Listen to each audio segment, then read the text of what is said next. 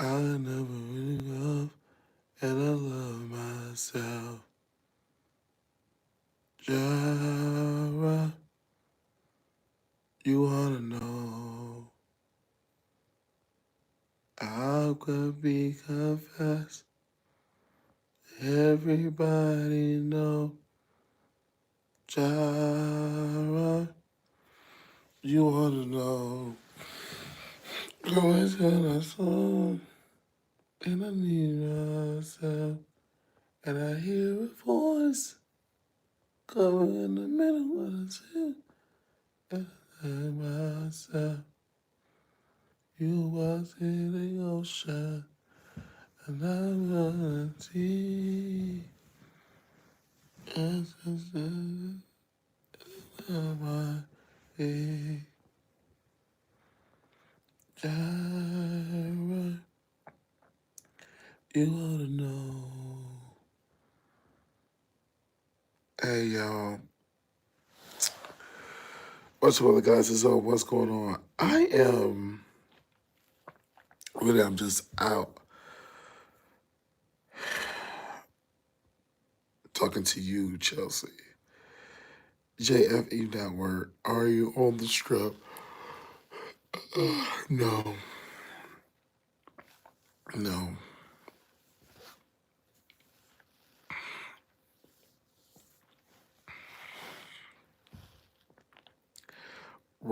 Mr. Wiley, what's the hell?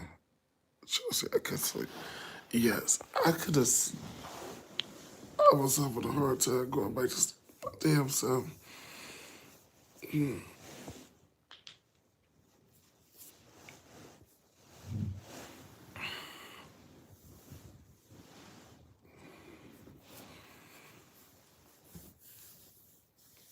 I was out. I had such a ball.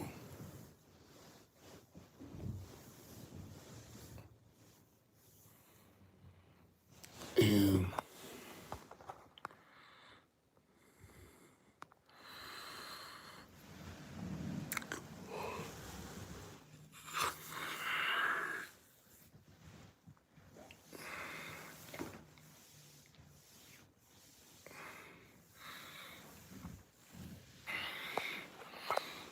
such a ball.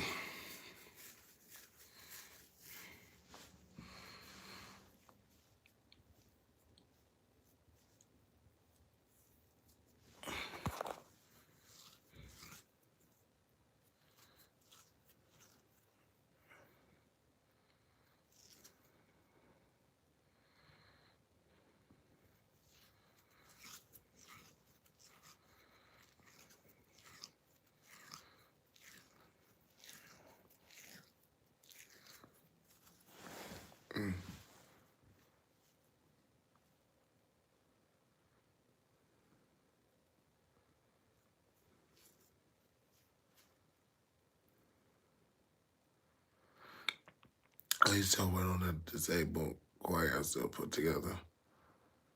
Supposed to put together. Well,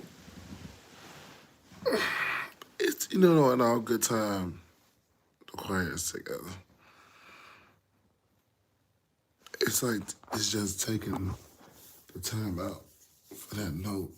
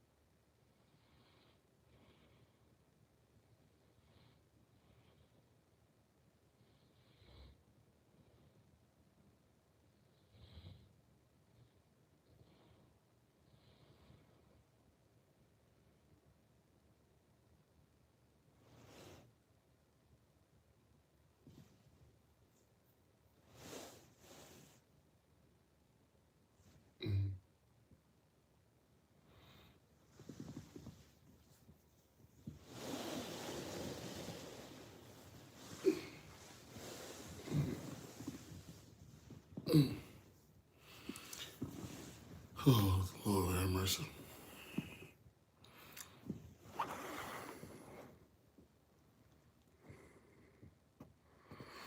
And folks saying, smelling and looking like a promotion.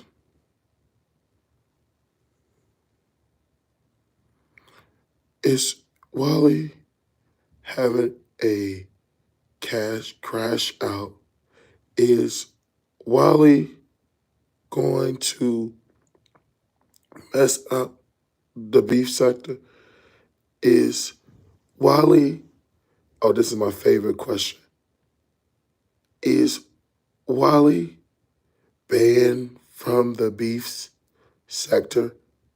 Is Wally, oh, one of my favorite, this is another favorite. Is Wally tearing up those crackers' favorite neighborhood? Can I say something? I did not tear up no crackers' neighborhood. Actually, you can get plenty crackers at Walgreens. I don't know if it's the crackers like in Chicago, because the Chicago crackers is so good. No. Just with your glasses on. The Chicago crackers will always trump the Las Vegas crackers. It's not the same because every time I go to the store in Las Vegas, I can't find no crackers. But Chicago, there's plenty crackers. Chelsea, I can take you to a store and they have the most beautiful, it's so delicious. Them crackers, especially from Food for Less. Food for Less. Now, I don't know what aisle in Chicago at Food for Less now, because, things move around, on different shelves. It may be on aisle 8 instead of aisle 3 or maybe on aisle 2. But just know they got good crackers. They don't have no crackers in Las Vegas. I was looking for some crackers. No crackers. They don't have no crackers that you had. That if you love them crackers with burnt ends, and if you love anybody from Chicago know about crackers with burnt ends, is when you rip it out the plastic, you have to go through a lot of boxes of crackers to get them burnt ends. The burnt ends. They don't have that in Las Vegas. If they had it, I would have been had to show an example of what I'm talking about. But unfortunately, they don't have those crackers.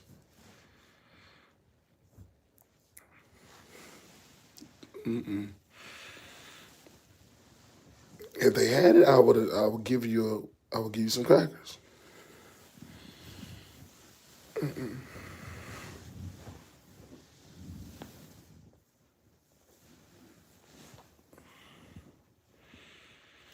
But it's just like people just talk about Wiley, and it's okay. Let them talk. Because if you try to avoid them, you will end up like some crackers. Broken and out of the box. So I let people just talk.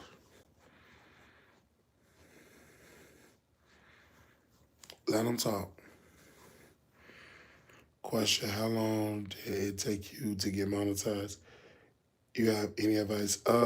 Getting it monetized. It depends on you because you might be a person that say, "Hey, I'm gonna get 1,000 subscribers and get 2,000 hours watch time within 3 months." Or you might be a person that may take you 3 years. It all depends on you.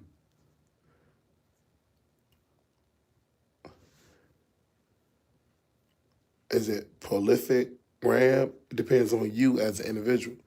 It may take you a month, 30 days, 3 months, a year, or years.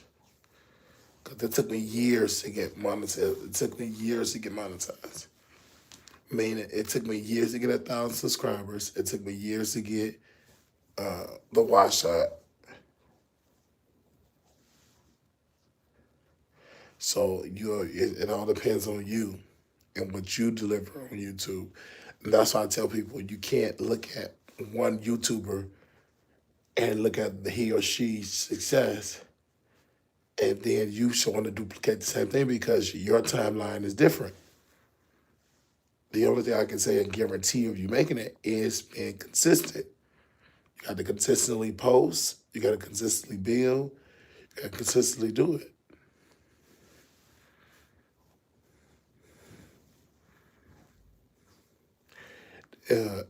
What was the name of that song? They said I used to have a makeup channel today, but the editing work took so much time, and that's why I stopped. Yeah, it's gonna take a lot of time. If you wanna be somebody, if you wanna go somewhere, you gotta wake up and pay attention. Listen, if you wanna be somebody, if you wanna go somewhere, you gotta wake up and pay attention. If you wanna be somebody, probably on YouTube, it's been a lot of work. Yeah. If you wanna be somebody, if you wanna go somewhere, you gotta wake up and pay attention.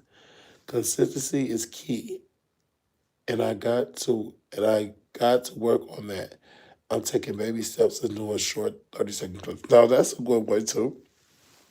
Because of the industry, you could do shorts and you could be like, well, I'm gonna just start with shorts and then I work my way up to doing long form content. So yeah, shorts is great because shorts will help you get subscribers and it help you get monetized. But you have to consistently post shorts because I consistently post shorts, and sometimes you win, and sometimes it not so good because you could post a short.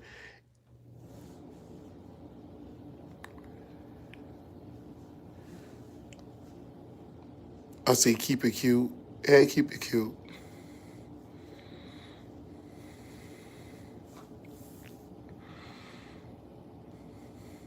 But I agree, Chess with a glass is a good plan.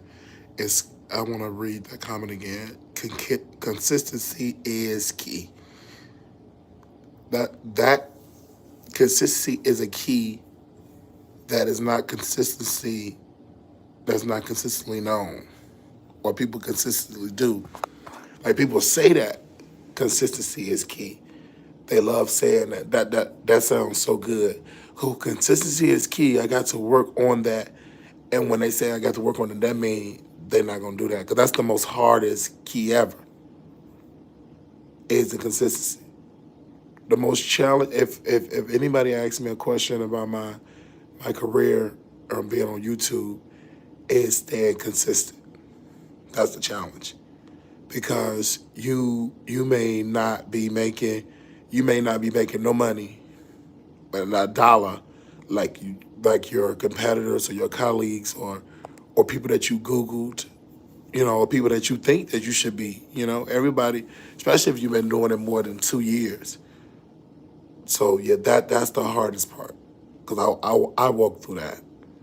So I know that by experience. You'd be doing consistency as a key, and then you would be looking at everybody else with a lot of people in their chat, and you barely got 10 people. So it will your test would be give up because that consistency is that's a very important key. Everybody say and every rich people or successful person they say consistency is key. Oh, and it's the truth. But it's no time with the consistency is key. It's no because you could be consistent for 1 year and won't never make it. Or for 10 years, it's no time to be. It's the key is consistency, but there's no time frame with consistency. There's no, oh, I've been doing it for 3 years consistently. and still not at a level. So just because you're doing it consistently doesn't mean you automatically got success. You got to keep being consistent, and that's the key. And also, you got to keep. You also have to be happy. You have to consistently be happy. Not like you're gonna be perfect, but you got to be happy. I gave up like 2 months and stop view was going down a little short. I just gave up, and a lot of people give up. They consistently give up, especially when you're talking about like 2 months. I get burnt out filming myself. The introvert in me struggle. Yeah, because when you're an introvert, it is very struggling. Like myself, I'm an introvert, so sometimes I get tired of being around people. Sometimes I get like, oh my gosh, I really don't want to do this, and but then in order to be consistent, want to be successful, you have to be extrovert. You have to be outside. You have to be, even because I'm an introvert. I love to be by myself.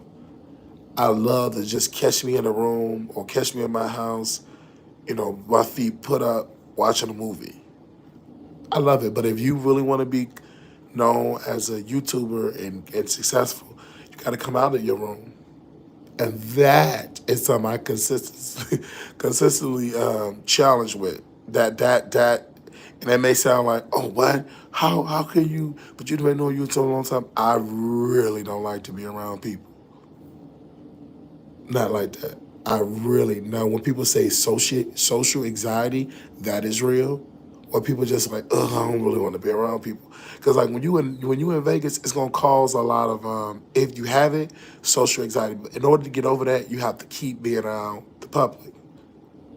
When you're a person that barely around the public and you get around a lot of people, it's gonna mess up your anxiety. Because your body, your mind ain't used to it. That's why it's important to come on out and mingle with people. I had some people tell me to start doing lives, but too scared to show my face and go through the anxiety. Exactly. And now that I tell people you got to be careful because I used to encourage people, don't worry about it, do it. No, if you can't handle it, don't do it. Be in the dark. Put some tape over your camera because everybody can't do what I do. Everybody say they want to do it, but no. When you have to deal with the massive trolling and you have to deal with the aggressive trolling, I was talking with Jada, and Jada, you guys, she is a viewer of the show, and she was talking about Storm, and Storm, because he put out a lie, said Wiley molested his grandma, and if I was a very weak person, I wouldn't have made it. And they said, "Yeah, you brave. I hate trolls. Yeah, you got to be brave because you will have people making nasty ass headlines about you. Wiley molested his grandmother, and allegedly, or there's no allegedly, or they'd be like, bitch, allegedly he did it. Allegedly I know, or fuck, and there is no allegedly he molested. That's what you have to deal with as a YouTuber. I don't care how great you think you are. I don't care how saved you think you are. I don't care how much a Christian you think you are. You're going to have somebody lying on you on the internet. You may think, oh my gosh, I'm so perfect. I don't bother a soul. And it'll take one person to make a headline to destroy your life. A new position got me back in the office, and that has helped my social anxiety. That's a blessing. See, you still have that. When you're a YouTuber, you still got to do it. Like I was out yesterday, and I said, man, I'm kind of tired. I really don't want to. I really don't want to be out here. But when you're a YouTuber, you gotta be on camera, and especially like myself, Wiley. Wiley is known for being on camera. I can't be like, today I don't want nobody to notice me at all. Because when you're consistently on YouTube and you're building a channel and you're getting growth, you're gonna be known. See, everybody say, I want to be known on YouTube and I want people on the street to know exactly who I am. Okay, do you know what you're saying? You want janitors, you want servers, you want people crossing guards. You want dance. You want the public, anybody in the public, to know who you is. And see, that sounds good because I think people look at Beyonce and they look at Beyonce when she come out with her security and her guard and the paparazzi. Everybody love that, right? When you just sitting at home eating chicken. But when you put yourself in those shoes and you're outside, you don't want to do that because you don't want to. Like for myself, when I'm outside, like dancing and having a good time, I probably don't want to bother nobody. But you a public figure, you Wiley. I'm a public figure. I can't be like, oh, I don't feel like talking. If somebody see me, oh, hey, Wiley, what you doing out here? Hey, bitch, just have fun. Maybe you don't want to have fun. Maybe you don't want to do all that dancing with nobody with the public. Maybe you're like, ugh.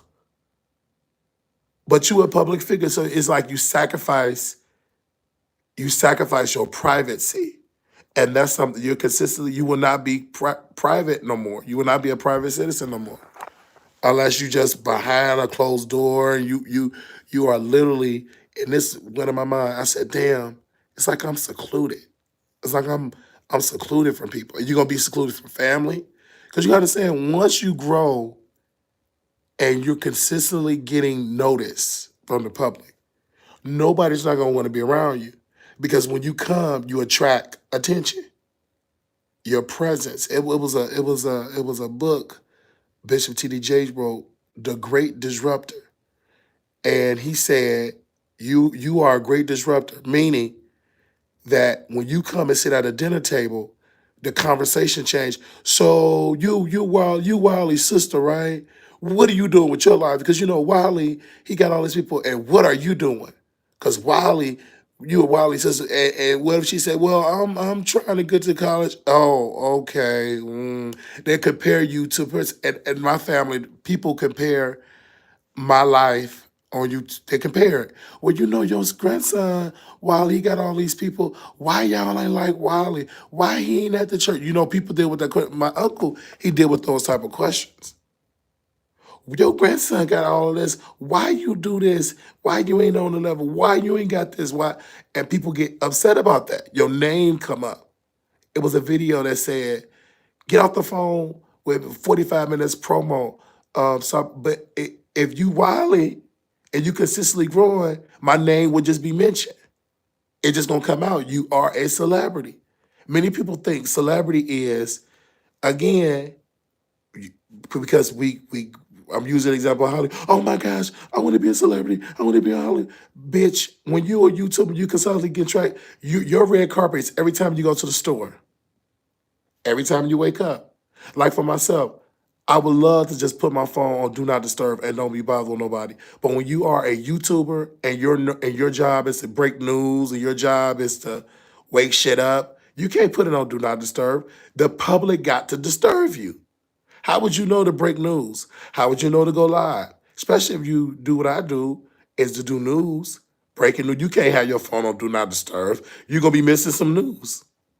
Some shit going to be going on and you just going to miss it. And if you want to get to that top of like Mr. Beast, if you want to get to that crown, if you want to just be just the biggest YouTuber ever, and Mr. Beast is the most subscribers on YouTube. If you want to be that, you can't have your shit on Do Not Disturb. You got to be disturbed. Like me, I be want to go to sleep. I'm like, fuck, I don't want to be talking about this bullshit. But you got to eat that because you may think it's bullshit, but the public might think, oh my God, this is great entertainment. Well, that sounds traumatic, but I'm sure it's a story that could have helped others deal with this too. Hey, it was great. Sorry for your loss. I'm definitely sorry for your loss, Right, I agree. I'm sorry for your loss. I was thinking about mental health. Chelsea, I literally cut off from society after losing my father 2 days before Christmas. I witnessed him hit cold blue 5 times in the hospital. Yes, and I feel for you, sis. And that reminded, but Mr. Beast, not authentic like you are. Exactly. So you get it worse because I lost my aunt yesterday. Excuse me, I lost my aunt earlier this month. They had her funeral yesterday. And the plan was to do a eulogy for my aunt. But when you are when you're growing, when you are a public figure, things change. You got to go outside. You have meetings. You have people to see. You have things to go. You have events to go to. I understand what celebrity go through now. When people say your aunt just died, how can you be out partying? Because you don't know what that person, what obligation that person got. You don't know because you're the public. You're not there in there. You're not consistently in their shoes. You're not. You're not into what they're building. I have the Wiley Show, so I'm required to do a lot of shit. I'm required to go to events. I'm excited to go to parties. I'm excited to go to ice cream socials. I'm excited, and I can't just be like, well, I'm just going to take 5 years off. You can't. When you're coming up and you're not that established, you got to eat that. And it's sad to say, and I know I'm against. I know there's going to be controversial what I'm about to say. It's like you're going to have to put your grief to the side. You got to eat that. You got to. It's for me, like I had to go to the strip and do something and go help somebody, help a friend or former friend, VS. I have to go help. Even though I just lost my auntie. But VS don't give a fuck about that. She's getting threatened. Like, hello, Wiley, they threatened me and I don't feel safe. So right then and there, I got to postpone Miss Mary Powell. I'm grieving, but VS is being threatened. Now I don't know all the people that's threatening her because these are all new people. Like, but I know they're thugs. But I know they motherfucking called in the hotel room because VS looked like she crying and she got tears coming down her eyes because, because VS is a controversial. She's what do they call those people? She's just controversial. She's very controversial, meaning if she goes to a hotel, motherfuckers don't like it, even though she haven't really been on the internet in years. But that doesn't stop your enemies to be like, oh, bitch, oh, you back? Okay, I'm going to call the hotel and I'm going to harass you. And she gets harassed.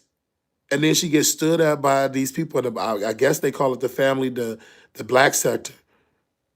The black sector, wherever sector it is, they change because VS don't have a consistent history with these people. These are strangers to her. This is not Wiley. I can speak for me because she know I'm not gonna bail on her. Me and VS have a history of when it's time for me to show up for her, and she showed up when I was going through in DC and I was getting my ass kicked and liquor thrown in my face. I got sexually assaulted. Who came and rescued me? VS, without question.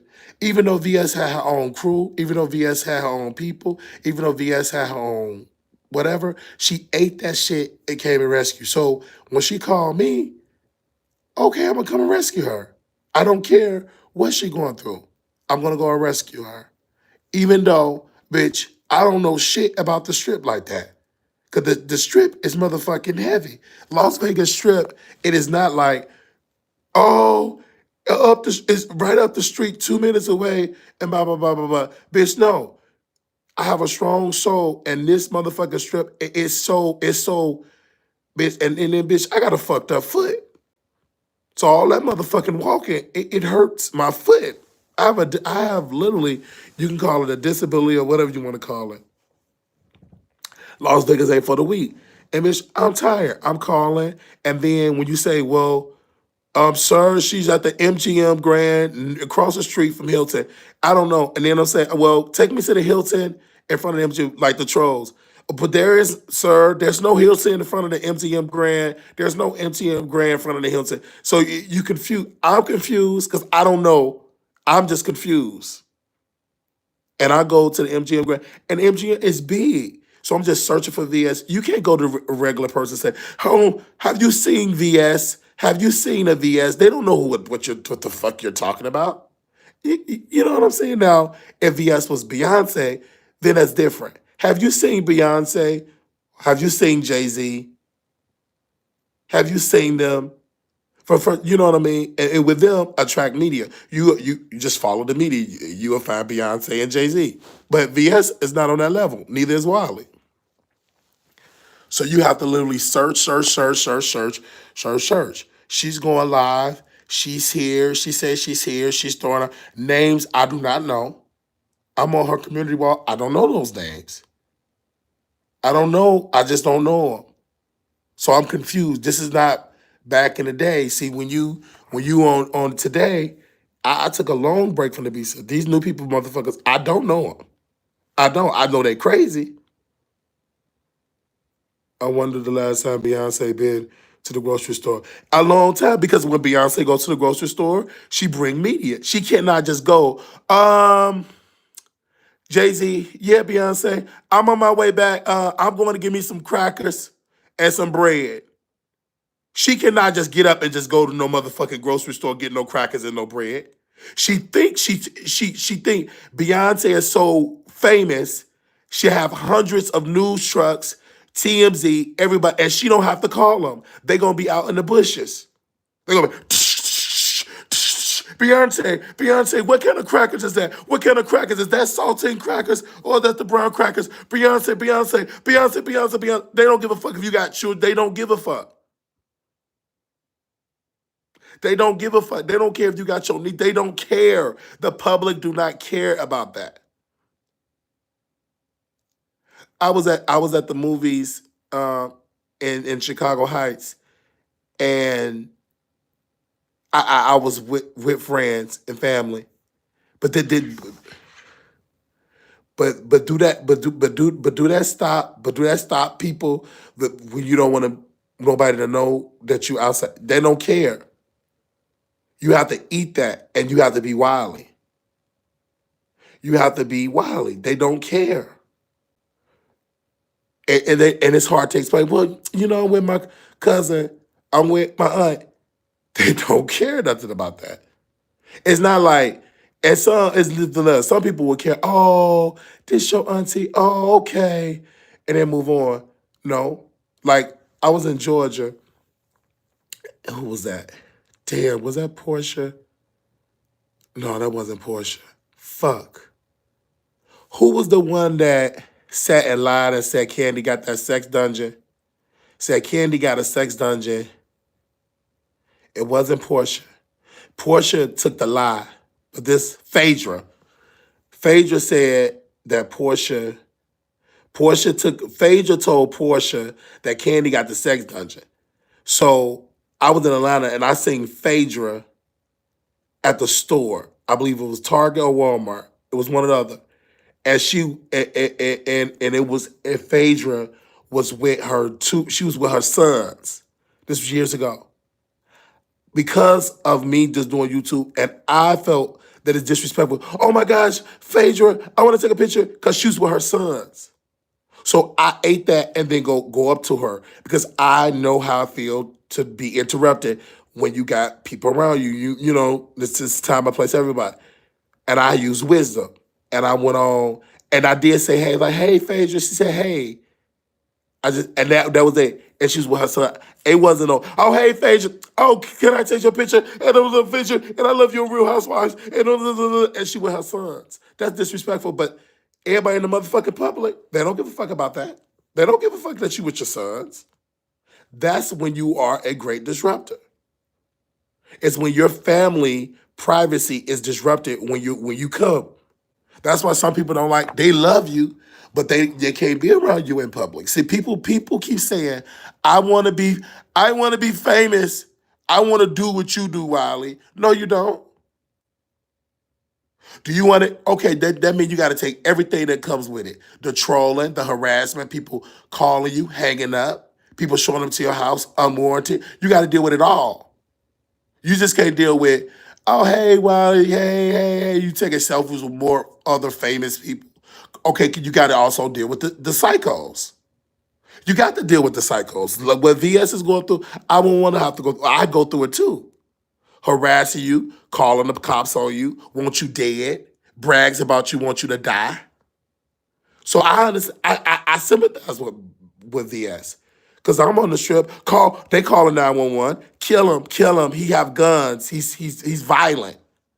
And then the police show up, you want to sit down and chill, enjoy your food, you get embarrassed. Because you have so many people that hate your fucking guts, the security is on high alert. They kicking you at your ass up because you know why? The public is calling and saying you are a terrorist. And if people keep calling enough, the police gonna get scared. They're gonna be like, so you gotta go. They'd rather kick your ass out than to be dealing with you. And all you are is just a known figure. But if the public lie, if enough people lie, like VS, reason why I was going there, she's getting kicked out of hotels, have to upgrade, move to this different hotel, and they coming out of here this hotel, they coming to this hotel, and I don't know what to tell her. Cause you don't know what the public what hotel they go to. It ain't like it's like, oh, okay, bitch. The ghetto bitches, they at the circus, so I'm gonna go to the Lux store. You don't know. You don't know what the public is everywhere. And that's what I'm saying. The public is everywhere. Unfortunately, you sacrifice your privacy. That comes with it. That comes with it. And it's not getting hundreds of millions, 200 of millions. If you are just known by 2 or 3 psychos, they can make your life a living hell.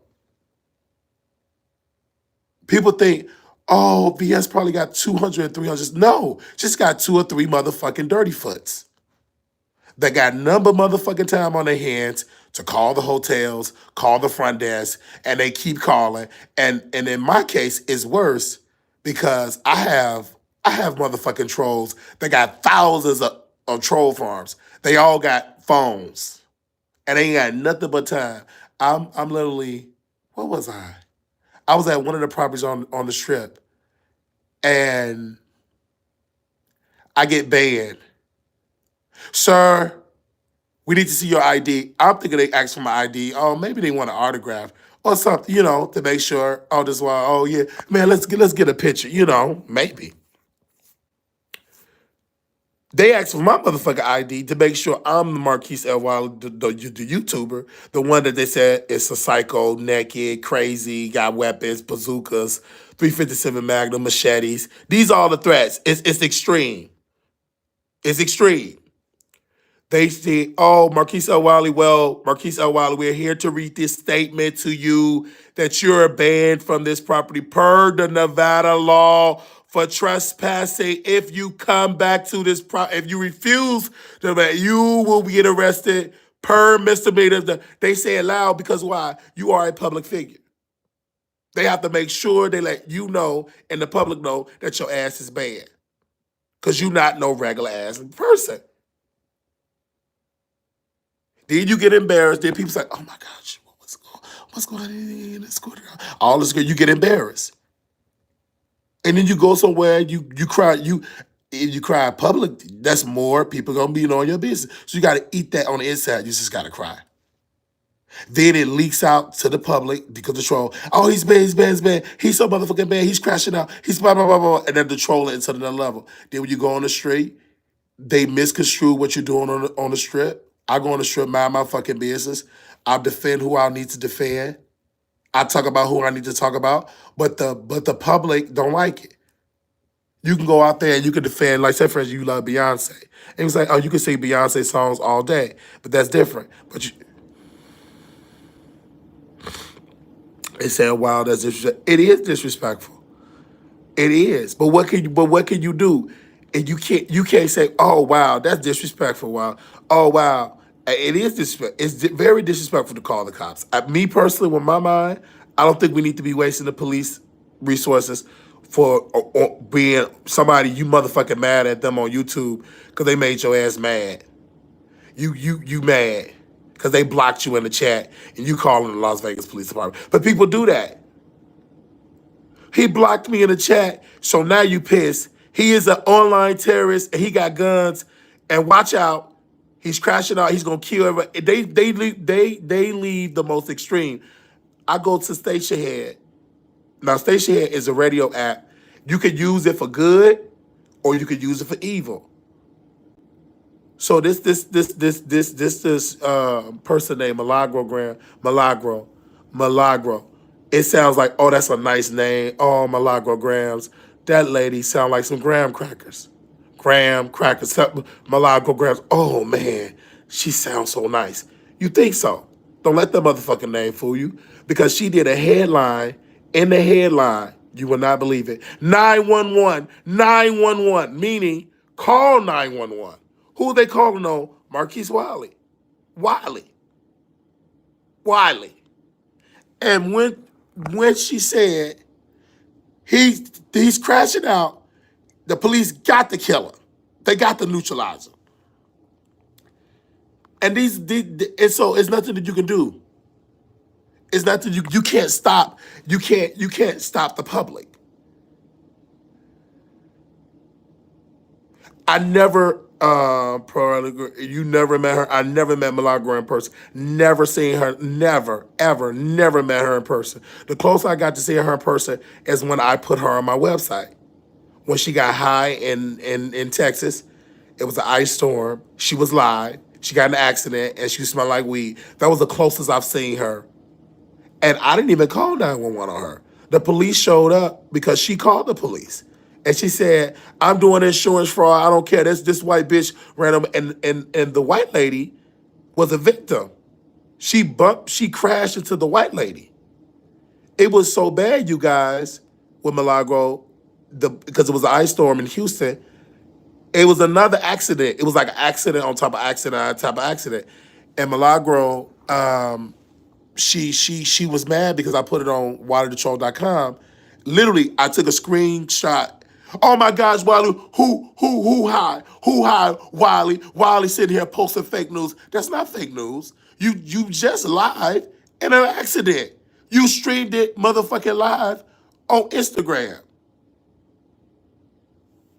And she survived it because I didn't add fuel to the fire, calling the police saying she commit insurance fraud, saying that she smelled like weed, even though I could have said this to the police because the truck driver said, oh my God, sis, they'll say, oh my God, ma'am, you need to put on some perfume because the weed is extra heavy. I can smell it. And if you don't cover it up, the police can get you for a DUI. I could have been a messy bitch. I could have been a messy whore and called the Houston Police Department and emailed them all the receipts in real time. In real time. You know what the fuck I did? They do nothing. I just put it on the site and left it alone. Because I didn't want her to get arrested because it wasn't, to me, it didn't warrant to her to get in a DUI where to prevent her from driving again. Even, you know what I mean? I don't want nobody to get DUIs. Do you know what a DUI is? That means you have to get a breathalyzer. That means you might have to take courses. That means you might not drive. I've been in rooms with people that got in trouble in their past and they have to get back on their feet and with DUI. And DUIs is very prevalent in Texas. And it's sad because it's one incident can change your life forever getting a DUI. That can harm you and it may take you years to get back on your feet, get a DUI. Who want a DUI on their record? So I ate that, and I made a judgment call, and I said, I'm not gonna do that. But people don't have that same. And just because you're nice, you guys, when you come on YouTube and you're nice, you're a nice person. I'm like, oh, I will never do that. You will never do that, but that ain't gonna stop your motherfucking enemies. VS gave me grace. VS could have flagged my channel because I had her music playing, and she could have just deleted my whole YouTube channel. She didn't do it. She gave me grace. She gave me a warning, more than enough time to delete the stuff. And guess what? I deleted it. But she could have been a messy bitch and deleted it all. She could have striked it all. And both my channels could have been going on. She offered me grace. But unfortunately, people are not gonna give her that same grace. I would never call the hotel. It's this woman named Susie, and she doing that shit and blah blah blah. And she doing it on YouTube and whatever, and they bring up old stuff. But the police don't know of all that old stuff on the internet. They don't know. And they like the police gonna be like, well, we know they don't know about the B sector. They don't know all the storylines. Neither do they give a flying fuck. Only thing they care about is what is the call. They're saying that this woman is threatened. And you know what the hotel gonna do? They're gonna kick VS out. Because they'd rather kick you out than to be dealing with, because they got to protect the rest of their attendees, the rest of their guests, the rest of the people, the rest of the customers. Right, yeah, the rest of the customers. So you would have to go. Even if you pay for your room, well, I pay for, they don't give a fuck. You just won't get your motherfucking money back. You have to leave. They don't care. Because when you are a public figure and people know, they're going to say, that's why we as YouTubers, we can't announce where we at. We can't do it. We got to go in private. And it was this book that I read, Will Smith. He wrote his autobiography. In his book, he said, it's an alias that I use. And he put in the book, he said, but I will not tell you the alias because me and Jada, my wife, still use that alias to this day. What is alias? It's a fake name that celebrities and public figures use so people won't call the host. Like if Will Smith is at the MGM Grand, you can I speak to Will? Will Smith is not here because you don't know his alias. Like you have to have alias. And I never thought about that. I have to have an alias. I never thought about that. Never thought about it. And now I see why Will Smith have one. See, when you go up to that Will Smith level, and some of us went like YouTubers are on a Will Smith level. And let me tell you why. Because we have thousands of people view us every day. Especially VS. Especially a Wiley. Thousands upon thousands upon thousands upon thousands every single day. I would argue we have more people viewing us than Will Smith because Will Smith don't go live on YouTube every single day. He do movies every blue moon. But we're going live all day, every day, hours. And if you're in the B sector, you're going live hours upon hours upon hours upon hours upon hours upon in the B sector. And VS is one of those people. So if you step out, it could be a janitor, it could be a maintenance worker, it could be a gardener. And you don't know who is it. That's the thing. You don't know. One person, it can leak out and send it to somebody in the B sector. Everybody got your tea, where you at, what room you at, and you expose. Tasha K, it was an incident, was a preacher. He wanted to fuck, cheated. So, and it wasn't no Bishop TDJ, it was an African preacher. But this preacher was very well known. He's a mega church preacher. Tasha K supporter worked the front desk. Took pictures and videos, sent it to Tasha, and it fucked up that man pussy cheating ways. And she exposed it.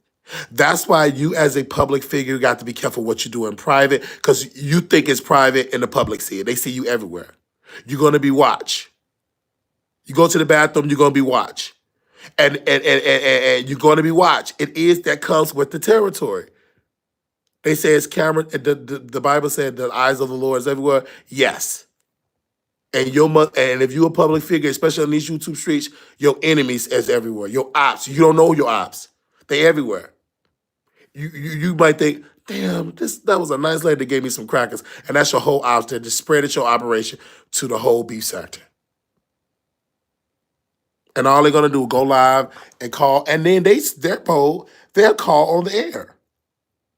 In my case, Milagros calling on the air. They will call on the air and encourage their followers to call on the air. And so that's the thing. So that's why I try to go. And I couldn't find VS. But I left. I couldn't find her. I wanted to see stuff. I wanted to rescue her, but you got to know when the time and the place. And she wasn't answering. It was time for me to go because I'm a public figure. Bitch, I just got banned from a property. You think I'm about to go and search around and do all this stuff? It's like, hell fucking no. When the Spirit of the Lord say flee and leave, guess what I did? Left. Well, you didn't protect, you stood VS up. You don't understand. I got motherfuckers watching me. Do you think I can take time to go visit VS to try to rescue her? Because, bitch, I got to watch out for my motherfucking back. I got bitches out to me. You stood VS up. No, bitch. VS stood me up. She got motherfucking enemies watching her. She's distracted. And bitch, I got to be able to do what I got to do, hit it and quit it, and get the fuck up out of there. Because, bitch, I'm 2 steps away of being a 5150. That's what the public say. They have people calling people straitjackets, put them in the facility, and they calling 911. And before you know it, all the security was following me. I said, hell fucking no. Let me get the fuck up out off the strip. I don't go ahead, VS. You bitch, you can go ahead on the plane and go back to Virginia. I have to live here. And these motherfuckers know where I'm at. And I'm not about to be up here and have because I have a history with these motherfuckers. They like to embarrass you and read it on the card. You're transfer and the thing about the strip security, they embarrass you and they do it loud. They don't do it in private. Sit your ass in the room. Hey man, we got reports. They do it loud. You are hereby banned from this property, and if you call back per the Nevada law, you are. Do you know how embarrassing that is? Everybody know you. They don't know. So I ain't taking that risk. So when it was time for me to go, I left. Well, sir, what time did you leave? None of your fucking business. Just know I was gone. I was gone. I don't know if, and I said, where's V? I posted on my community wall. Where is VS? You stood VS up. She doing the cash up. Why you want to know where you at, Wiley? Which hotel you at? And then my motherfucking ops. So when I hear motherfuckers saying that, I heard you was at the MGM. I heard you was at the. I heard you was at the Planet. I said, oh, when bitches up there saying they heard and they naming different locations, that mean them your motherfucking ops. That's a sign for you to get the fuck up out of there. Because I don't feel motherfucking safe. And I don't have nobody I can call come rescue me. There is nobody that will come rescue me. I can't call Chicago. Hey, mama, come rescue me. Somebody coming to meet me at the Lux store. She don't know what the motherfucking Lux store is. Somebody come meet you at the store, then leave. She don't know. So you have to use your common sense. And I have to tell people this when you are YouTube famous, when you don't have bodyguards, when you YouTube famous, see, when you Beyonce famous, you got security, you got a Julian. You got a motherfucker that said a shit for her. Beyonce, the Beehive is moving. Beehive is moving. But bitch, when you YouTube famous, you ain't got that shit. It's just you. And they know it. And yet, you still got that Beyonce type of psychos that want to do harm to you. Beyonce get threats every day, all day. And she have people that stalk her. Just like, do y'all remember the movie The Bodyguard? When Whitney Houston had stalkers and they had to get Kevin Foster to be her bodyguard because of the threats. You remember that? I don't know if y'all remember that movie. And she wasn't even fully aware of it to the end, to the bullets start flying. You mean to tell me that stalker, and you didn't tell me, but we didn't think to tell you. We didn't, because they try to keep the threat from you. But it'll come a time where they have to tell you. But they don't want to tell you because I don't even want to know who threatened me. I don't want to know that because that makes you more paranoid. I don't want to know. Some things ain't meant for you to know. But when you're a YouTuber, you gonna know when your ass can't go to this hotel, that hotel. You banned from here, you banned from there, you banned from there, and they make your life a living hell. And VS, unfortunately, one of her major mistakes is that announced that she was coming.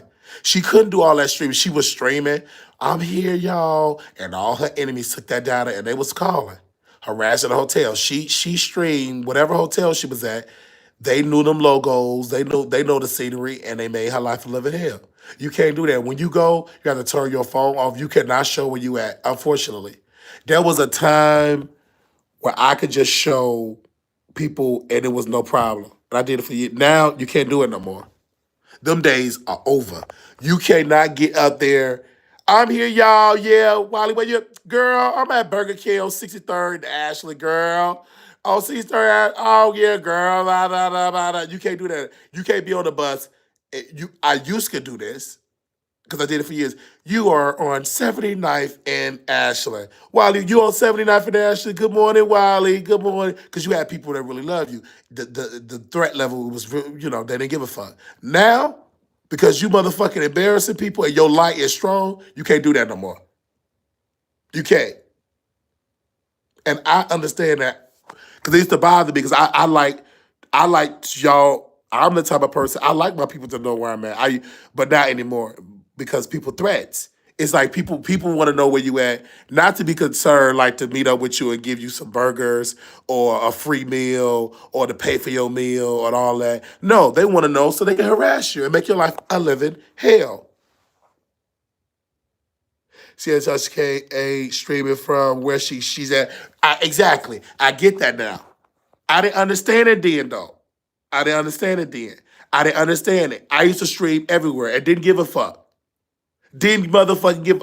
When I would go home to my parents, I didn't give a fuck. I was stream. Who gives a fuck? Because in my mind, it ain't really the public. It's just me and my audience. They love me in my mind. You think that until the reality set in that yeah, your audience love you, but they also been invaded by your haters. They're in there too. They're listening too, and they just to destroy you. Just like people don't. It's like a lot of stuff I could name, and it's like some stuff I don't even want to name. It's like some people that I know that I grew up with that I can name. I don't even want to name because because it's too much. Because I remember like anybody know about me growing up in Chicago about Minister Farrakhan. I love Minister Farrakhan because they would come to Minister Farrakhan followers would come to my house, boom, boom, boom, would bang on the door and send me DVDs and stuff. So I can tell y'all this because this is on YouTube. What I said about Minister Farrakhan that nobody ever, ever, ever said ever on the news media, never. So Brother Ben X was live. He was live on YouTube. He's a young minister. He's a young follower in the nation that happened to be a famous YouTuber. So he had a radio show at the time. He said, but why do you think the minister stopped going out meeting the people in Chicago?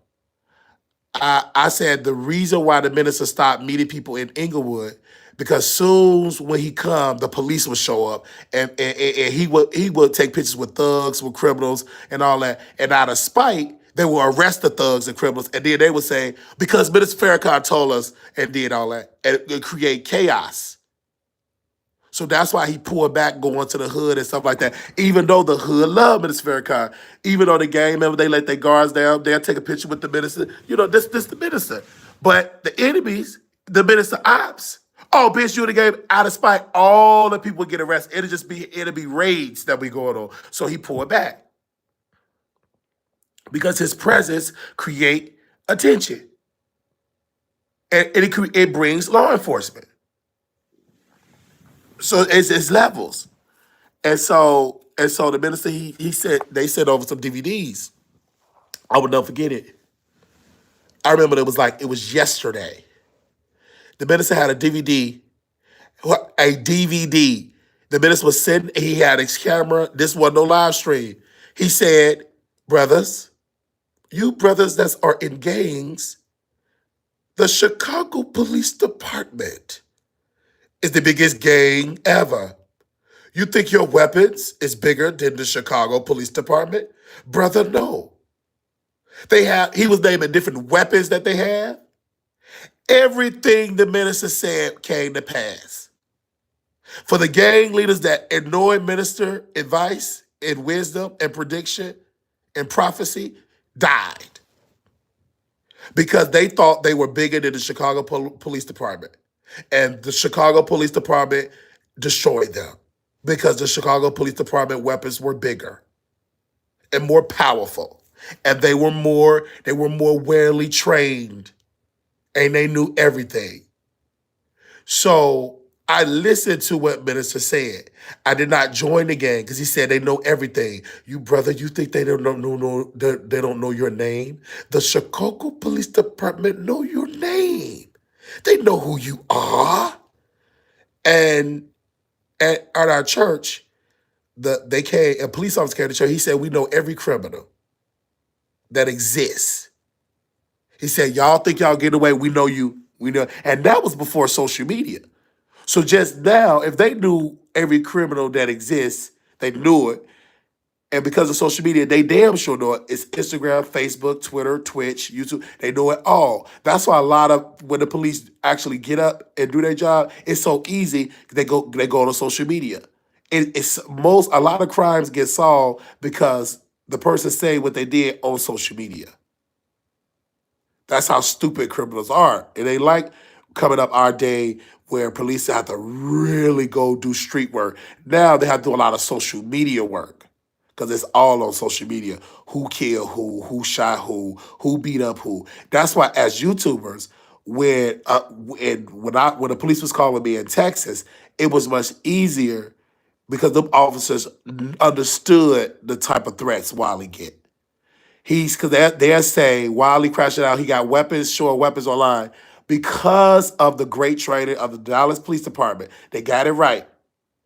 Before we go buzz down the door of Marquise Wiley, let's go watch the YouTube video first to see if he got a gun and waving it. Because many police officers have been raiding people's apartments unjustly. They've been taking just these anonymous tips, and it was no guns. People lost their lives. There been incidents where people lost their lives because but now because the police, and I believe every police department, have to be trained on knowing how to go on somebody's YouTube channel. And that's why it had to be a law.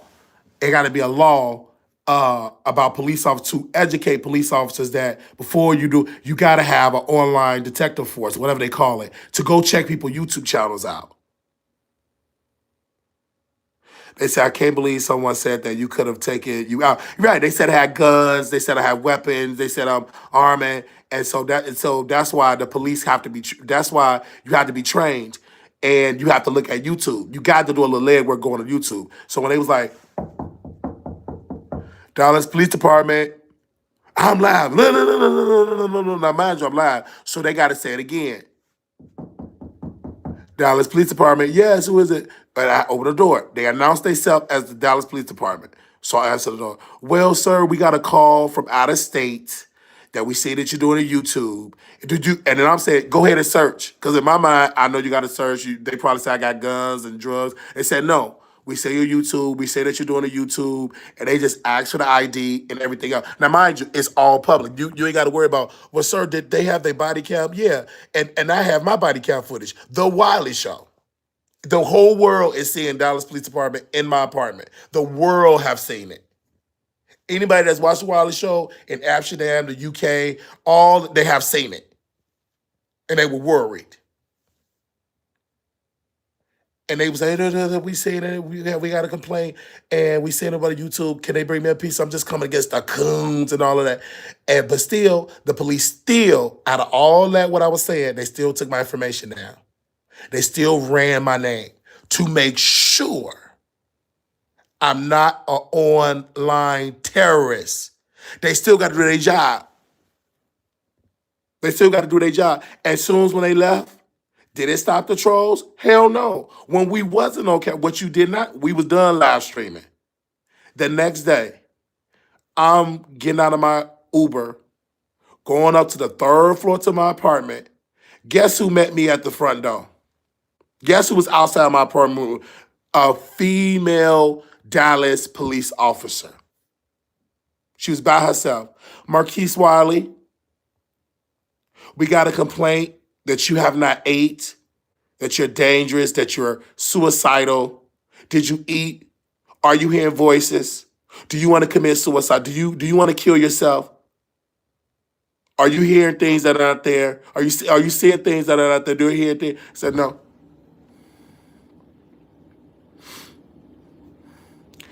And you can say, how does she know your name?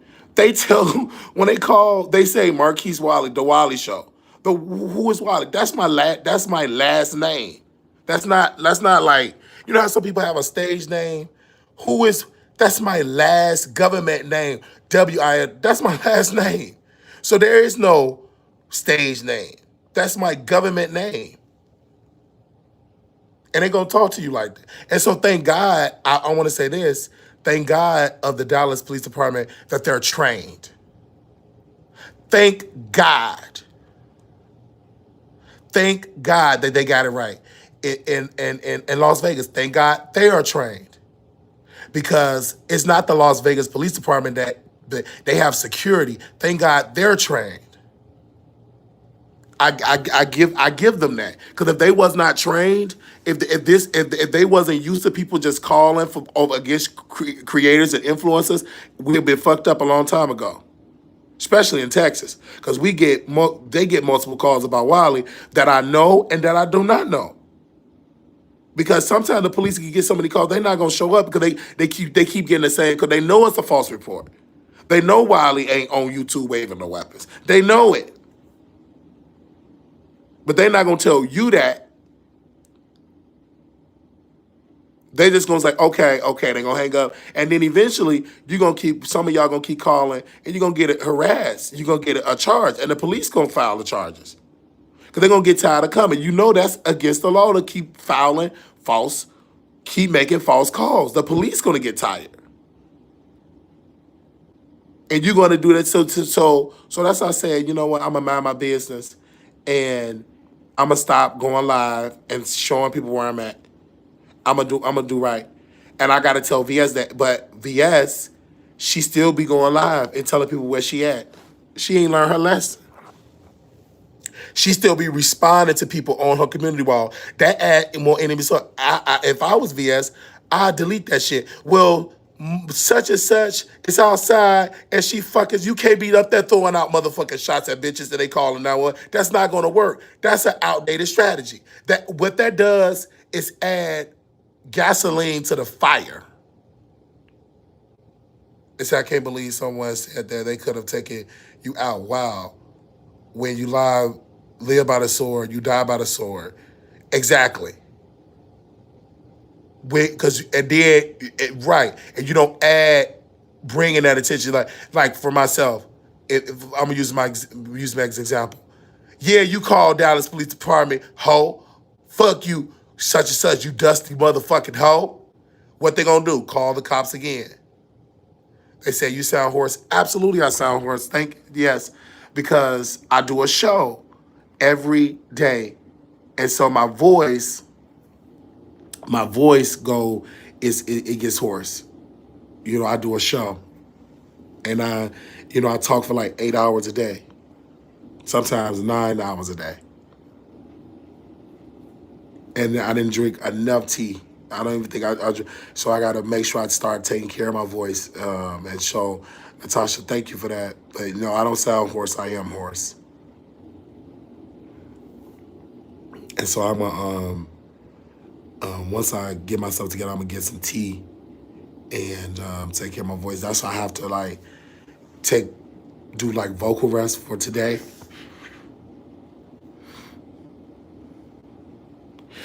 Oh, yeah. And get some honey, yeah.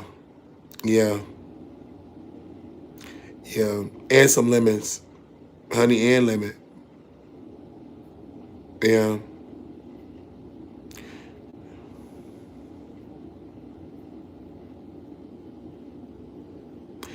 It says slipperier bark help coats.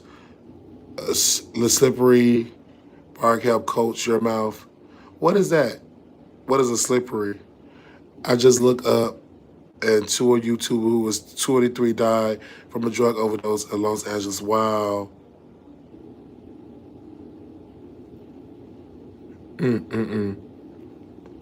That's sad. Los Angeles and Las Vegas not for the weak. It's not. Las Vegas is, they call it Sin City, meaning that I don't know why I get why they call it Sin City, but when you say Sin City, they think that everybody in Las Vegas is in sin and do sinful stuff. So I don't like the term. I don't like the term, but that term has been going. They say it's Sin City because it's a lot, because every city have sin. But I never seen Chicago say, well, this is Chicago, this is Sin City, Chirac, or Chi, the Sin Chi. No. Every city have sin. Meaning that it's all everybody. If you want to do sin, you could do it in Augusta, Alabama. I just don't like when people say sin city. I don't like the term. It's something that makes me cringy. Oh, Wiley, you in Sin City? Because it makes it seem like I'm committing adultery, and then you know what I mean. It just is. I just don't like the term. You, yeah, New York. You're right, Natasha. New York either to have 2 million YouTubers followers. Damn. Mm. And then when it's a funny thing when you say that because if you OD as a YouTuber, that's like news. Everybody know it. And that's why you have to be careful what you do as a YouTuber because you are a public figure.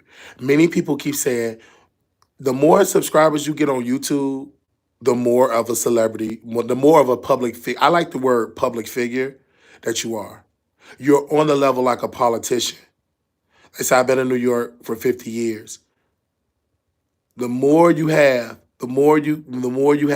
you are on the level of a politician. You are. You can't say, but I'm just a YouTuber. You may say that. But the type of following you have is like you have more support as certain, you have more influence than certain politicians. Because with me, I think I'm just a YouTuber. I say that a lot, and I still say it a lot. We just YouTubers. We ain't no threat. I'm just on YouTube. I said I told the security, I'm just on YouTube. I'm just a YouTuber. But yeah, you may say you just a YouTuber, but the threats that we getting, they're saying that you a terrorist, that you commit crime. And in my case is so extreme because the type of, and then people say, I want to be a YouTuber, Wiley, but you got to take the good, the bad, and the motherfucking ugly. What's the ugly? What's the bad and the ugly? Storm Monroe. He released a headline maybe a month ago about Wiley. In the headline, it wasn't, Wiley is so beautiful and he's so beautiful. I love Wiley. No, Wiley Show molested his grandmother, exclamation point. Wiley Show has a dirty bottom and he molested his grandmother, exclamation point. That's a nasty, dangerous headline. I'm a good listener. Oh, look at Natasha and Ben. Hey, Natasha. Hey, Allison and Wonderland. Hey, that's a nasty, nasty motherfucking headline. And that caused me a lot of harm. I don't believe that, Natasha. I know you don't believe that. You love me, but a lot of folks believe it. A lot of folks believe it. A lot of folks don't answer my phone call because of that headline. And that's I'm like, damn, who would say something like that?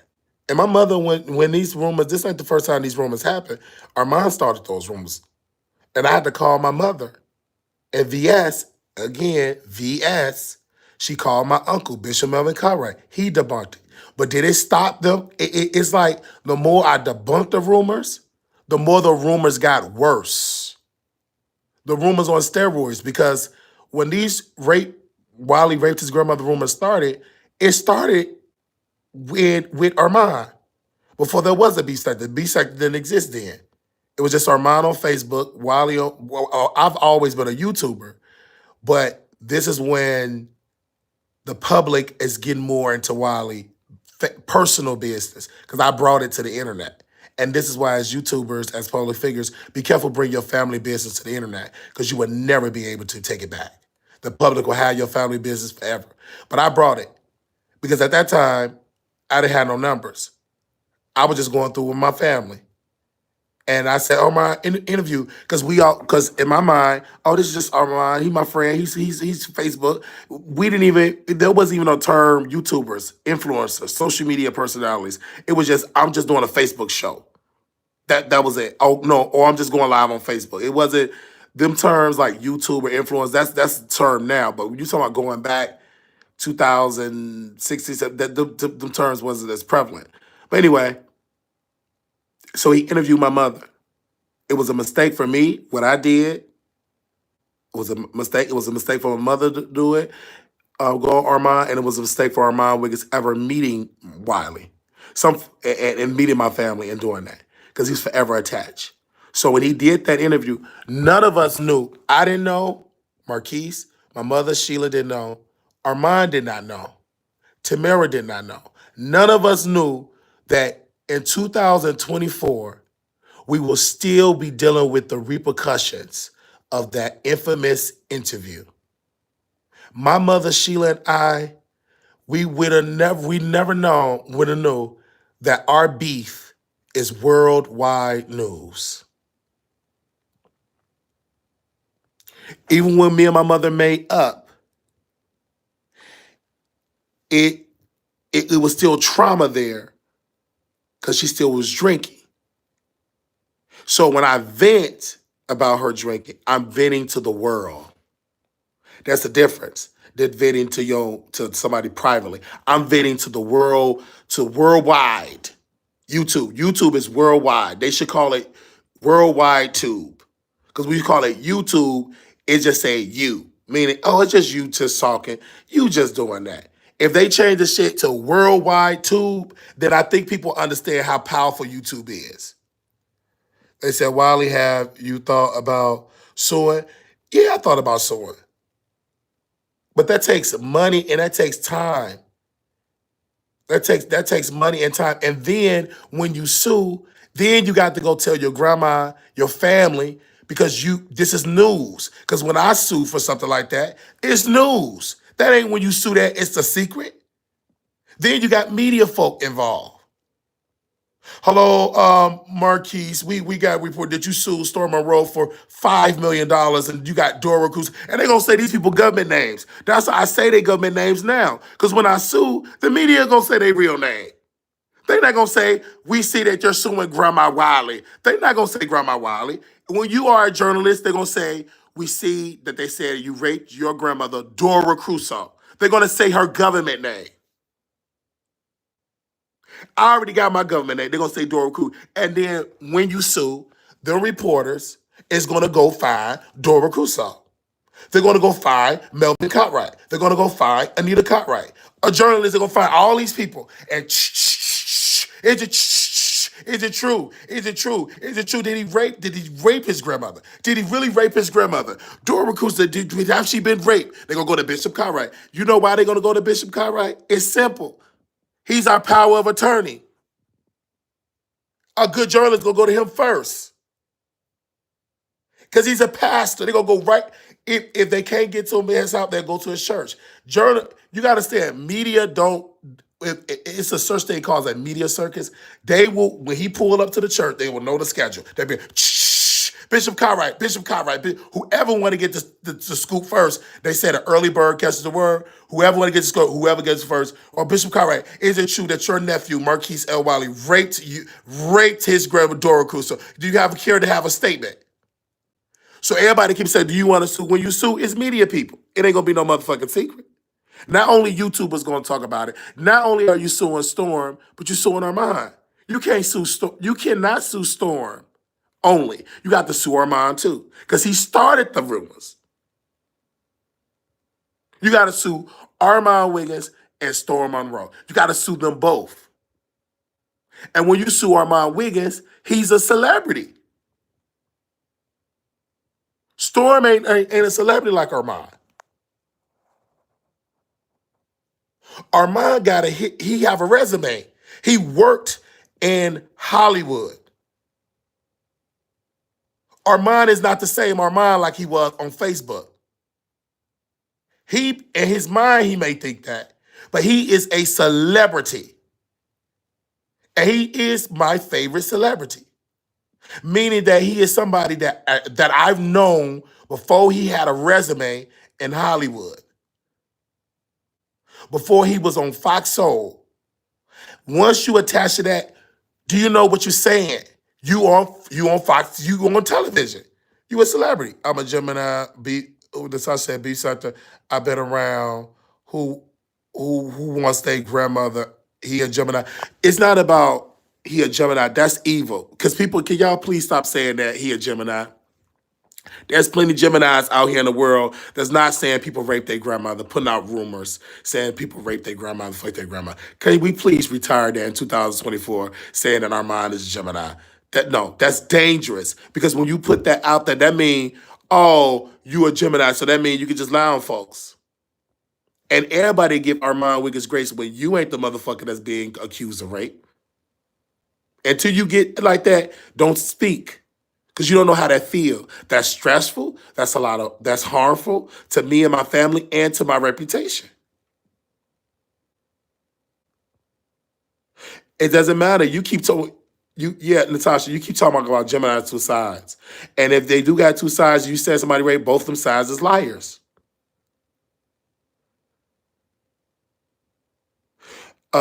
You really can't sue because he got the story from the family, right? No, you can't sue because he didn't get the story from my family. Armand Wiggins created it himself. He created the rumor. Armand created it. My family has been lied on. My mother has been lied on, saying that she said that Marquise raped his grandmother. My mother never said that.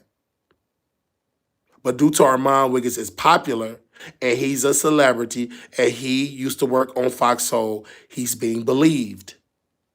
He's being believed. Marquise never worked on Fox Soul. Sheila never worked on Fox Soul. Dora Crusoe never worked on Fox Soul. So because he had that Fox Soul affiliation, he's being more believed now than he was when he did it on Facebook.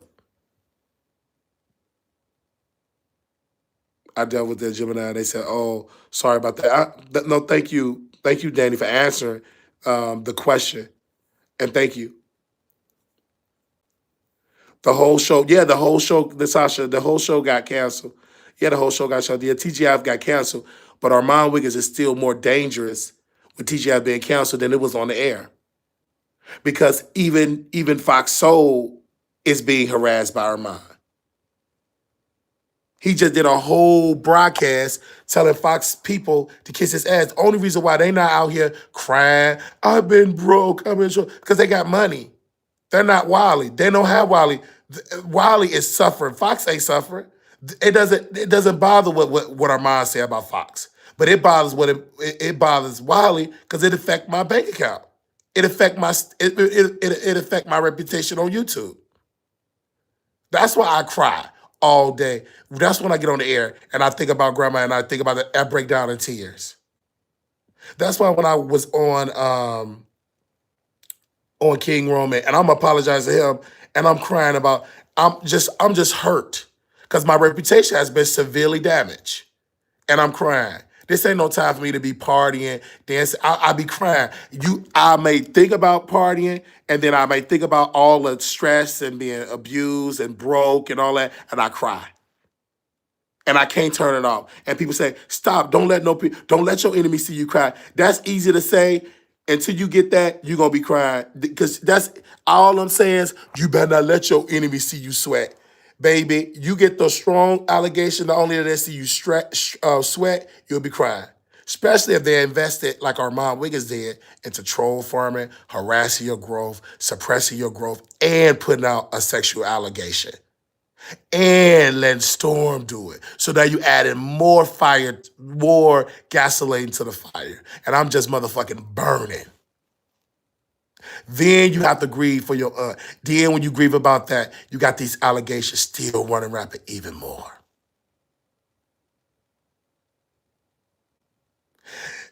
As I said, you allowed, no, I didn't allow it. No, no, you can't put that on me. I did not allow Armand Wiggins to say I raped my grandmother. I would never allow something like that. I told Armand Wiggins to stop doing it. King Payne did it. His government name, Michael Braggs. He stopped. And then showed receipts of Armand encouraging him to do Surviving Wiley. So then you have to depose Michael Braggs. But only a lawyer can do that. I don't have the energy, the time, or the resources to do that. Because Michael Braggs got hundreds, excuse me, not hundreds, 66 parts, meaning 66 videos of Armand sending to, and Michael Braggs came out and said, quote, I didn't even know Wiley existed. And to Armand Wiggins came to my job and sent me information about Wiley, saying that he is a molester and a sexual predator, a sex offender. He came to King Payne. Yeah, King Payne snitch. I'm glad he did snitch because, and then I was like, okay, I gave Michael Braggs grace a little bit, but then I'm like, but damn, and I took the grace back because you grown. I understand if you was a child and he was forcing his teenage child to do something, I can understand that because you did not know what you do. You a child. So an adult influenced you to do foolish stuff. But Michael Braggs was grown. So you're supposed to know right and wrong. And Michael Braggs did that. And Armand was behind the scene fury, and now Michael Braggs got all the receipts. And a good lawyer would get all the receipts. Because Michael Braggs would give it willingly. Why? Because Armand said that Michael Braggs was a rapist. Said he raped people. And then Michael Braggs said, "Do you believe that? If you believe that, then you must believe you was a rape of your grandma." So then that's what when he said that, I said, you know what? I'm not gonna get involved whether you did it or not. I'm not gonna get involved in nothing like that. I'm not even gonna even touch that. I'm not even gonna do a surviving King Payne. Because I know how painful that is.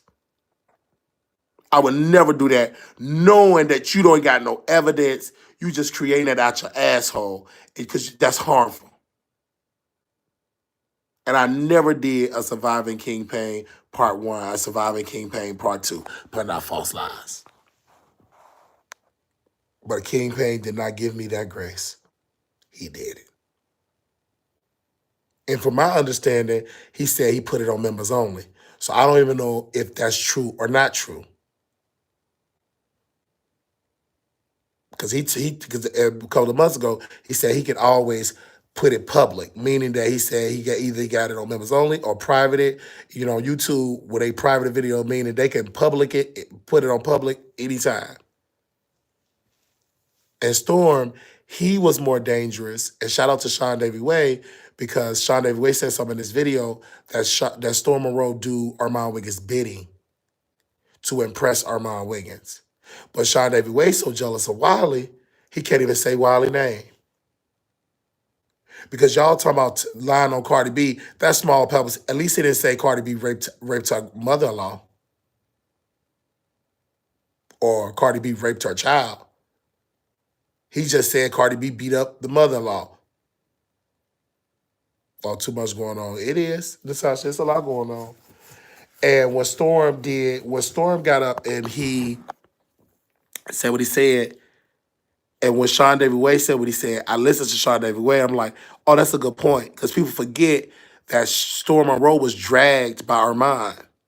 And Armand called Storm Monroe gay, called him Storm, who the fuck is a Storm, who you Storm this, and you a gay nigga, and all of this. Armand said that about Storm. So I'm shocked, and as everyone that know about the beef is shocked that Storm is friends with Armand.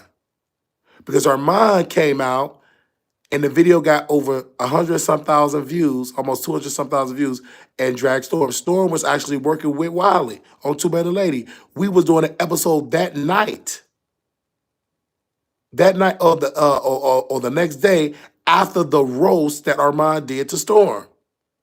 And Storm was hurt about it. He was embarrassed. He was hurt. He told me he was hurt. He did not know what to do. I said, well, I could give you something to do, but this reminded me about the whole Al Reynolds piece when Steve Allen said that's not in Al's character. At that particular time, I don't know what happened to Storm, but the Storm back then, He didn't know how to roast and gag and cuss and all. He didn't really do all that. He did. Tasha K bidding, doxing our mom, posting his father. But Storm was not that dark. Like, you monkey stuff. He wasn't that dark. This Storm now is a totally weird guy. The Storm that I knew back then was sweet. Was a sweet, intelligent man.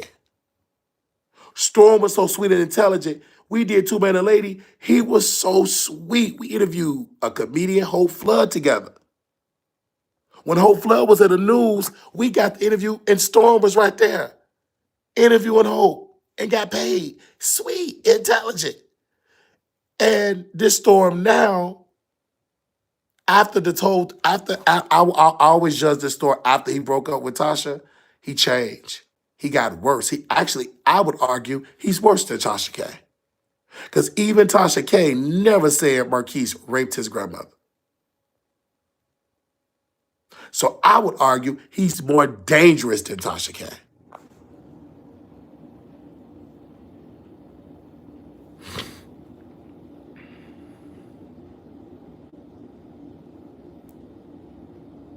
When I look at Storm Monroe now, I see Storm Monroe as he's confused and he's lost. You got to understand, when you on YouTube, and this is my opinion, I believe it's financial. I believe he's stress eating, because Storm, it was a time Storm was in his era and he looked really nice. He was losing weight. He lost weight. He was in shape. He was going to do OnlyFans. It was breaking Twitter, like the internet, like his fan base. It was a hit or miss, but a lot of people was into it. A lot of people were subscribing to it. A lot of people was into this whole new era of Storm. He was doing a podcast with Von Ray called the Light Skinned Nigga Podcast. It was like Storm was at an era like, oh, he's trying to, he reinvent himself. And instead of the educational part, instead of him being a social worker and doing something like, he wanted more so about sex. But Tasha warned him about that, about the sex. She told him, I don't think you need to do that. And ever since, and to Tasha K credit on this reason, I think she was right in that when she said about Storm, because she said, Storm, you shouldn't be talking about sex. I don't think you should do that. And ever since Storm did it, he had been talking about sex, and he never stopped. He gotten worse. Because when he talked about that Wiley raped his grandmother, he interviewed Rico, a gay man that's HIV positive, that's really going through it. And y'all pray for Rico. He asked Rico, how is Wiley's sex? How is his penis? How big is it? Is he cut? Is he uncut? How big is it? And it was so disgusting because everybody, when I was reading the comments, they were so disgusted. It's like, why are we talking about this? Everybody that knew me, they were shocked. The B sector was shocked. Everybody was shocked. The B sector said, we already know this stuff. Why are Storm revisiting DC Gate? We have talked about DC Gate, top, bottom, left, right, and he reintroduced DC Gate in 2024. DC Gate, when nobody talked about DC Gate, that was like old news, especially in the celebrity gossip sector. The Armand Wiggins, Tasha K, Storm Monroe, Wiley, Nick at Night, Lovely T sector. Nobody was talking about DC Gate. But when Storm woke, I remember when he did it because y'all sent me the video. And I mean, it was the people that sent me the video I haven't heard from in years. Said Storm is interviewing Rico. And when they said that, and when they sent me the thumbnail and the headline, I knew then it was gonna be nasty. Too much going on. Cooking, Wally, lemon, honey, ginger, tea, honey. You sound tired. And a cold. Yeah, I'm gonna get that. When the store open, I'm gonna get all that. I got the tea. I just get the honey and the ginger.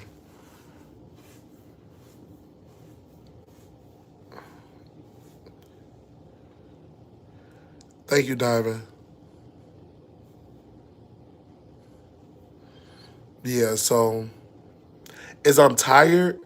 I mean, I went to sleep. It's just my voice is tired.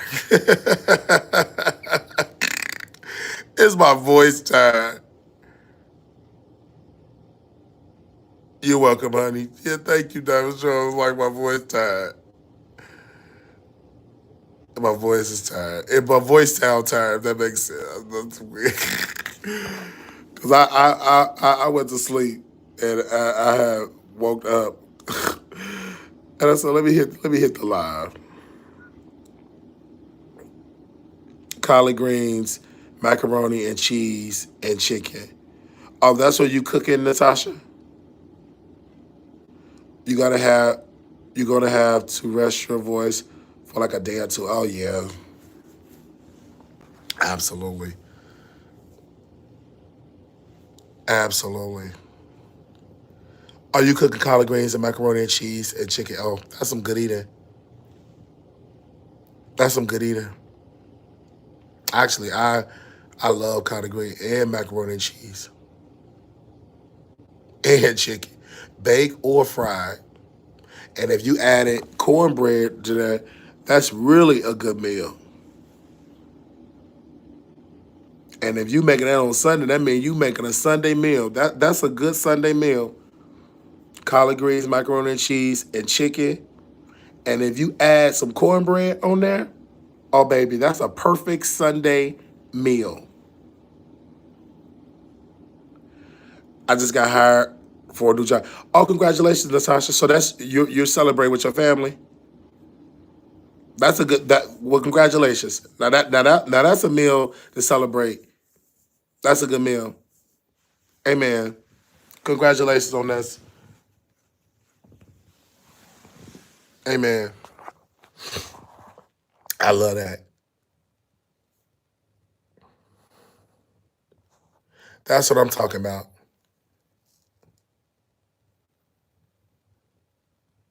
When you get anything in life in which I love, oh, you start on September 3rd? Oh, amen, sister. Congratulations. Congratulations on that. That's what I'm talking about. And eat some macaroni and cheese on me. Man, oh, you feel good. Anytime when you cook like that, that mean that job, that's probably your dream job or a job that you making that you really want. And it's a nice job. Just judging by you saying that you cooking some macaroni and cheese. Thanks, I'm a cook. Oh, amen. Mm, mm, mm, mm. So your family gonna eat good. You and your family gonna eat good. I want some collard greens and some cornbread right now.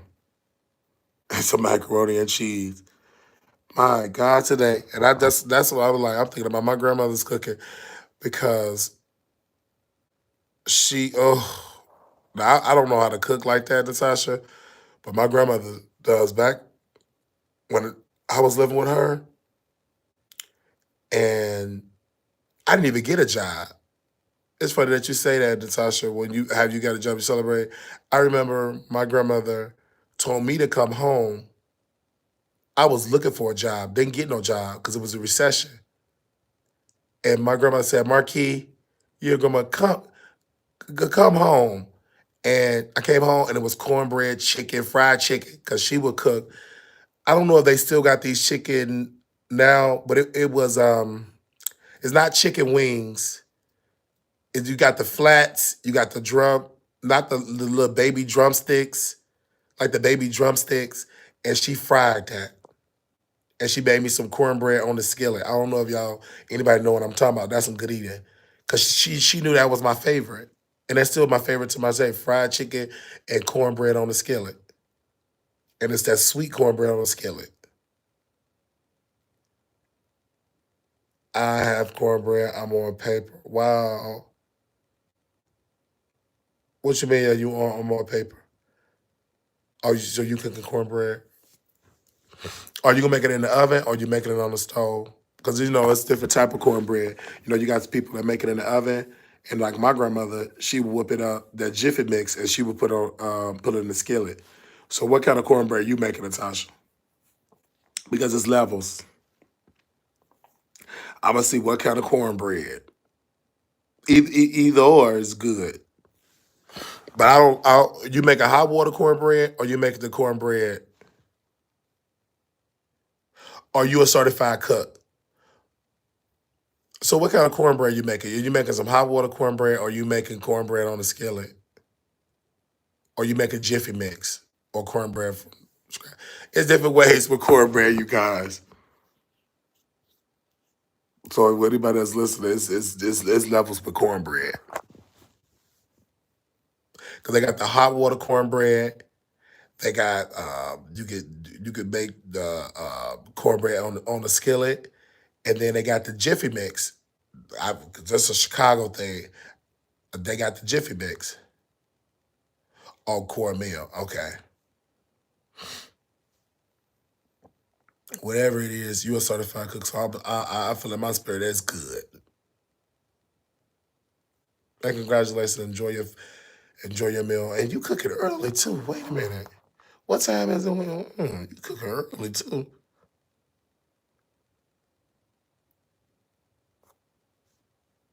Mm-hmm. Oh, everything was scratch. Okay. Oh, that's good eating. That's good eating. Cause like when you make, cause when my grandmother made greens,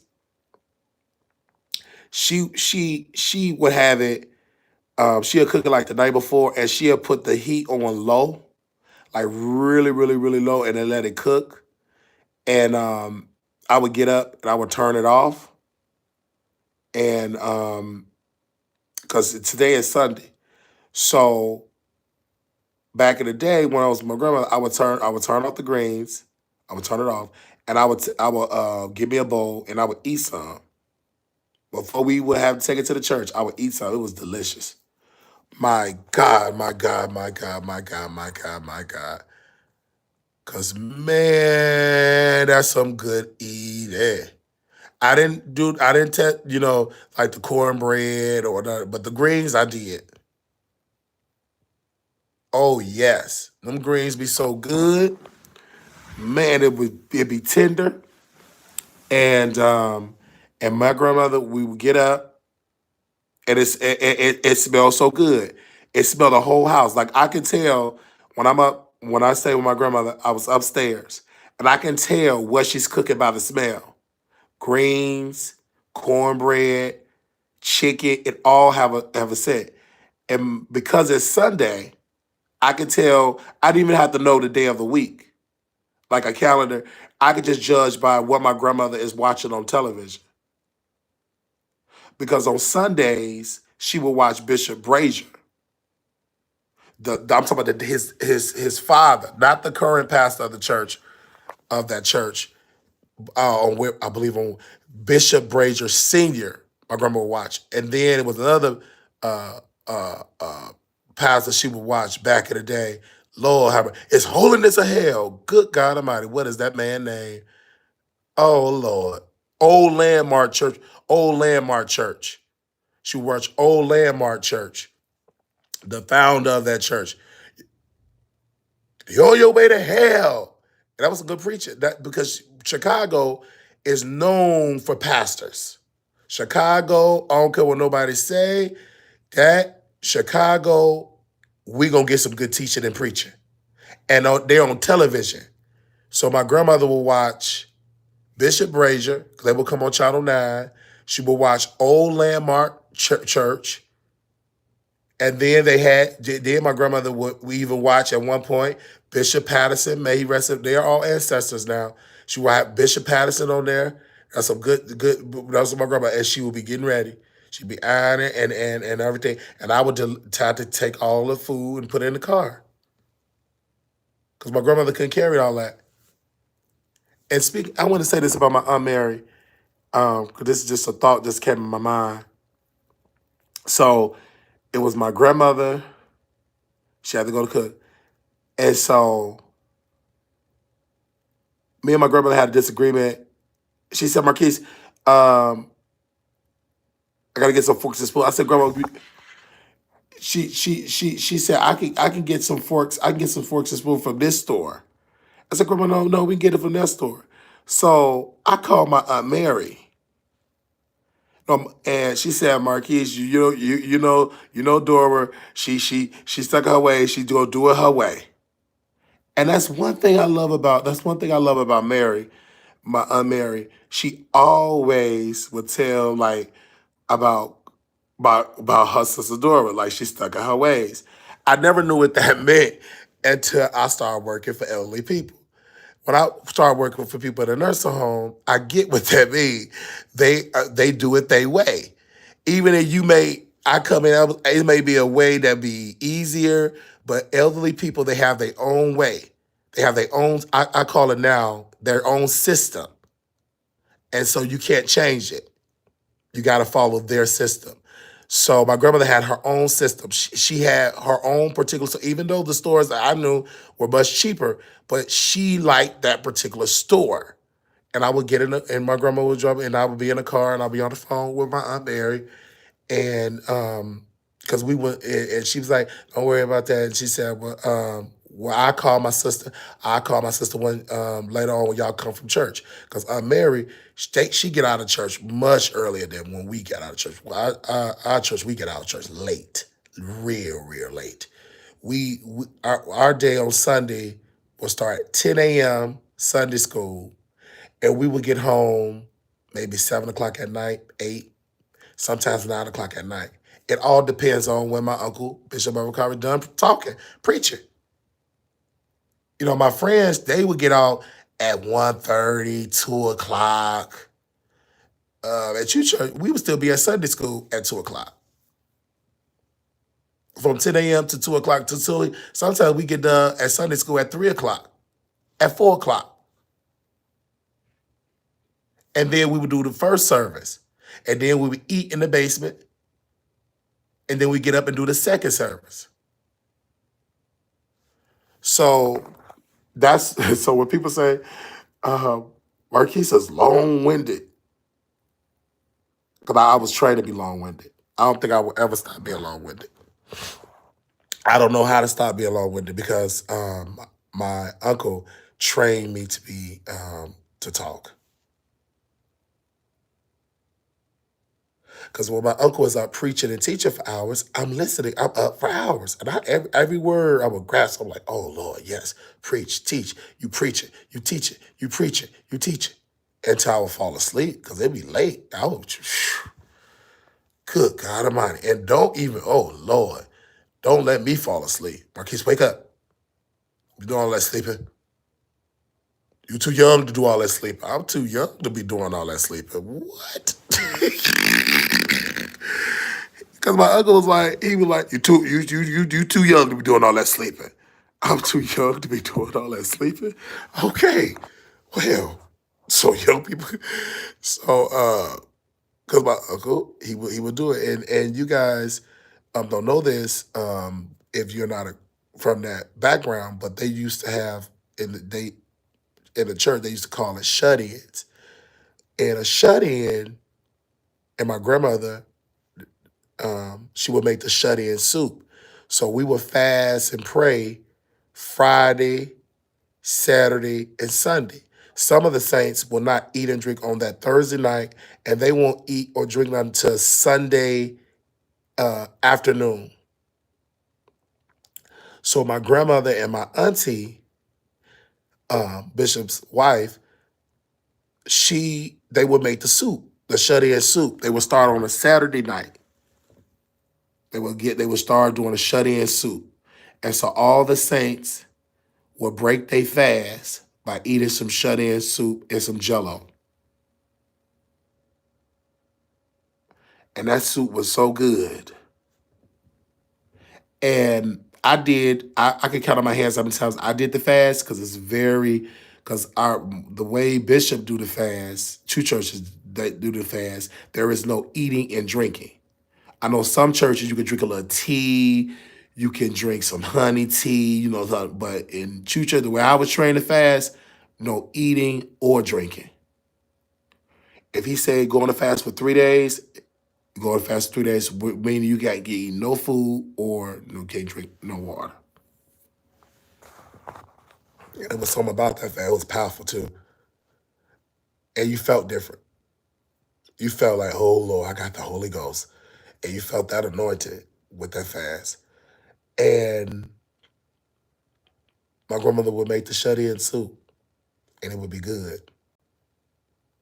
So that's what this. So, sister, you saying that you being a cook, it reminded me of memories of my grandmother cooking because it's amazing. Because it's so good.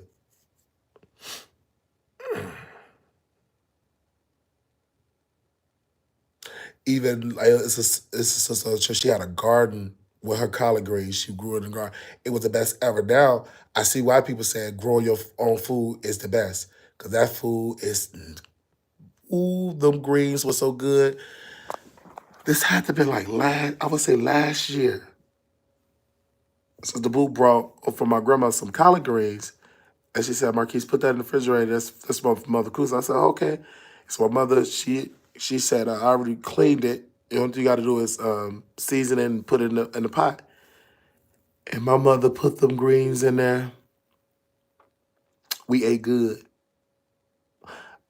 And my grandmother said, "These are some good greens." I said, "Grandmother, these greens taste better than the store bought greens." She said, "Yeah, it was good." And my mother, she made, because she kept the tradition going, is that cornbread on the stove. She'd make me something like that because that's like my favorite.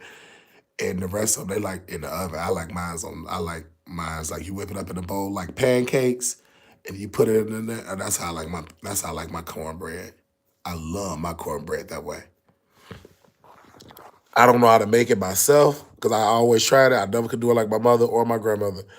Neither pancakes, because my grandmother could make pancakes. There's nobody can make pancakes how she make it. And my grandmother spoiled me because she would cut my pancakes up. And the way how she cooked them, she had to cut them up because nobody can cut them like my grandma. Lord have mercy, I was a spoiled child. Oh Lord, I was spoiled. Good God Almighty, I was a spoiled little child. She had me spoiled. She would cook them she would cook them, and she would cut it up, and that was some good eating. All right, y'all, I don't want to hold y'all up. Good God Almighty, that was some good eating. I want me some pancakes now. Lord have mercy. Baby Natasha, you got me hungry. You have to make cornbread and collard greens, and I'm thinking about my grandma pancakes. Lord, oh my gosh, I haven't even thought about them pancakes. That's some good eating. Natasha, you know how to. Yeah, I'm about to ask you, do you never mind? I was about to ask you, do you know how to make pancakes?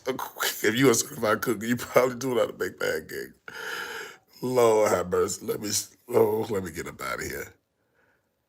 Oh yes, Jeffy, you love Oh, you love it. I love pancakes too. It's good. Pancakes is good. But JF, did you have somebody like cooking your pancakes for you, like home cook, homemade pancakes? Cause there's levels. There's levels. I'm not talking about like IHOP pancakes. My grandmother made pancakes better than IHOP. Because my grandmother had like it would be like it would be like them crispy ends. Oh man, we like them crispy ends. Man, ooh wee. And then she would put the butter. My son actually make pancakes that taste like little pieces of cake. Oh, okay. Oh wow. That's some good eating. Like you can eat pancakes. And see, when my grandmother made, got me ready for school, well, and she had ironed my stuff and everything, she would cook me like my friends, they would go to school and eat the school breakfast. And sometimes I would go eat the school breakfast, but it's a hit or a miss. But my grandmother made sure that she left me with a full stomach. a full stomach. I can't even remember eating cereal. I can't remember like pulling because every morning she would cook breakfast. When I was in elementary school and in high school, she would cook. And when I would get out of school, I would have dinner.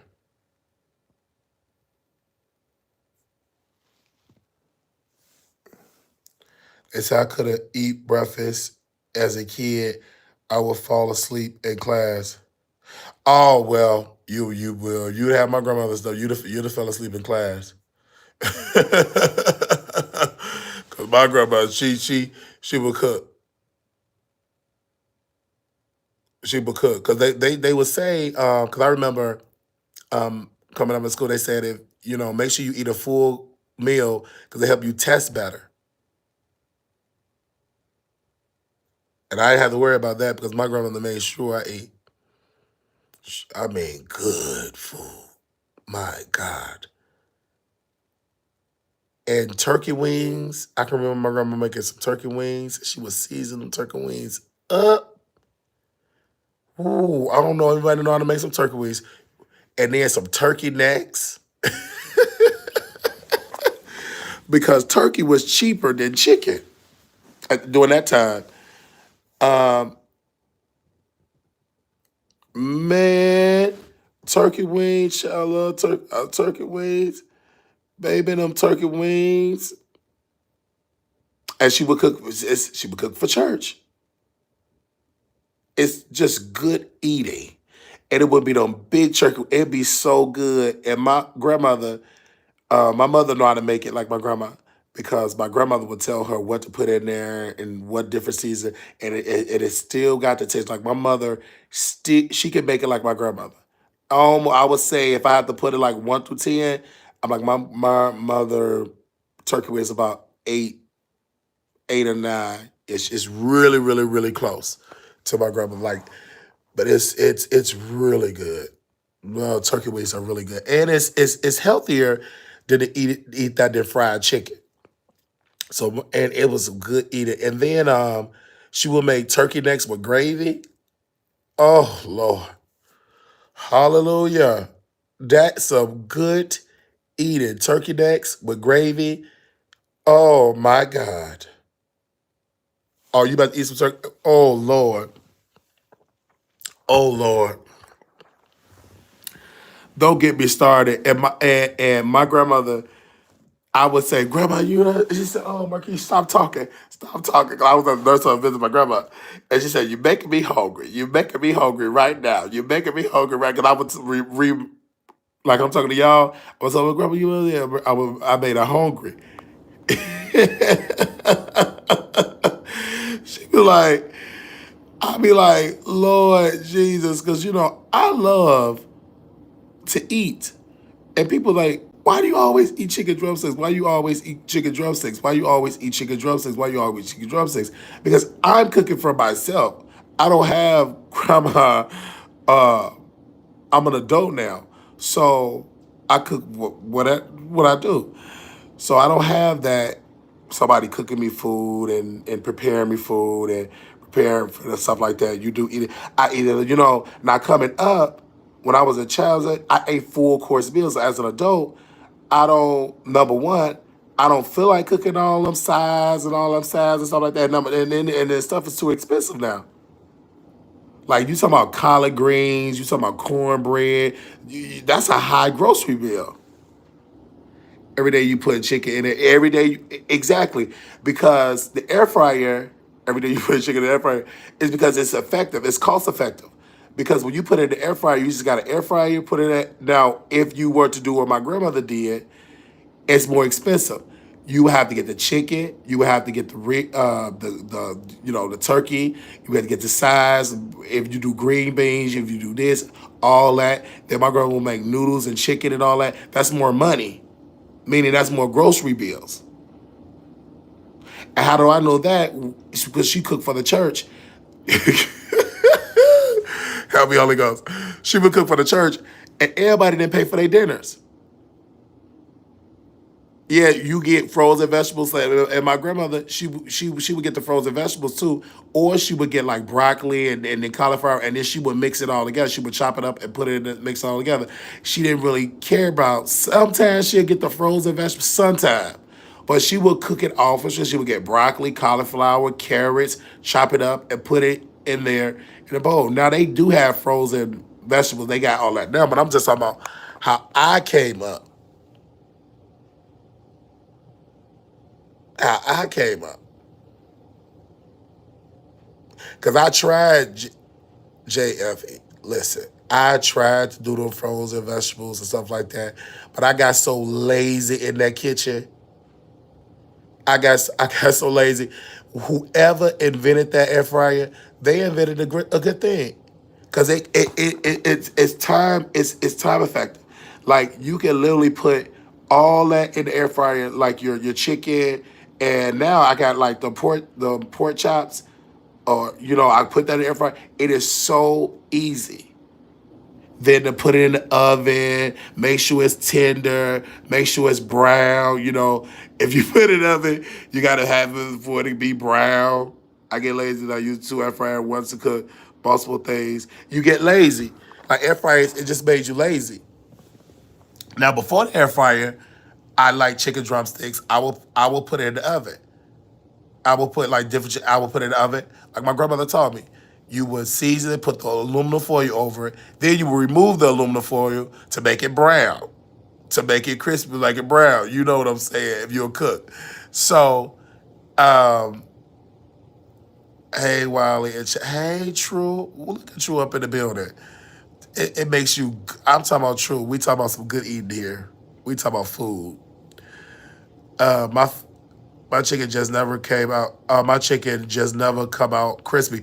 Oh, in the air fryer, because you you got to keep it in there a while. You got to keep it in there a while. I remember when I was at my mom's house and she said, "How you get your chicken so crispy?" I said, "Because I keep it in there. I do it like a science. Like if it's say 30 minutes, then keep it in there 40 minutes."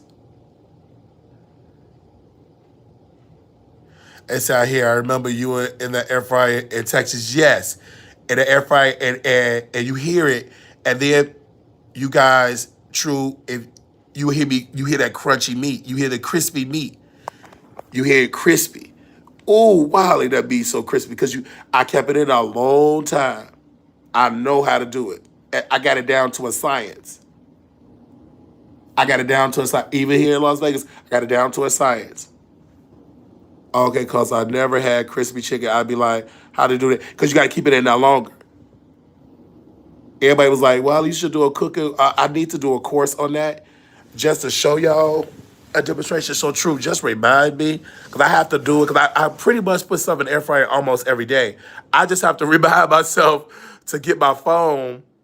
And I think I did that before in Texas and showed y'all how crispy it was in the air fryer. But I have to like y'all, True, you have to like, if I'm live with my phone, you have to like, True, go live and you better and cook in front of us and show us how you did it, to remind me.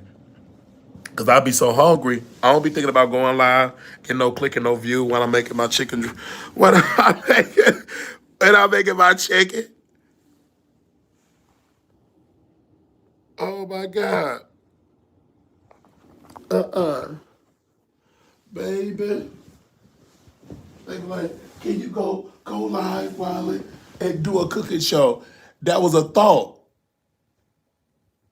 And then different recipes. Yeah, different recipe and effort. It's different recipes. There's YouTube channels of people that cook different type of stuff in the air fryer.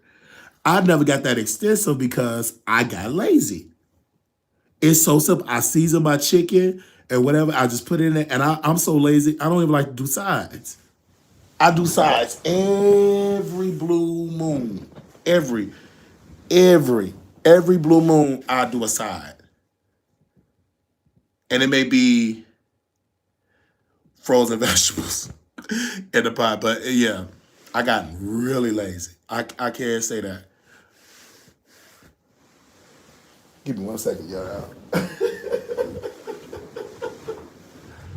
Oh, help me, Holy Ghost. Y'all got me up this morning. Baby. The producers, y'all got me. I'm talking about this food. Now y'all about to make me put those on the air fryer. Good kind of mind. Help me, Holy Ghost. Oh Lord.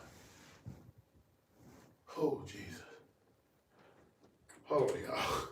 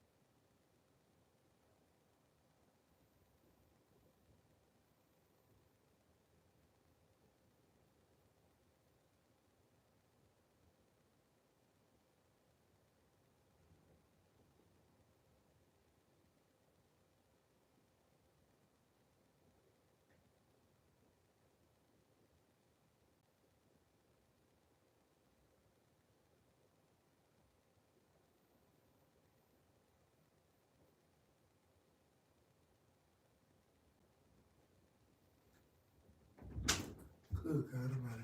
Help me, Holy Ghost.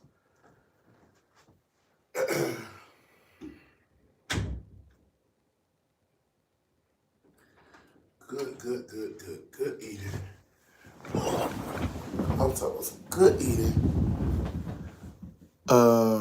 In the different recipe per what you put on your chicken. Seasoning salt, black pepper, garlic powder, and paprika.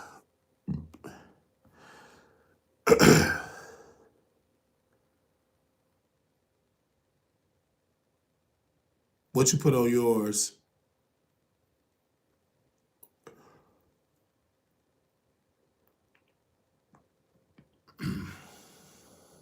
Well, that's some good eating. I know, because I know they just said seasoning salt is not healthy for you, but I still use seasoning salt.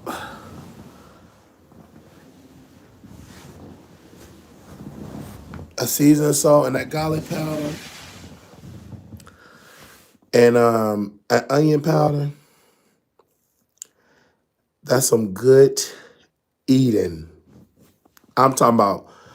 I'm talking about good eating. And the air fryer, I'm so used to the air fryer now. Do you cook other meat in air fryer? Yeah, like pork chops, the pork loins, um, pork, the turkey chops, pork loins, and chicken wings, chicken drumsticks, chicken breasts, chicken leg quarters.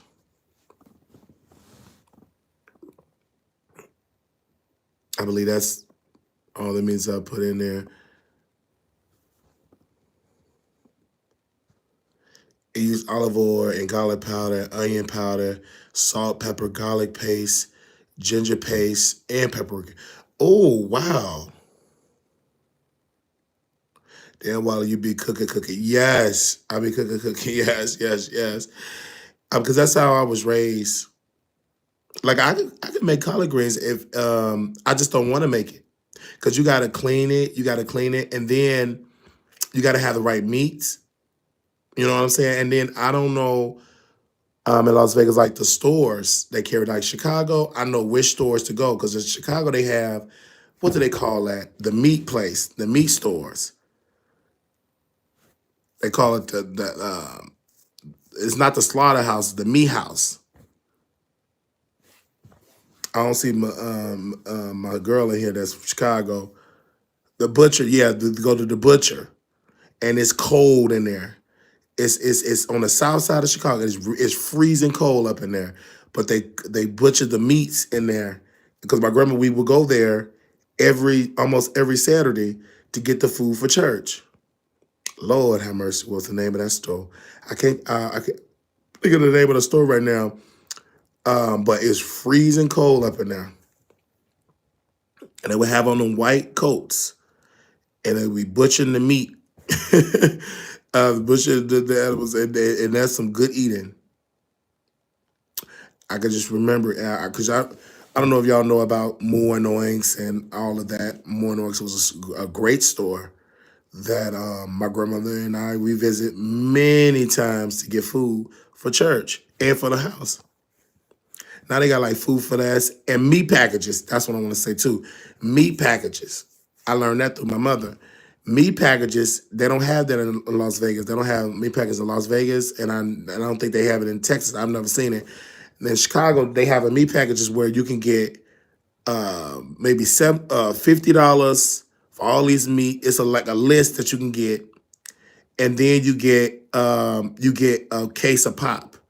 You either get a case of pop or I believe that a case of pop with your meat packages. I don't know if that's a Chicago thing. Are you from Chicago, JFE Network? Are you from Chicago? Yeah, or $200. That's like I would call that like the premium package of me. Okay, that's a Philly thing. Okay, so I'm assuming meat pack. Okay, so like Philly, Chicago, it's got the same amount. Okay, that's some good eating.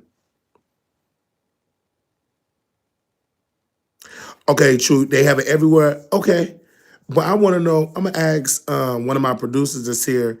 Do they have meat packages in Las Vegas? New Jersey have them too.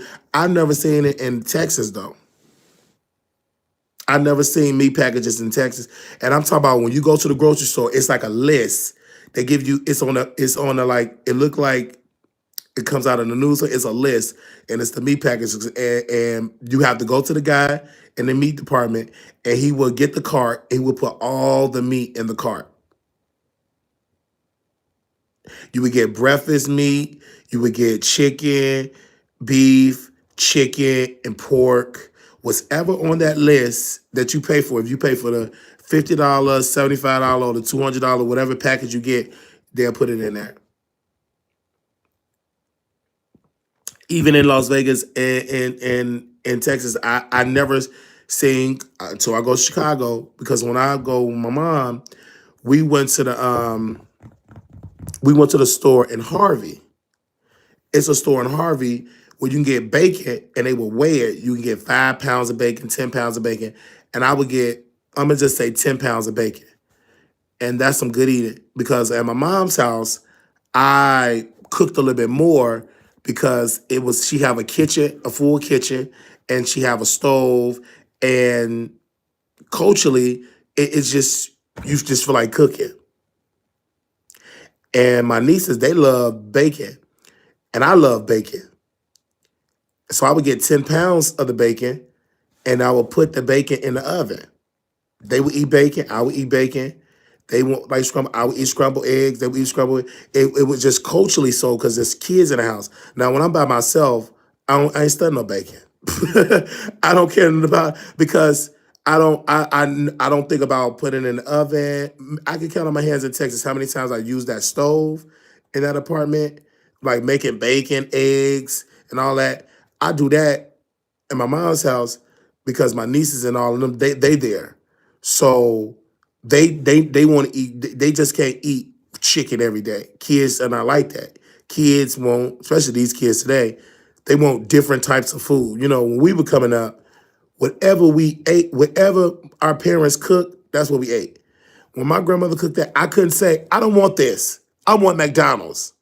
No, the McDonald's is whatever she cooked that day. So kids today have more freedom. It's a different time now where parents, hey, don't feel sorry for my hey. Like parents, they do it different now. I always put because because that put bacon in the oven is amazing and it's crispy. And I learned that I think my mom would put my mom was in because my grandmother put it on the stove. My mom would put it in the oven. It comes out perfect. It does. It comes out perfect, and it's some good eating. And then you ain't got to worry about cooking on the stove and that grease popping and all that. You put it in the oven, good to go.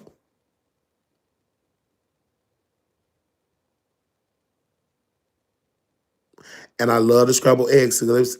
Scrambled eggs. I love scrambled eggs. Oh Lord Jesus. The scrambled eggs, toasted oven, yes. Now in Chicago, my grandmother's stove, she had a thing at the bottom of the stove. I'm not talking about at the bottom of it. You chop up the butter. You put the butter on you put slices of butter on the bread, and you slide it under that in that oven, at the bottom of the oven. Baby, that's some good eating. You ain't had no. I'm not talking about a toaster because my grandmother didn't have a toaster. You will get bread from the stove. Go get you some margarine, or I think cause I don't know if that was, but I think we call it margarine. You slice it up, put it on the bread, put it at the bottom of the oven, and that's some good eating, baby. That's some good eating, and I haven't done that in years.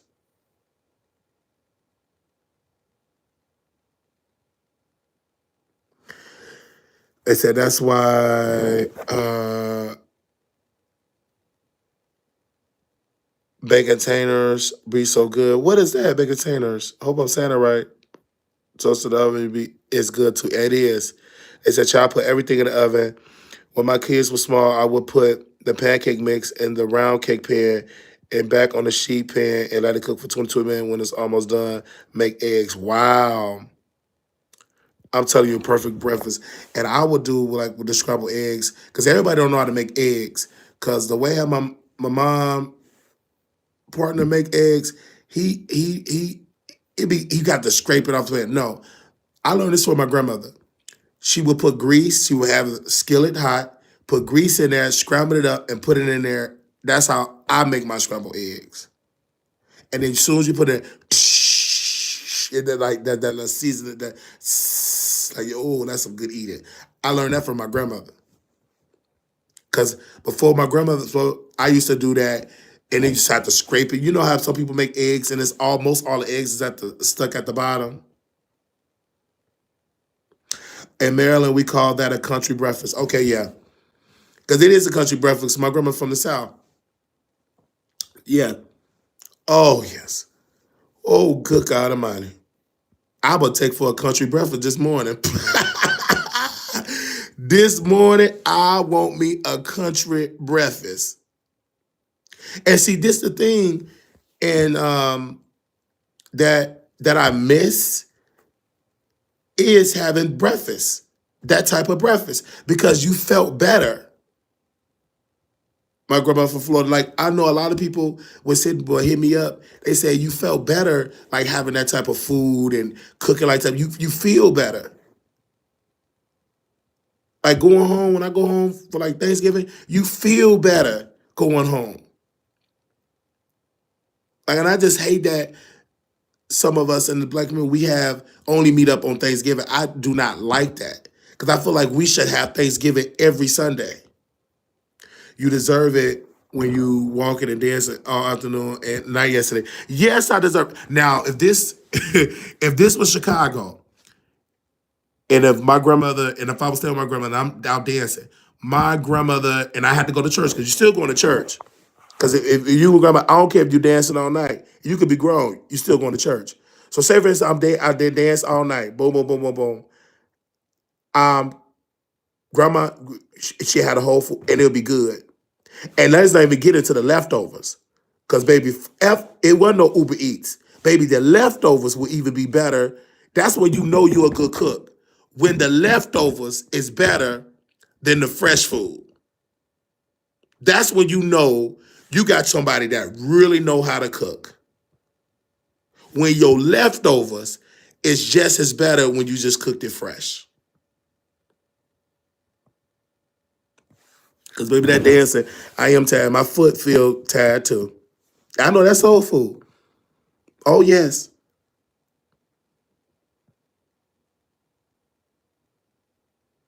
I know I'm making you hungry. Well, we talking about food. It's making me hungry too. I could just taste it like you. I could just really taste it on my taste buds. Like I'm making myself hungry. Like as soon as I get done with, with y'all, I'm going in that air fryer. Good God! Oh, you know what? Hold up. Good God Almighty. And see, this the thing that I don't like when you single. When you put stuff in the freezer. Wait a minute. Lord have mercy. This another thing, y'all, that I don't like being single. And I miss my grandma. Or because she would have everything in a defrost. Like she would have it all, it's down to the science. As soon as when I see whatever she got in that pot with water and whatever meat's in there, that's the dinner. With me, when okay to be, I be forget. I was like, damn, I forgot to take that out the freezer and all that. Then I got to defrost. So I was like, I literally miss. I just I just miss having granny. Cause I didn't have to think about that. Cause now as I talking about it, I was like, oh damn, I gotta put something in the air fryer. Yeah. But if it's frozen, you gotta defrost it. They said, Wiley, go eat you a big bag, go eat you a big bag meal and hush. I will. But it's in the freezer though. Once it defrosts, then I go eat it and put it in there. Now seafood, no. It's not that I don't like it.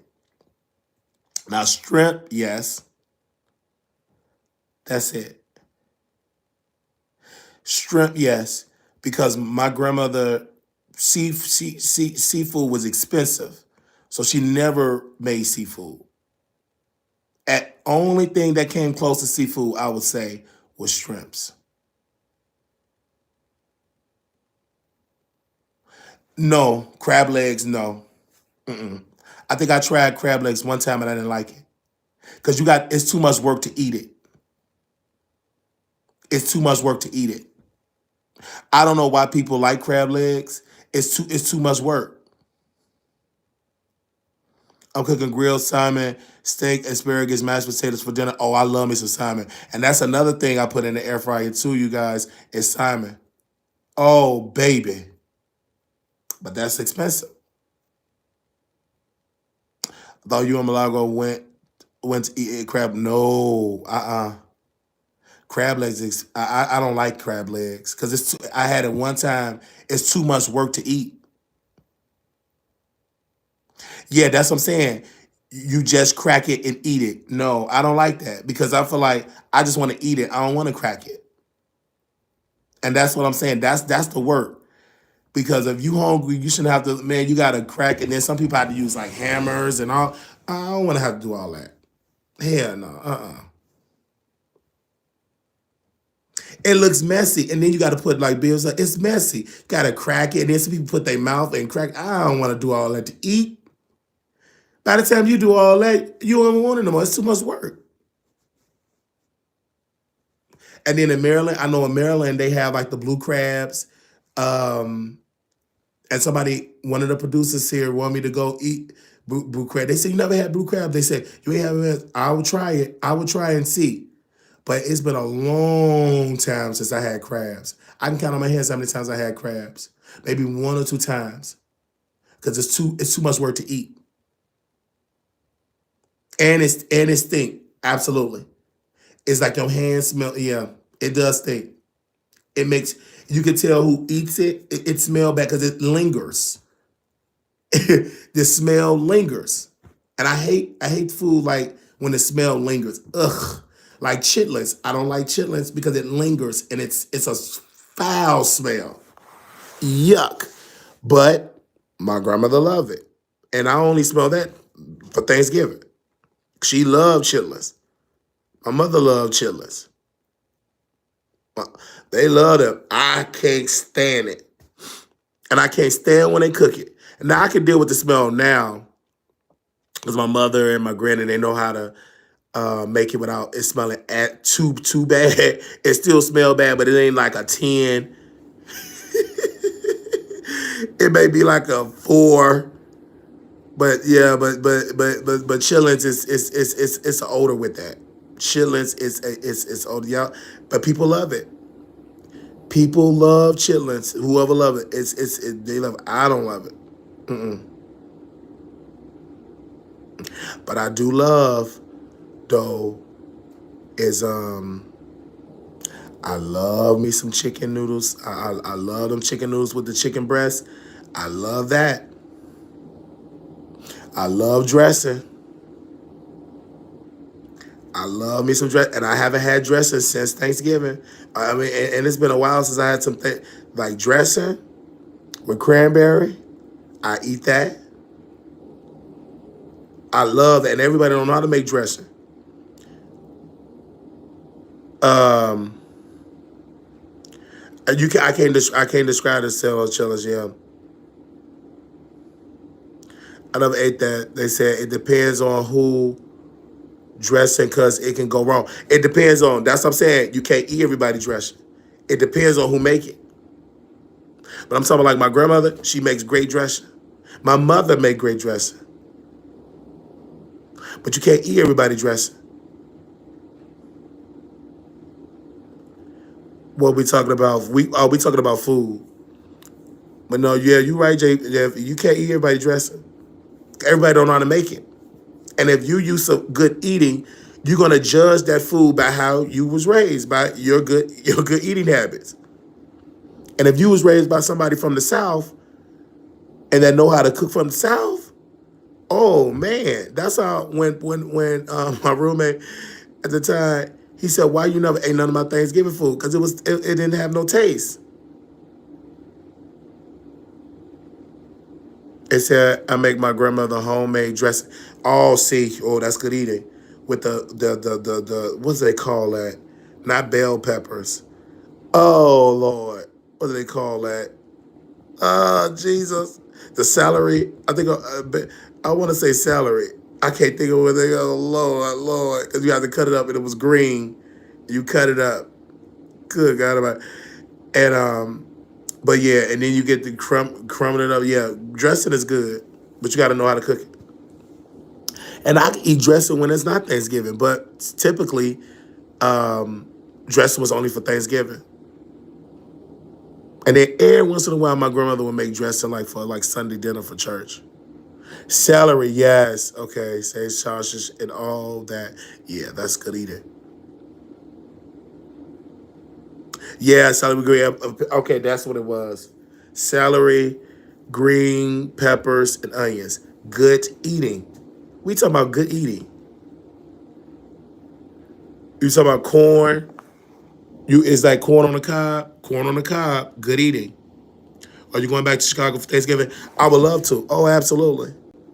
If I have the money to fly, oh, absolutely. Yes, Lord. That's the only time like what's good.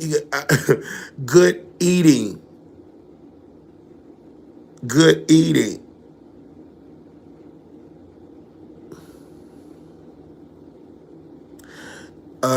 They said, hold on, what was that? You said my chicken gizzards. Are you like chicken gizzards? I don't. I.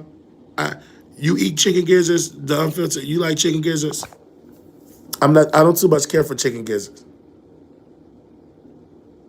My grandmother loved chicken gizzards. Because when we would go to the restaurant, she would order chicken gizzards. I'm not. That ain't. I'm not too much care, yeah, Natasha. I don't too much like chicken gizzards. Oh, you like it fried, JFE? Oh Lord, have mercy. Cook out of my grandmother. She loves chicken gizzards. I can't. It ain't for me. It ain't for me. Just like pig feet. That's a that you know. Some people love pig feet. That's not for me. And then in Chicago, they used to have, and my auntie and my grandmother used to go there a lot. They used to have a Mississippi store. It used to be right on Ashland. This is years ago in Chicago. They used to, because somebody from Mississippi migrated to Chicago, and they brought that. They used to call it the Mississippi store, and that's that baby. They had some good food up in the Mississippi store, and that's how I feel like all them good stores are like gone now. Man, Chicago, like Chicago had some good stuff back in the day. More Noinks, the Mississippi store. I mean, that was some good eating. And if they ever bring that back, you're gonna make a lot of money. You can have a Mississippi store in Vegas. You're gonna make a lot of money because it's a lot of people that's from the South that have moved to like Vegas or Texas. Well, Texas is in the South, but for like Mississippi, bring that and they call it like the Mississippi store. Now they probably had to call it something else, but I would still just call it the Mississippi store because it was just really really good. And now we got like Uber Eats and all that stuff now. Man, they will make a lot of money. Cause that Mississippi store, just the way how my auntie and my grandmother will, it reminded them of home. And my grandmother said, "Oh, we got the Mississippi store. Where you going? I'm going to the Mississippi store." And they would bring it. And I'm like, this is like years ago, and it was some good eating. It was some good eating. And then we would go to my cousin, my grandmother, I believe it was her first cousin. He had a store not too far from our church. And I didn't even know it was our cousin. So my grandmother said, "Grandmother, who is this?" Because the way she said, that's our cousin. That's our kinfolk. Kinfolk, that's a Southern term, family. He had a whole store, and then he had somehow a lot of the places over there they had caught fire. He owned. I don't even know if he's still living. He owned a whole. He got on his own store in Chicago. I will never forget it. I said, "Wow."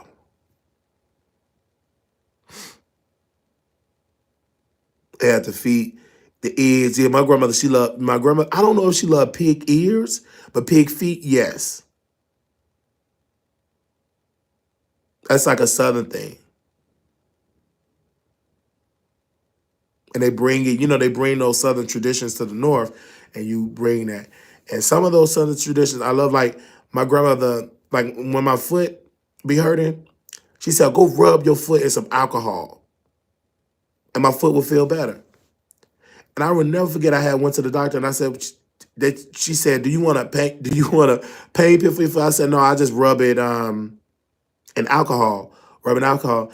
And she said, "Oh, okay, that's like a Southern thing, like them Southern remedies do work. Some of those Southern remedies work, and rubbing in alcohol, and my foot will feel." But that's why to this day I still do that same thing. Like, because as soon as I got done last night, you guys partying, doing all that, dancing, all that, my motherfucking foot was hurting, and my leg. So what I did was, I always get 100% rubbing alcohol, and I rub it all on my body. Wherever my body is sore, I rub it on my body. Now, everybody be telling me get the Epsom salt. I tried to do the Epsom salt, but it's nowhere near the way I like to do it. It's because the Epsom salt, you have to like get in the bathtub, soak in the bathtub. I don't want to do that. I like to take showers. So with the alcohol, I would just rub it all on my foot, on my knee and everything. And then my grandmother, what she would do, she would get blessed oil. She said, "Father God, in the name of Jesus, Lord, heal his leg, heal in the name of Jesus." And that would feel better. That and included with the 100% alcohol, rubbing alcohol and rubbing all on my foot and on my knee. It's well, you said, "Wow, yeah," because I'm telling you, I'm just woo. And then I remember I told my friend, did your mama pray with the blessed oil?" She said, "What is blessed oil?" Blessed oil it's a church thing, and it's olive oil. but we call it bless oil. It's like olive oil, and you give it to the preacher, and the preacher pray over the bless oil. And then you go into it. And best believe I know about that bless oil. Because good God Almighty, when it's special when it's cool, in the name of, she would bless the whole house. She put bless oil all on my forehead. Baby, when I go to school, bless oil just be dripping. I have to rub that all on my forehead, but that's when you grow up in a Pentecostal church. I know one of my friends apostolic, they do the same thing, but I know for sure that Pentecostal, that holiness church, sanctification, oh, bless oil. Oh yeah, everybody should know about our grandma when they in there praying. I can still remember my grandmother's prayers to this day. Because she would pray in the bathroom. I would never forget it. Oh, Father God, in the name of Jesus. And heal Marquise. Deliver him. He need the Holy Ghost. When I would backslide, I can hear my grandmother's praying. I want to tell y'all this, y'all. Heal him. He need that Holy Ghost. And if you ain't see it, he'll see it. He need that Holy Ghost. He give it to him, Lord. In the name of Jesus. And then, my grandmother had a tendency, when me and my sister and everybody, we watching Soul Train. Because Soul Train would still come on Saturdays. She would just have a tendency, get done praying. And she got to pray all through the living room. Turn that TV off. Because we ain't watching those Soul Train. That's the devil. Turn it off. In the name of Jesus. Lord, bless her right now. She would have to bless her all over her head, all over the door, all over the doorknobs. Bless her everywhere. I said, now, wait a minute. Don't leave nothing that you don't want no bless oil in. Because if she see it, if she think it's possessed, if she think it need a healing, if she think it needs some anointing, she gonna put bless oil. If you have a notebook, Lord, don't worry, move that notebook. It's gonna have some bless oil. You gotta leave it. Oh Lord, I love that, because that kept me.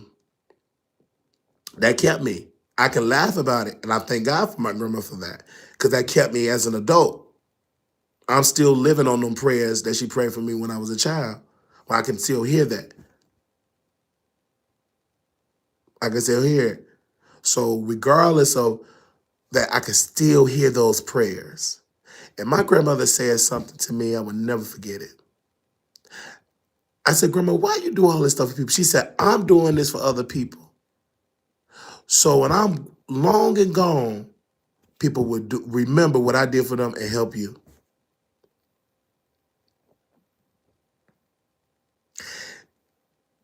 When I talk to certain people that know my grandmother and what she did, they always talk about what she did, the good. Bringing her to the house, feeding them, clothing them, and people would just rob my grandmother. She took care of some. She brought some people in. They wanted to get the Holy Ghost. They wanted to get right. They was on drugs. They robbed her, took all the stuff from upstairs, took her TVs and stuff. That's just my grandmother. And Will Smith, he wrote a book. He talked about his grandmother, and in his book, his grandmother in Philly will bring people off the street and will bathe them and feed them. When I read that, I said he had a grandmother like mine. And he said he missed his grandmother. He missed that. I believe she was in the Baptist church. And sometimes he didn't even want his grandma doing that. And I said, Will Smith, I feel just like I didn't like it. But guess what? My grandma, I ain't studying what you talking about. Answer the door. I'm like, Grandma, no, let's not answer it. Let's act like we ain't here. Because it was a lady, her name was Angel. And she had mental problems. And she would come in and my grandma would bathe her. She would feed her. She would clothe her. She would do her hair, wash her hair. She would talk to her. My grandmother knew, that's not her government name, but the church, that's her nickname. They call her Angel. And my grandmother knew her when she was a little girl. And if Angel still alive, she would still go to 60 and would go. She would just pop up. She never called, she never texted. And my grandmother would answer the door and she would allow her to come on. And this is why, ladies and gentlemen, we have to, if you have something going on with mental, is to take your medicine. Because we could tell when Angel, when she was out, because she would have all these hospital bracelets on. And I said, wow. And we can tell when she have her medicine, and we can tell when she's not medicated. Because when she have her medicine, she just is talking just as calm. She's just as sweet. She's a totally different, I mean, you wouldn't believe. But when she don't have it, she cussed. She got mad at my grandma. And my grandmother didn't care because she would plead the blood, get the blessed oil, and still bathe her. And so my grandmother knew how to put Angel in her place. Because per her experience with her son with the same illness with schizophrenia, she knew how to do it. She knew how to put her in her place. And Angel would be mad, and she'd still take a shower and feed. And she said, I ain't never coming back here. And I'm saying to myself, you say that all the time. You'll be gone for a couple of weeks, and you'll be right back. And like clockwork, she'll be right back. And that's how I've always been my grandma. My grandma have always did that. I would never forget, we was at Aldi's. And the lady said she was in church, she needed a ride to get home. And my grandma said, I'll give you a ride. I was in the back seat. My grandmother in the driver's seat and the lady in the passenger. She said, I got cancer, Mother Crusoe. Because my grandma, and my church said, I'm the reason why I got the cancer. And she said, why did you say that? They said, because I didn't pay my tithes, that's why I got cancer. And she said, oh, that's not true, baby. Oh, gosh, no. I couldn't believe it. I would never forget that. She was crying. I have stories upon stories upon stories. I will never forget, it was a brother in the church. And my grandma would go pick him up. Brother, we call him Brother Victor. She would pick him up. He got in the car. My grandmother knew, and I knew something was wrong with Brother Victor. He was upset, he was crying. And my grandma said, Brother Victor, what's wrong? I don't want to go to church. Why you don't want to go to church?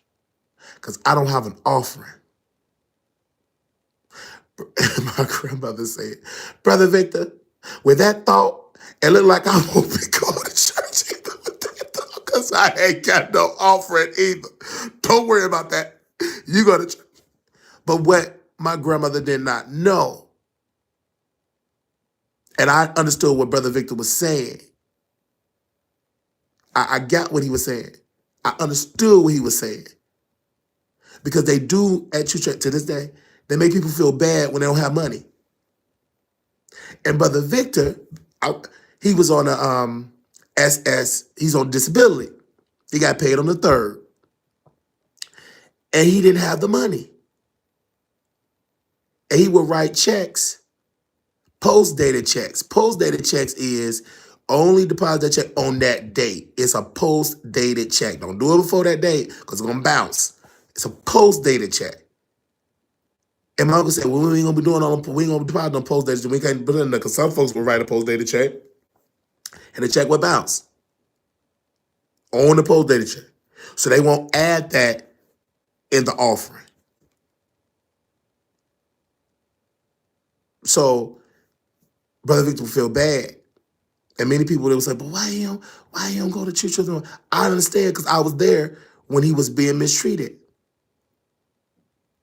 He didn't have no offer. They would make him feel bad. He would cry.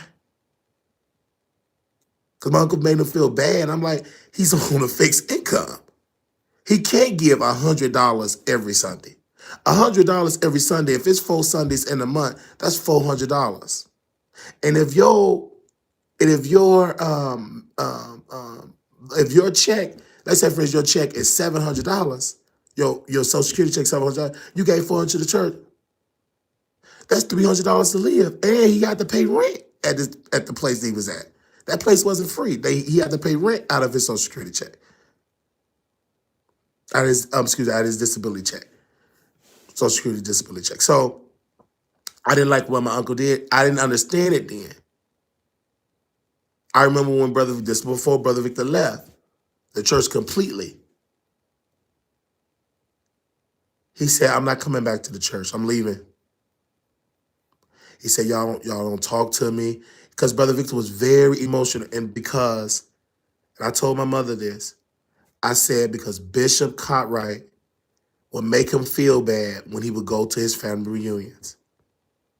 He would make him feel bad.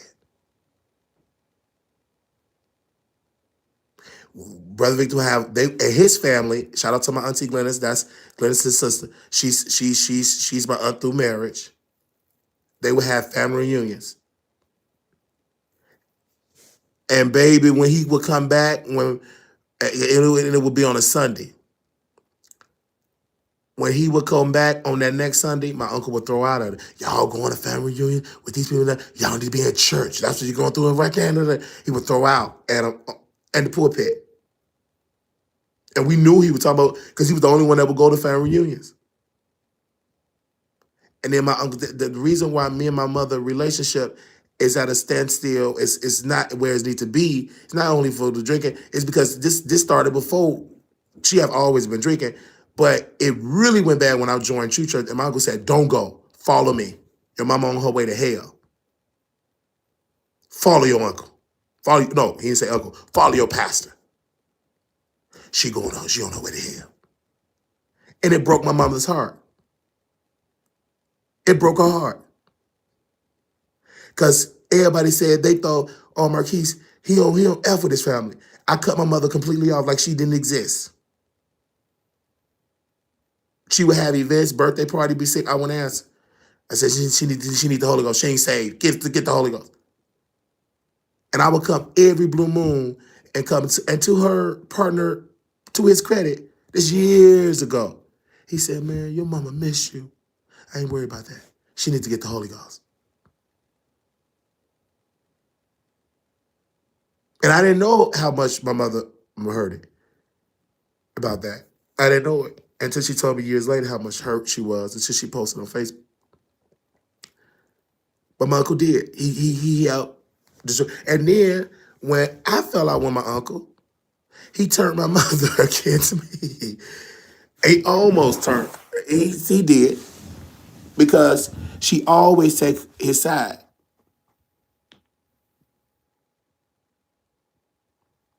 And so that's why I thank God that I'm away from that. I thank God I'm away from that. I thank God I'm away from that. I thank God I don't have any children now. I thank God because I do not want to continue that trauma, turning people against and all that. I thank God because I don't want that on my head. I don't want to be a part of turning people against. Tell them don't go talk to your mama. She ain't got the Holy Ghost. Follow me. I think that's dangerous. Because before you knew God, you knew your mother. Your mother.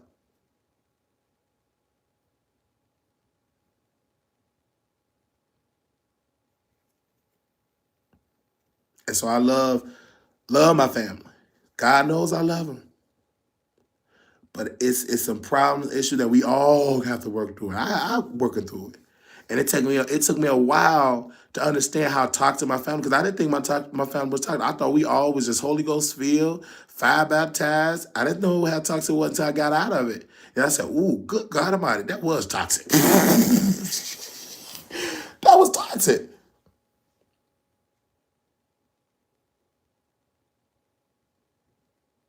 That was toxic. And I pray, and I pray to God every day that our family get stop be at peace. Because I know some families have family reunion. They have T-shirts and barbecues. We can't do it in our family.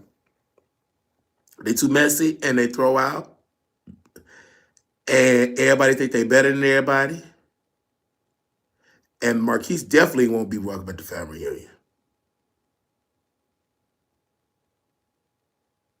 So I pray to God that one day I get to see my family and we be at peace and break bread together. One day I would love to see that. When I saw my aunt, her homegoing celebration, my heart ached because family is not there. All her family wasn't there. Because you know why? A lot of the family don't get along with each other.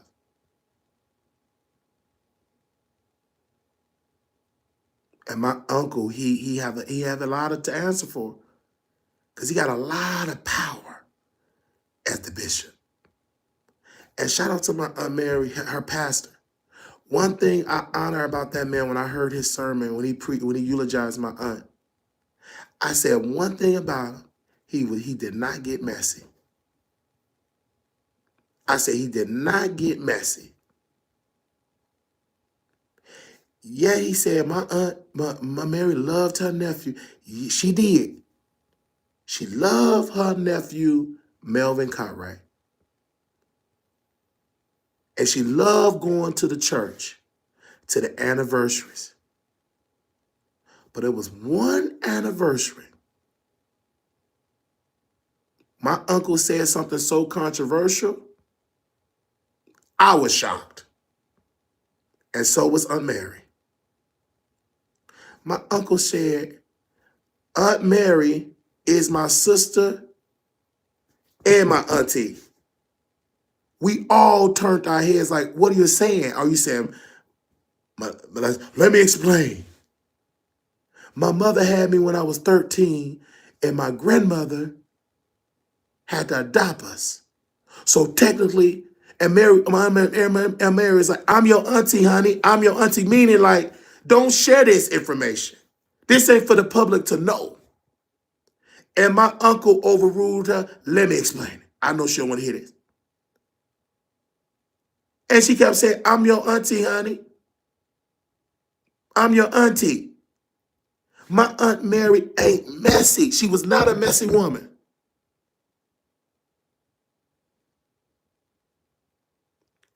And when he did that, it caused harm to the family. More harm to the family. Aunt Mary privately told my grandma, privately, she didn't agree with that. She said, why would he do that? Why would he say that? And my grandma said, you know, I ain't gonna go against the preacher. I can't go against the preacher. And my grandmother said, and when she get through saying, when she talked to Aunt Mary, she tell the truth. He said, I don't agree with he did that. That wasn't right. Because everything ain't for the public. How, and people may ask, how do you know that happened, Marquise? I heard it. I live with my grandmother. The first phone call my Aunt Mary made was to my grandmother. And I was sitting in the living room and my grandmother was in the room and she talked loud. So Aunt Mary, you can literally hear their conversation. And I heard it.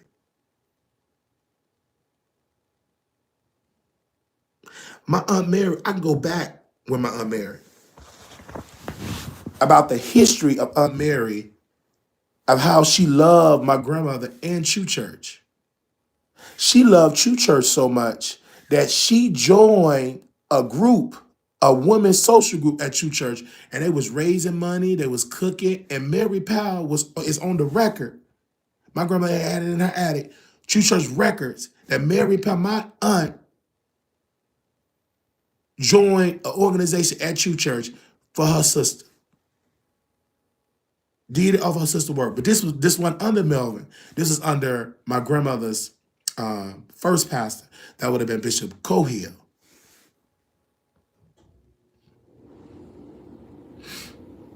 So I just feel like my aunt Mary, when they eulogized her, they did it great, because they said the pastor said, listen, Mary said, Pastor, thank you. Introduced me to the world. Because that church, that's a different church organization. He right. I met her pastor. I met unmarried pastor. We had, because at that church I don't know if y'all know what CETA is. It help people help get the gas bill and all that type of stuff. They call it CETA. And I met her pastor years ago. And my Aunt Mary loved her pastor. Yes, she did. She loved her church. And she never, ever, ever, ever, ever was messy to her church, to me or to my grandmother. She always honored her church. She loved her church. And let's go a step further.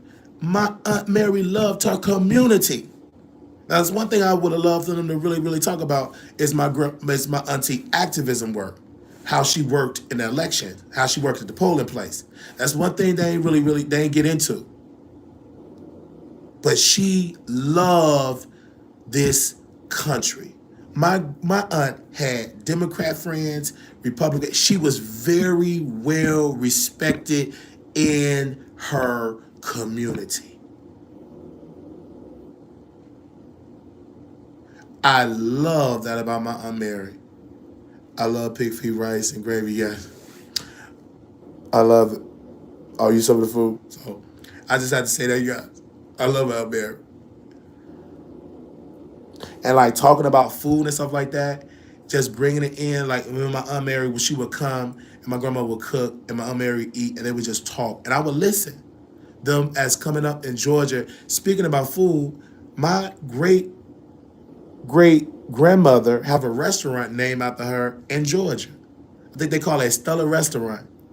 My cousin, it's not my first cousin, it's my mother's first cousin, but they own the restaurant. And my grandmother, her sister, and brother they would go, and because they never stayed in Georgia, my grandma and my aunt would take a Greyhound ticket, and they would go see the brother.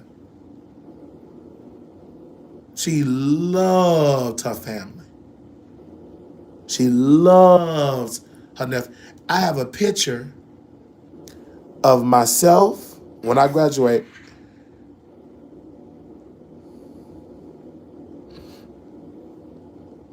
My Aunt Mary, when I tell you guys, was so loved in her community that when I went on, because I was taking the bus, I took the bus for years. So people say, you like taking the bus? I took the bus to CTA. My aunt retired from the CTA. She worked there until she retired. We was one day, I was leaving somewhere I was going, and I was only, because I was staying in South Shore. I didn't stay that far from my auntie.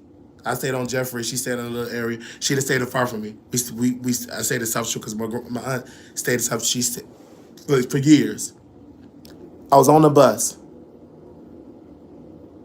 I said, hey, auntie. Hey, Marky, what you doing out here? I'm here. I'm going to go with my friend. Oh, man. Hi. What my sister doing? I said, doing what she do best at church. Yeah, you know my sister. She love her church. And I can remember we talked on the bus until she got, because my aunt would go to like community centers. She would do exercise. She would get in the pool. She was very active. And I would tell my grandma, I said, Grandma, why you don't go with Aunt Mary to the pool? I ain't stud no pool. That's my grandma.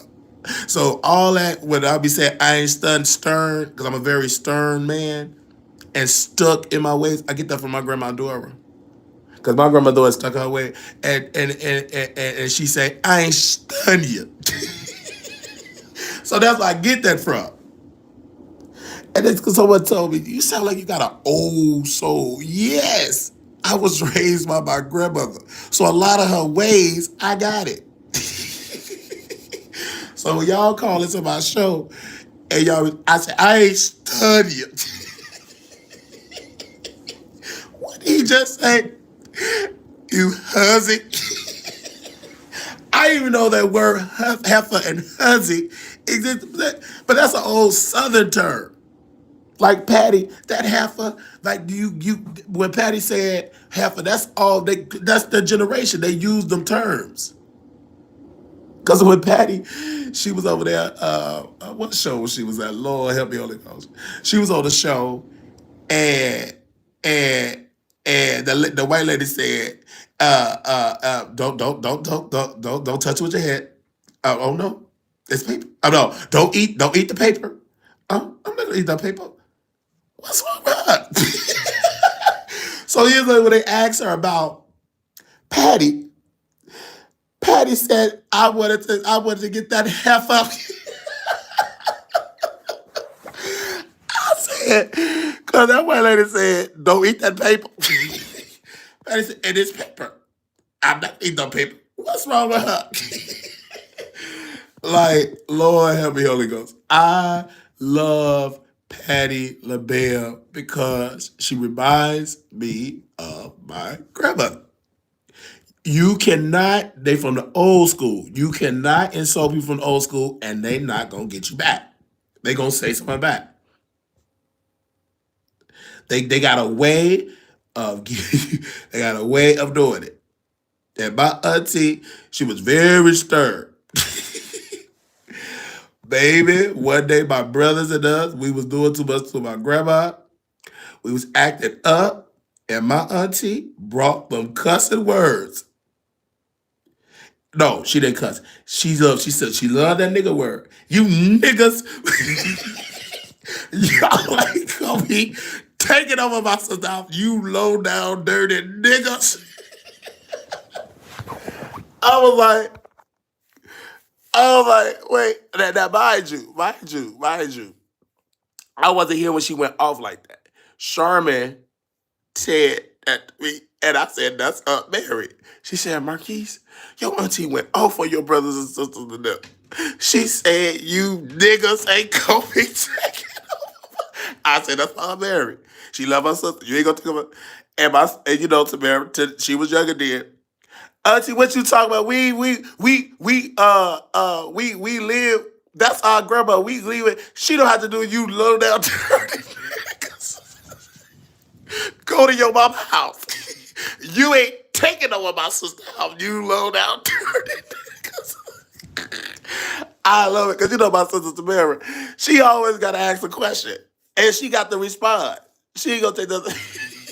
But you're not gonna win with Up Mary. Cause Up Mary, she's very baby, and they did that. And my brother was, Sharper, he was very upset. He was shocked. He couldn't believe. I said, that's Up Mary. Up Mary ain't you mess with her sister, she gonna come and pull up. She loved my grandma. And my grandmother loved her. My grandma would go and pick up Aunt Mary. Because my grandma would drive. And they would get in the car, and I'd be like, Grandma, and you know me, if y'all don't know, I'm going to tell you. I'm a passenger, but I like to give directions when my grandma would drive. I would tell her, Grandma, speed up. You driving too slow. Shut up.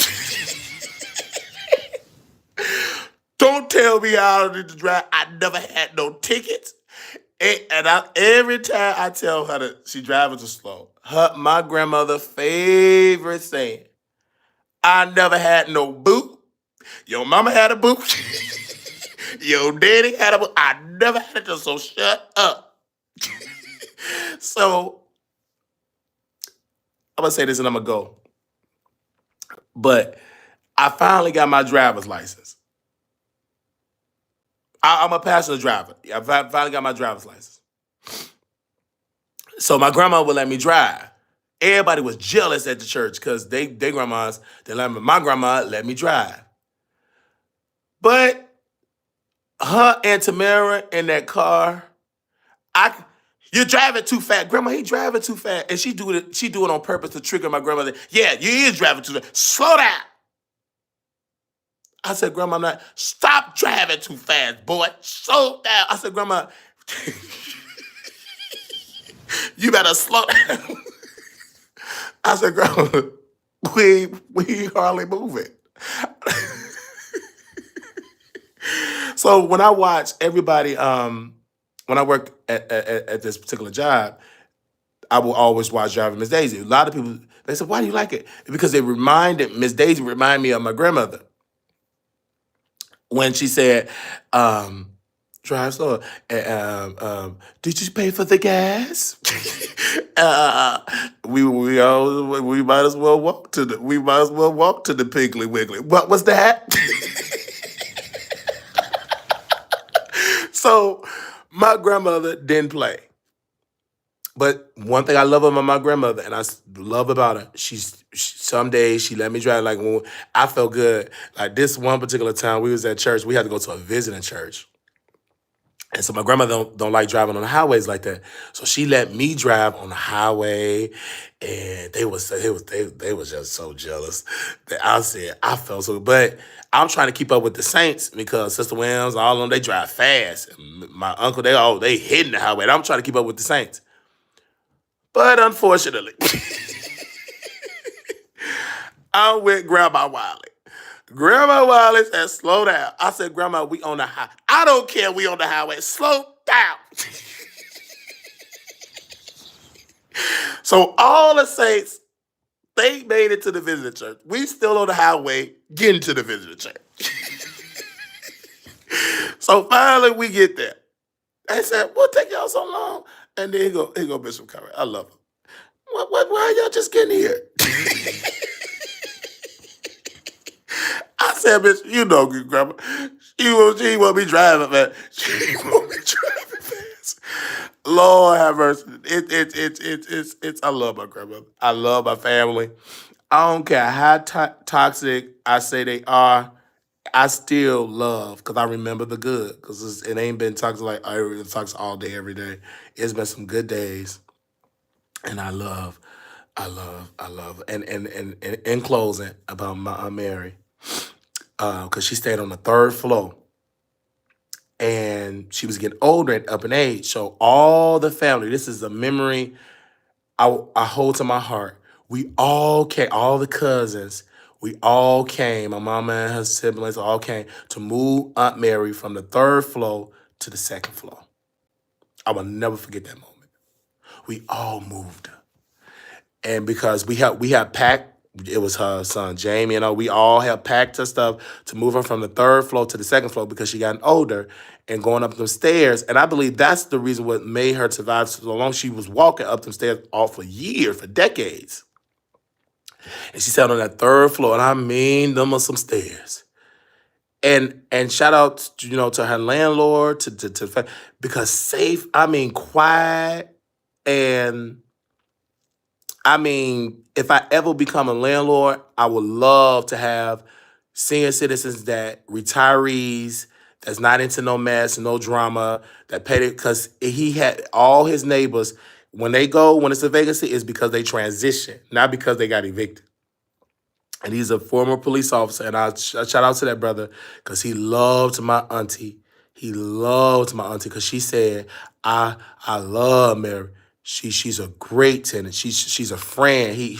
My Aunt Mary, she was everybody that came in contact with my Aunt Mary loved her. I never seen it like a landlord show love to my auntie and to my grandmother. Because my grandmother knew him, so it's like, dude, and just love. Like, that's what I've always said. My grandmother told me, she said, always treat people right because you never know when you got to go back for help. I used to love that's like a principle I try to hold on to, like, always treat people right because you never know when you have to go back. And she said that for a job. She said, always leave right because you never know when you got to go back. That's that generation, but now we in this new generation, child. We don't believe in 2-week notices and all that type of stuff. Baby, that's our generation, baby. This a whole nother generation. Baby. We do no call, no show. This is a whole nother generation. But her generation was faithful to the job. Yes, Red Queen Mary, you can't wait for the eulogy. Yes, and then I'm gonna break it down in the eulogy today. But I'm just giving y'all just a preview of Aunt Mary, because even at this 4 something in the morning, Las Vegas time is that Mary's on my heart. So I thank God I was able to go out yesterday, just get my mind off of it, because my Aunt Mary, she loved to dance. My Aunt Mary went to events, went to plays. My Aunt Mary lived life. My Mary church wasn't as strict as my uncle's church. So my Aunt Mary would dance. My Aunt Mary was that type. She had a good life. And so when I was like having fun, I was just thinking about my Aunt Mary. Cause she'd be like, go on here, boy, go on here and dance. Go ahead, look at her. Oh, look at my king. Like that's like my aunt always encouraged her nephew. Always. I had a school project and I would call my auntie and she was talking about how she went to Jerusalem and Israel. My auntie, it was just amazing. It just. I mean, I would love to live the life my auntie liked, to travel and experience this world, this country. And her pastor shared some stuff I didn't even know about my auntie when she was sick and he had to send like $17,000 to help her when they was out, I believe, in Memphis. I forgot. And I said, wow. Because my auntie didn't share a lot to us. She must have shared it. She probably shared it. She probably shared it with I'm assuming with my grandmother. But my grandmother didn't share it with me. But because if she did, I would have tried to get on the flight in the Greyhound to go see my auntie. So a lot of stuff my grandmother didn't tell me because she know I try to fix it and get on the plane or Greyhound or to help. So a lot of stuff she don't she don't tell me. And to this day, the family know not to tell me a lot because they know I'm a react and go try to help, quick, fast, in a hurry. That's just in my character. That's in my character. If I see something, I advocate it's immediately. It's not nothing like I think about it. It's just I do. I'm overprotective. I love my Aunt Mary.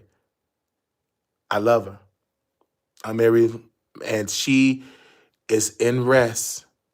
She finished her course. She lived a good life. People can say what they want. People gotta live life instead of living to die. There's a difference. Living life is just enjoying traveling. Even like if you live, like say for instance, I live in Las Vegas. So you should want to experience the mountains, all of the state, because this is the state of Nevada. You want to go, you don't want to do the strip, experience nature, Mother Nature, Earth. You want to experience life. If you're in Texas, you may not be able to afford to go to Six Flags, but you may be afford to say, come on, family, we're going to go on a road trip. Let's experience Texas. Let's go on a road trip. And then just experience. That's why I like the Greyhound, because the Greyhound, it gives you that road trip to experience how beautiful this country is. This country is a very beautiful country. And you can't really see the beauty of it in a plane, but on a bus, you can really see how beautiful America is. I would never forget when I came to travel to Nevada and I saw the border. I said, what is that? They said, that's the border. I said, oh my God, the border is like that. I couldn't believe how close I'm assuming that's Mexico and America. I couldn't believe, because I've never been to the border a day in my life. And when I saw it, I said, wow, I couldn't believe that. How the border, I was like, what? I couldn't believe how close it is. Like you can see the other side through the border. I'm like, wow. I'm like, that's amazing how beautiful this country is.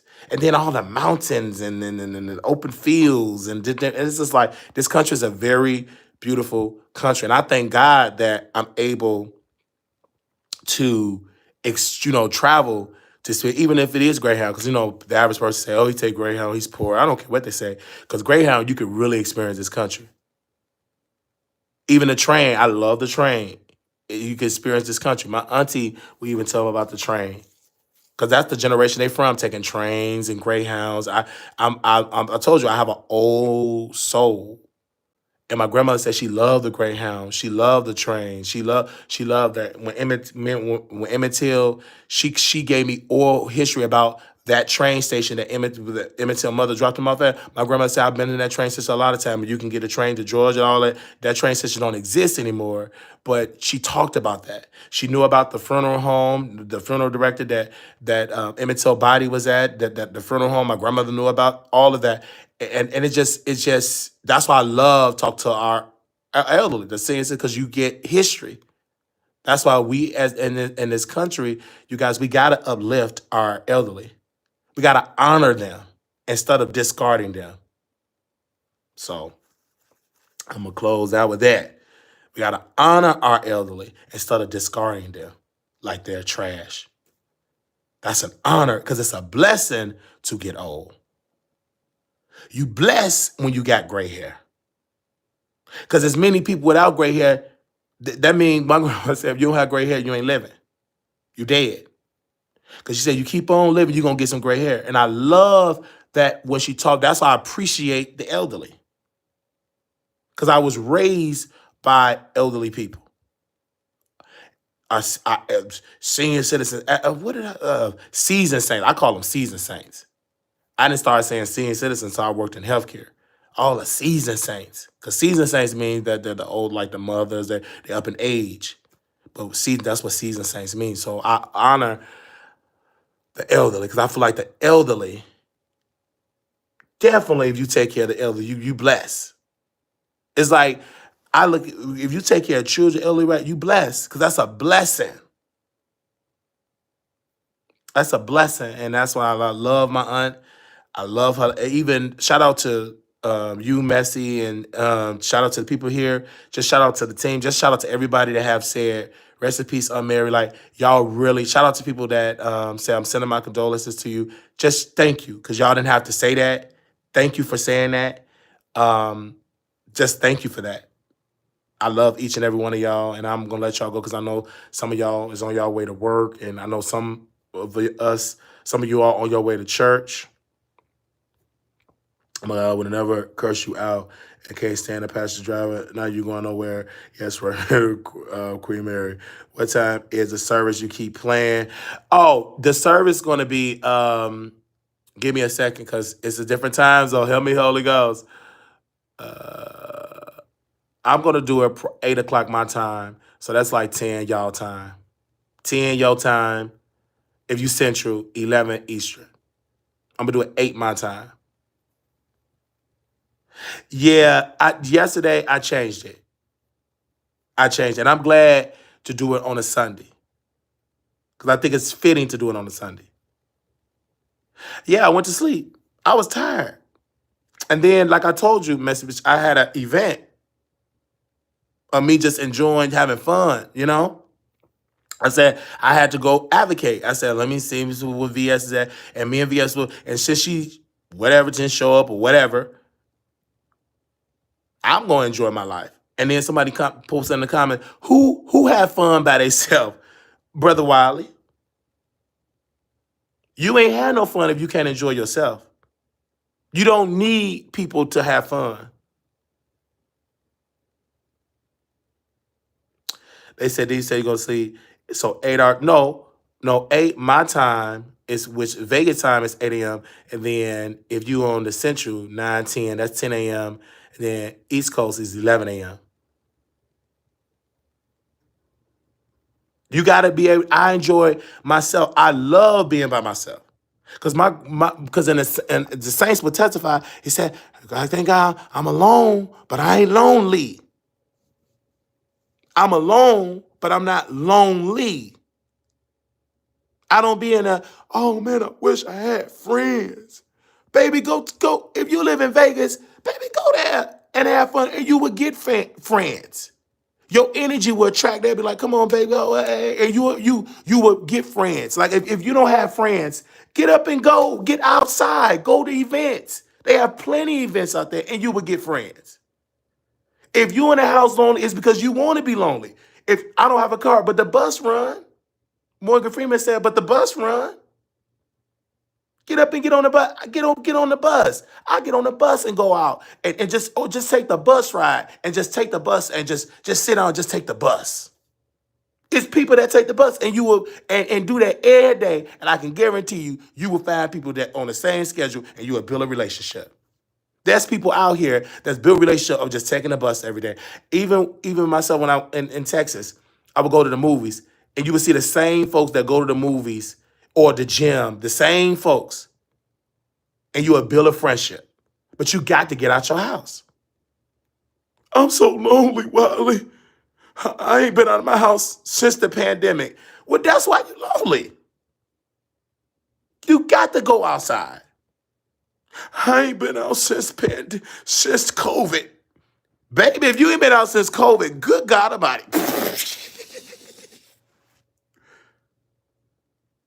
Wiley, the relationship expert. That's just my experience. Get outside, and I had a beautiful time out. What was that out there?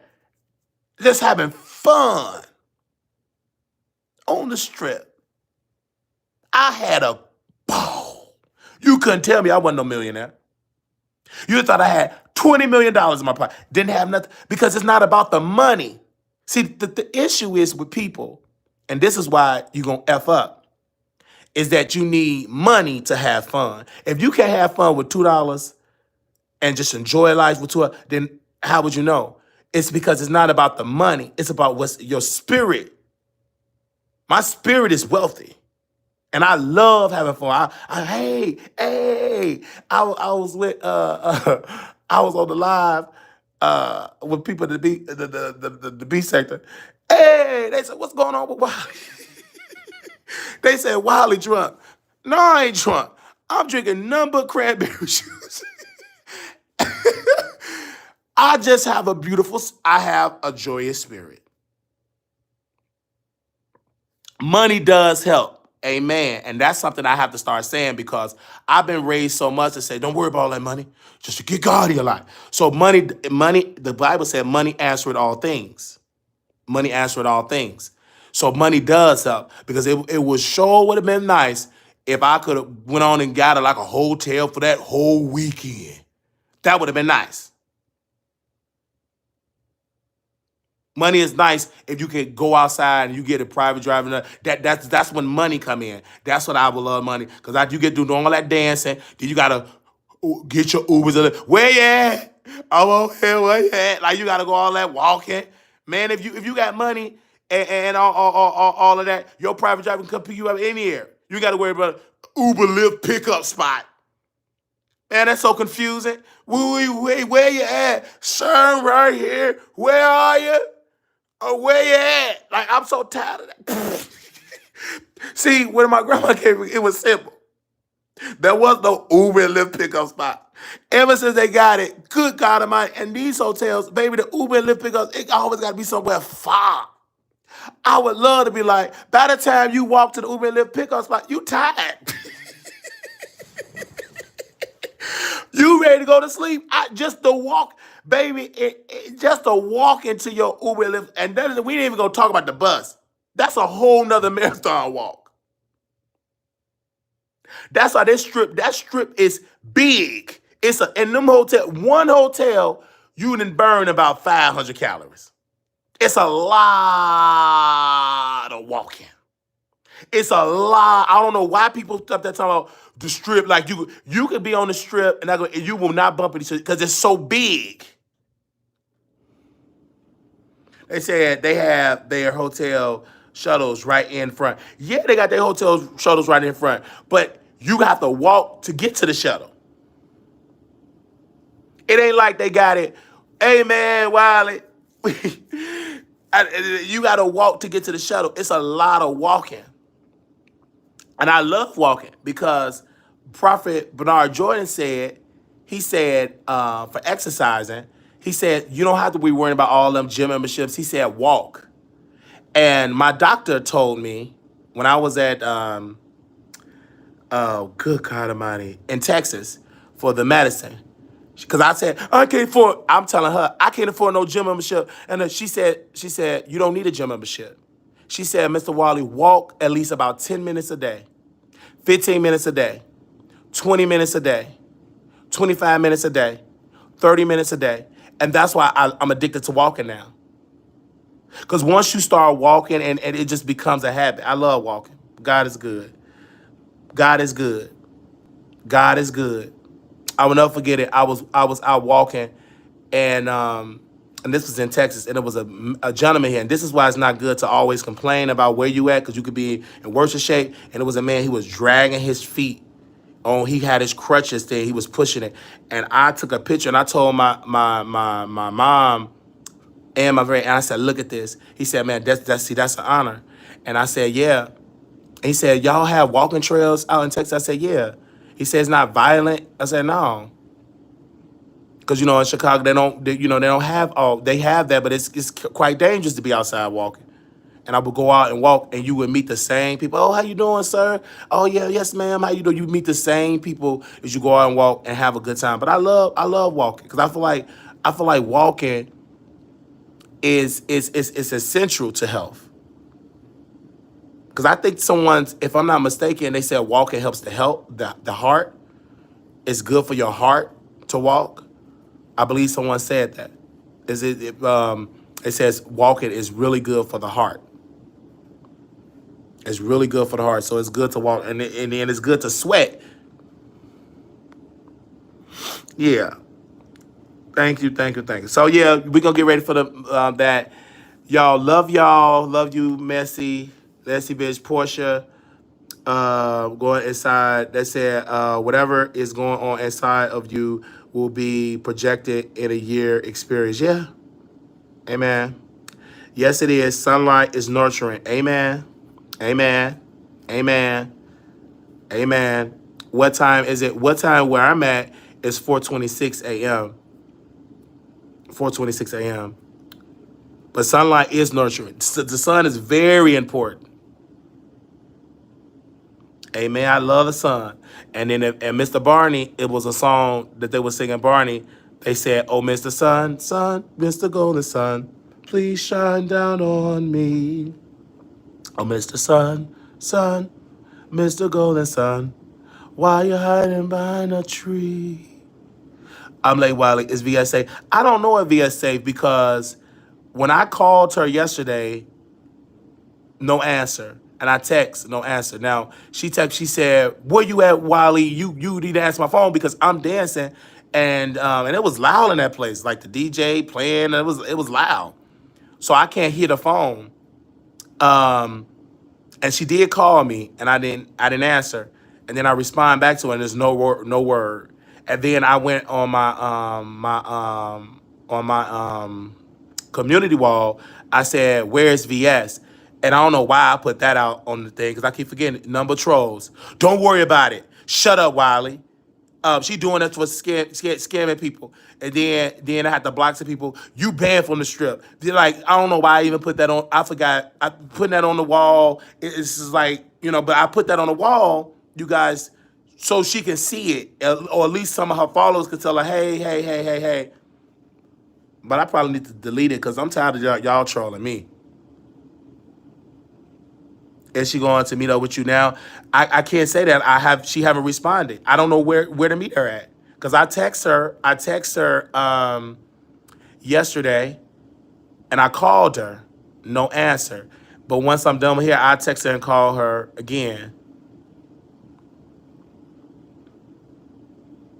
I don't like that you have been left out of the sector you create. Yeah, it's but that feels like, how elderly people, um they create something, or they create a company in a new regime, they make them forget about it, like discard them, forget about it. Like, I don't like that.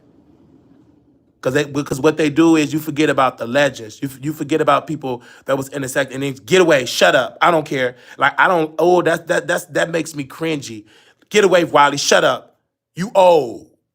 Like, I'm old. I'm 30. I'm about to be 34. Like, I helped create this sector, but it feels like you're not appreciating to the legends, to the generation that was here before you.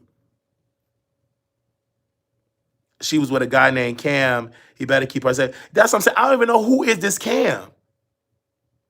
Because I saw it on her thing, Cam. I'm thinking she's talking about like a camera, like Cam. I'm like, who is Cam? I never heard of a Cam. And he ain't from the B sector. He ain't from no B sector. Ain't nobody in there in this sector name in the B sector named Cam. That don't even sound right. Who the hell is a Cam? Ain't no Cam in no B sector. Oh yeah, he's okay. He's from another sector. Okay, because he's not from no B sector. Because like people say he's Cam. Because I'm seeing names that ain't from the B sector. Because I'm assuming a thug she met out. See, that's what I'm saying. You can't be meeting of these people named Cam. That's stupid.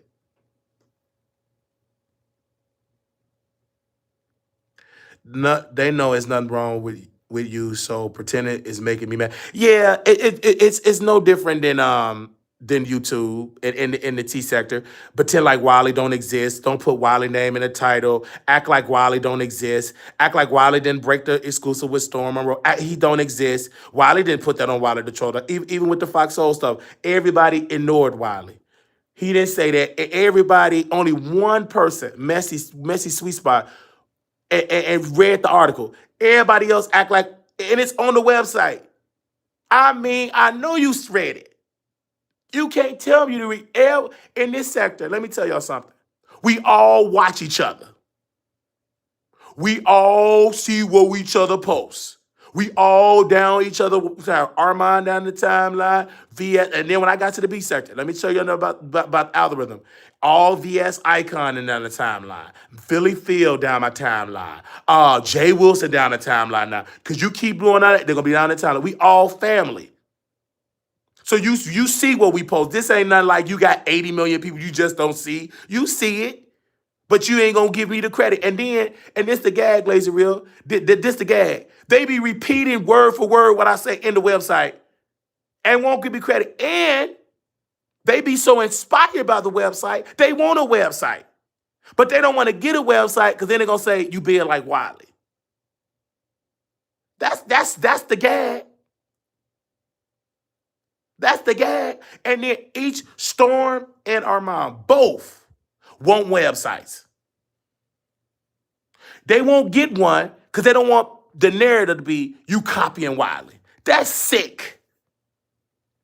That is demonic. And instead of joining Wiley, you will lie. Like the reason why I F with VS is because we have history. VS will always go down as being there for Wiley. Because when them rape allegations was coming out, VS was right there. She called Bishop Melvin Cartwright. So I will always go out and advocate with VS. And if anybody want to motherfucking try with VS, bitch, you got to come through Wiley first then, ho. You got to motherfucking come through motherfucking Wiley first. You can try it if you want to motherfucking do it, ho. I don't mean no harm. I don't know if I can say this, but if you motherfucking try it and on a motherfucking strip and you up there talking about you want to do harm to VS and bitch, you got to bitch, we just gonna be some fighting motherfuckers up in this motherfucking hotel. I don't give a flying fuck. You can get the police, you can get the motherfucking security. But if you try to put hands on VS and if you damn sure try to put hands on me, your ass will be monkey stopped. I don't give a flying fuck. Now I'm a peaceful motherfucker and I'm trying not to cuss on Sunday. But if I see you somebody trying to put hands on VS and then you try to run up on me, you gonna get motherfucking beat the fuck up. Baby, before this motherfucking security, your ass got beat up. You gonna get motherfucking monkey stomped. Now I'm trying to be professional. But bitches are talking about Cam. Cam did that while it Cam. Okay. But Cam would get his ass kicked because if you fucking with VS, you fucking with me. Now VS did a little, he hit somebody with a little pancake, a little bacon, but the lady wasn't injured. You up there talking about these people is trying to do harm. And they don't want to see Wiley. Cam don't want to, you don't want to see Wiley trying to fight. Because it's another side of why I'm a sweet, gentle, I love to pray, I love to teach, but I will flip over a motherfucking table for the people that I love. I don't give a flying fuck what Cam is a boxer. I'm a motherfucking wrestler. I'm a motherfucking wrestler. I watch motherfucking WWE. Okay, he a boxer, but can he motherfucking get through this motherfucking tombstone or this motherfucking, what do they call that? A spear?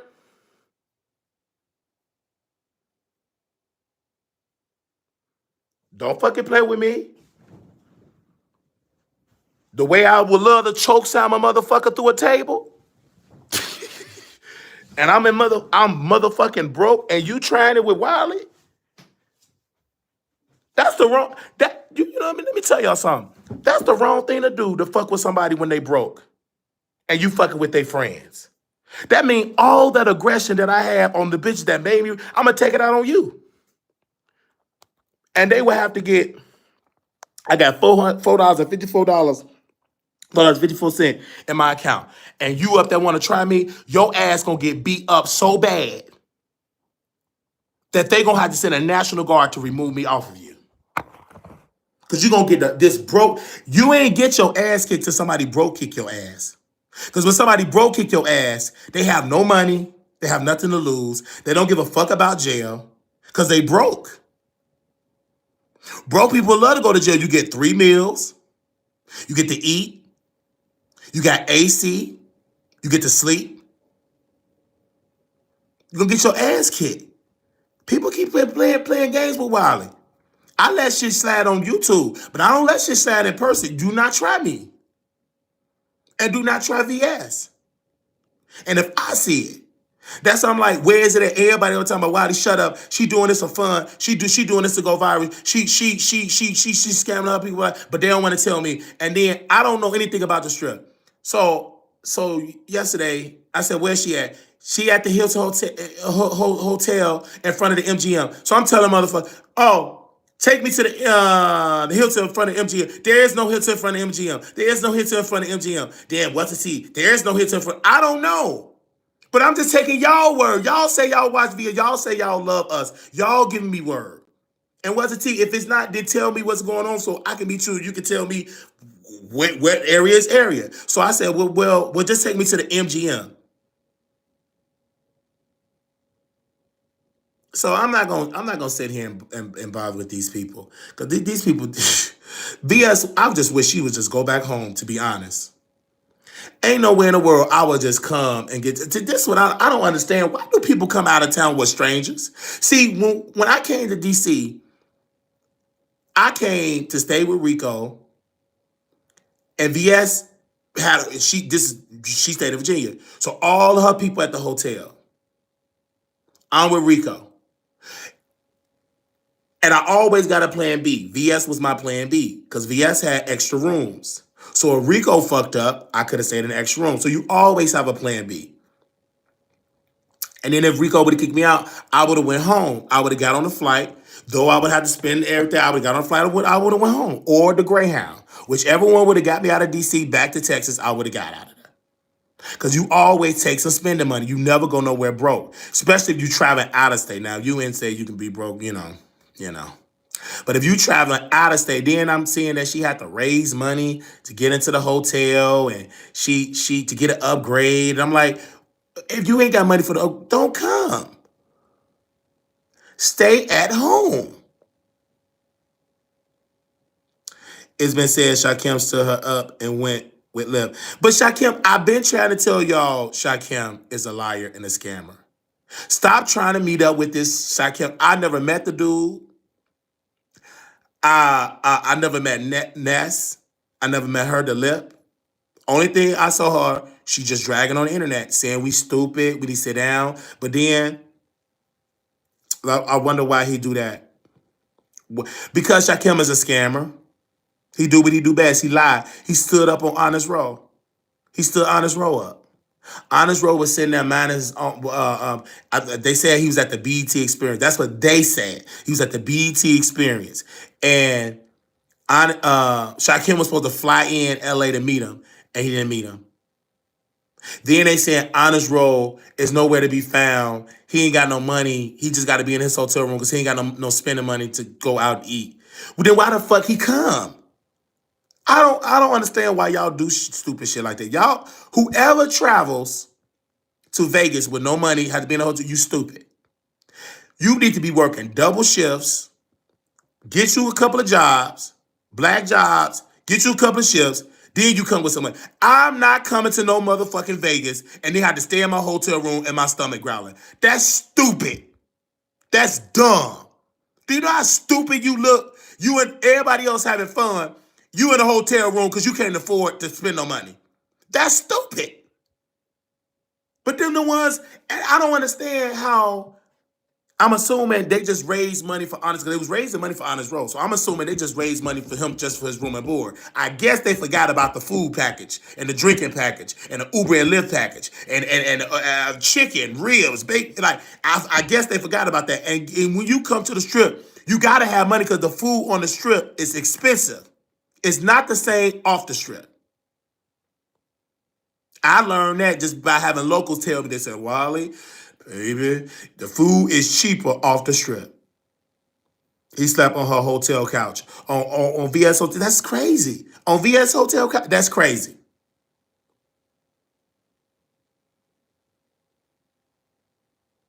That's yeah, because somebody told me that he I saw it in their lie that he was MIA. Oh, I didn't see no honest roll. Who said that? Who said that? Who's King Roman? I didn't see honest roll, MIA. Hey, but y'all uplift these honest roll.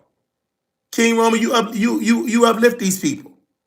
They the king. We sit down, shut up, Wiley, 5150. But you love Honest Row. Oh, Honest Row, I love. And then in person, I tried to tell King Roman, didn't want to listen to me. He MIA. You did all that fucking talking. He's up on her hotel car that's a bum. Then they do all that talking. You know how 50 hotel couches are very filthy. That's when ass, semen, like ass. That's what people when they drunk and high, they sleep all of them and slop. That's nasty. Cause that ain't no sheets there. At least with a bed, at least a good hotel change the sheets. Couch, they don't give you new couches every time a guest come in there. That's the same couch. Hey, say it on so. I'm sorry, y'all. I'm see y'all in here. Say it ain't so in here. Victoria is in here. Hey, Victoria. Because it's very filthy. Hotel is very filthy. But y'all want to do that. Y'all want to come. Broke folk. I'm talking about broke folk. Travel freely. I don't do that. When I had my meet and greets in Vegas, I made sure to work so I could have some spending money. And my hotel was paid for, and I had spending money. You budget. You be like, I'm going to take $200 in spending money. Or $300 in spending money. So it can last you. If you have for $100 per day. If you have Friday, Saturday, and Sunday, so $100 for Friday, $100 for Saturday, $100 for Sunday. So you can leave and get on your for Monday. That's how you supposed to play. A mature person plans like that. But some of these motherfuckers like a honest roll. Oh, I get to Las Vegas and whoever pay for me to eat. No, because ain't nobody gonna motherfucking give you no food. They gonna call the security. They gonna call the cops. Your ass gonna go to jail for you begging and panhandling. You got to have money, and I'm not talking about a lot of money. Just $100 per day. Really, it all depends on your appetite, because that $100 can go in one restaurant. So you may need $200 per day, $300 per day. It all depends on how you eat. I hope you and VS didn't see each other. I hope you said didn't see each other. I hope you and VS see each other. Oh yes, saying it. So I hope so too. Brother Jay really didn't attend Vegas. No, he didn't attend. I could have told a blind man that Jay Wilson ain't gonna come to no Vegas. Jay Wilson is stubborn. He think he know it all. He think he's smart. He think he got the power God on. He think he's a don't nobody want to be around Jay Wilson because he think he know everything. I can't stand Jay Wilson. I cannot stand that man because he think he know everything. He think he's all powerful. He think he got the most wisdom. You stupid, you broke. And he claimed, and he don't like broke people because he got a house. So you already know he think he better than the people that come. Especially he better than Honest Road. Especially Honest Road. If he find out that man is in that hotel room, he's bougie. Yes. If he find out that he's on a nasty ass couch, Jay Wilson gonna drag him. I'm surprised Jay Wilson. I can't say that Jay Wilson did do it or not because I didn't see it down my timeline yet. But Jay Wilson gonna drag him because he dragged me when I went to DC when I was homeless. That's what he said. He said Wiley homeless and he traveled to DC and Rico should have kicked him out, make him double homeless. So I know, judging by Jay Wilson history, he gonna drag you and say you trash and you broke and you homeless. That's Jay Wilson character. As soon as I went to DC and we landed, and buses, trains, and no automobiles. That was in the headlines. And Rico in that teddy bear. Baby, Rico, he bought his man a teddy bear. He described that DC gate to a T. He was the first one with a live broke. The first one. And the reason why he probably ain't talking about Vegas is because he embarrassed. He scammed the people. And I'm glad that Sean Bradley called him out. I'm glad that, because he's talking about Vivian, I'm glad Sean Bradley calls Jay Wilson out. I am glad, because he should have called him out, because he's a scammer. VS, VS Icon ran out of the room and is on her way home. You need to watch her last live, babes. Okay, I'm going to watch her last song. This is just sad, man. And you know what? It's that she need to go home. She should have went home yesterday. Actually, VS should have never came to Vegas. Talking about, I'm coming with Cam. That's stupid. He from the black sector. You dumb. You from the beach. What are you over there? I'm over here in the black sector. I'm over here in the what other sector she said she like? That rapper that got killed.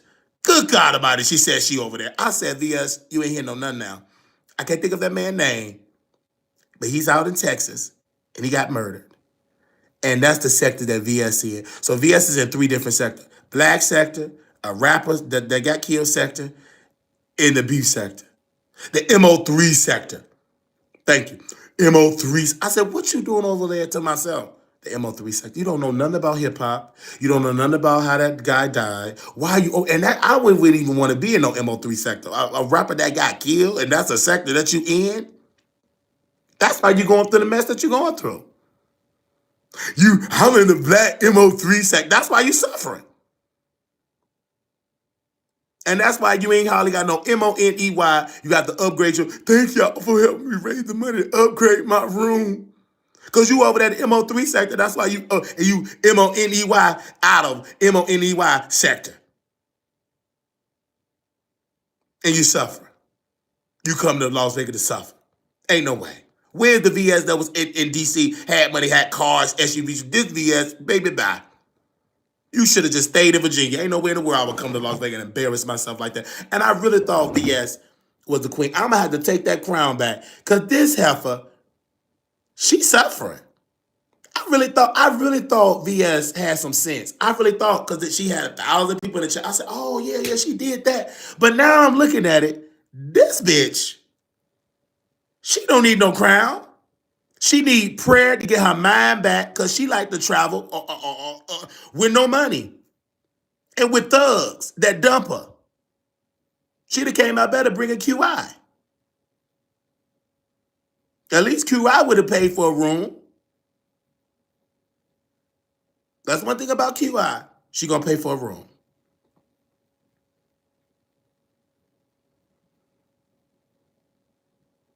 It's about Mo3. They get upset about mispricing. They say Mo3. It's just like, that's why I can't do that. I'm not in that no Mo3 sector. I'm not in the Mo3 sector. I'm not in the Mo3 sector. I don't like it because why are we honoring a situation like that? She need money for lawyers.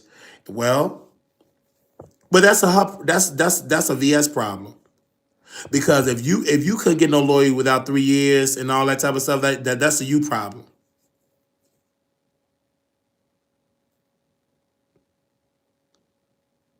He was a drill rapper, not like MO3. Okay. Not full like he was a drill rapper. VS saved her own. VS have her own sector also. But what is her own sector? Selling purses and what purses is she sell Gucci. It's on Facebook. I've never been to the Facebook group, but I've heard she sell purses, but it's all not legal. It's from China or something like that. It's not legal. She ain't buy that wholesale. People, you know how people be robbing trains and they be getting the stuff off the trains and they go sell it off and stuff like that. Cause I know she a lie. I went and I got me a dealer in China and they bring the items and I just paid her because she's like to lie. Just like she lied and said, I got my name trademark. Ain't no way in the world. Why would you get VS Icon trademark? For what? That ain't no motherfucking brand. What is your brand? VS Icon. That sounds stupid. How you get stuff trademarked and you got to get your room upgraded? I don't understand that. You spending thousands upon thousands to get stuff trademarked just to be trademark broke? I know I just dropped down to help a little bit, but listen, and there would be no meetup. It was a dramatic. No, it ain't gonna be no meetup. I'm doing my eulogy today because I don't have time for that. Because that to me, I don't. I'm so mature now. Now, old Wiley, that I would love it. That's classic DC Wiley. But I just feel bad. I just feel bad I feel bad for Honest Row. I feel bad that he had to travel. I would love to meet up with him and bring him a sandwich. I can go to 7-Eleven and get a cheaper sandwich at 7-Eleven off the strip. Bring him a sandwich because because they say he don't have no food, he hungry. Bring him a sandwich, and I can get him a Gatorade. The item she's selling is secondhand thrifty stock, thrifty shop dresses she's selling. Don't fall out with VS now, LOL.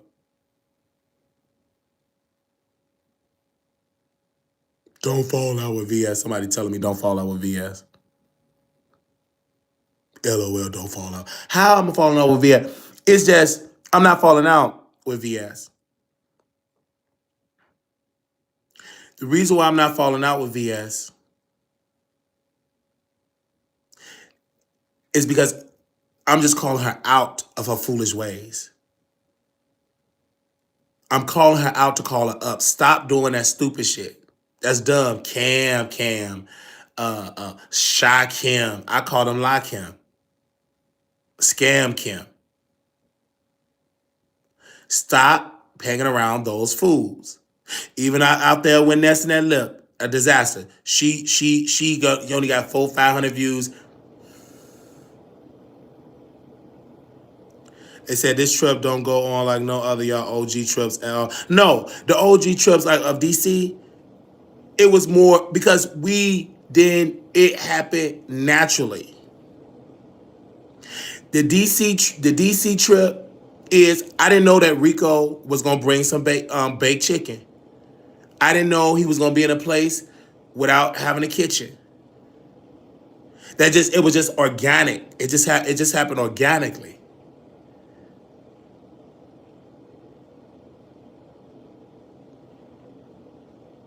It don't give like the OG trips because Wiley and because Rico was unhinged and Rico was a whore. And he's still a whore now. He's just a dirty whore. He's just even more dirtier now. I didn't know nothing about no Chocolate Bay.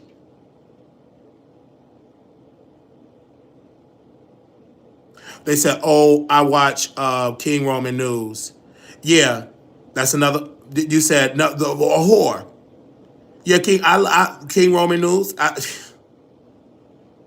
I mean, you watch him, and I was on his show. He was throwing shade. I'm crying. He got to get off the camera. He mad because I couldn't come to his fashion show, and that's a day. That's a day of people donating, and you mad. Hey, and Wiley, I know Wiley didn't have no clothes. Well, then why the fuck you want me to come to the fashion show then? So you can embarrass. This is the thing. Stop trying to invite Wiley to shit to embarrass me. I wouldn't been motherfucking embarrassed. I would have cussed his ass out at that fashion show. Because first of all, if they would have said the winner is King Roman, I'm like, why the fuck King Roman News got to win?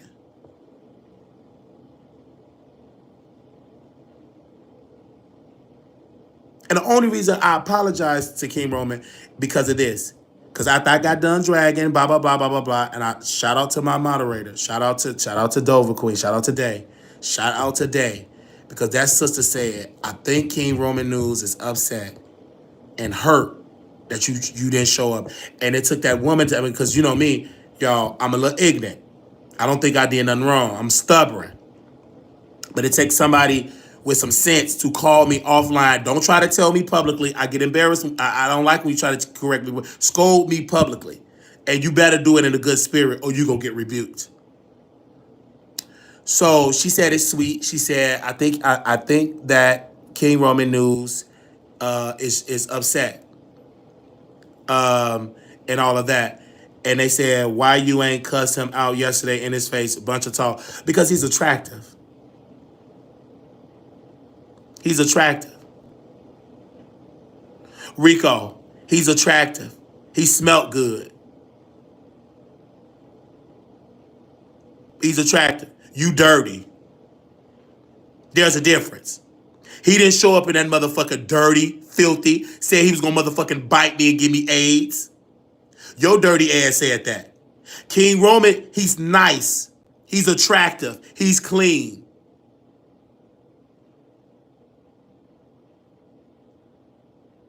You, Rico, said you was gonna come and beat me up in Vegas.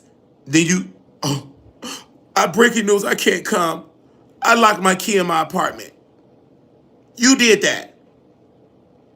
But you sure was threatening me, said you was gonna come and beat me up. How can you gonna beat me up? You ain't got no house keys. You did that.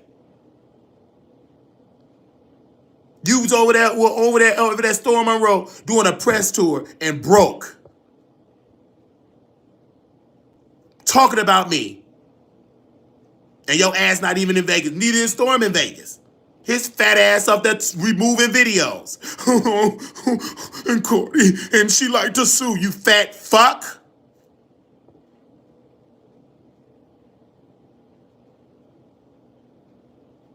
So no, King Roman News, he's nice in person. He's sweet. He's attractive. He look kind of weird on YouTube. He looks way better in person. On YouTube, he look like that head kind of swollen up a little bit. Look, but in person he look nice. And then, way nice in person. It's like his aesthetic on way nice on camera. He don't he on camera. He's sweet. He's attractive, but his spirit. He no, I don't want to sit here and flirt and do all that type of stuff because then Rico gonna get upset. I don't want to sit and do all that flirting and stuff like that. But no, King Roman is really nice. He's a very attractive man. And I did see somebody comment, Wiley gonna say he has sex with King Roman News. Wiley gonna say he has sex. Just watch. He gonna say it for years. What you should have said in the comments. Do Wiley want to have sex with King Roman News? Y'all be trying to tell just ask the right question. If that person would have said, damn, Wiley, do you want to have sex with King Roman News? Absolutely. Is it elephant heavy? Baby, we would have fucked and sucked all up in that motherfucking hotel room. He got money. He pulled out all that cash all up on camera. He got money. If I ever have to have the show the fucking son, it would be King Roman News. It ain't gonna be no motherfucking Honors Road stuck in that motherfucking hotel room broke. They said he wouldn't have fucked you. Oh, okay. You must don't know Wiley. I was able to fuck you, Rico.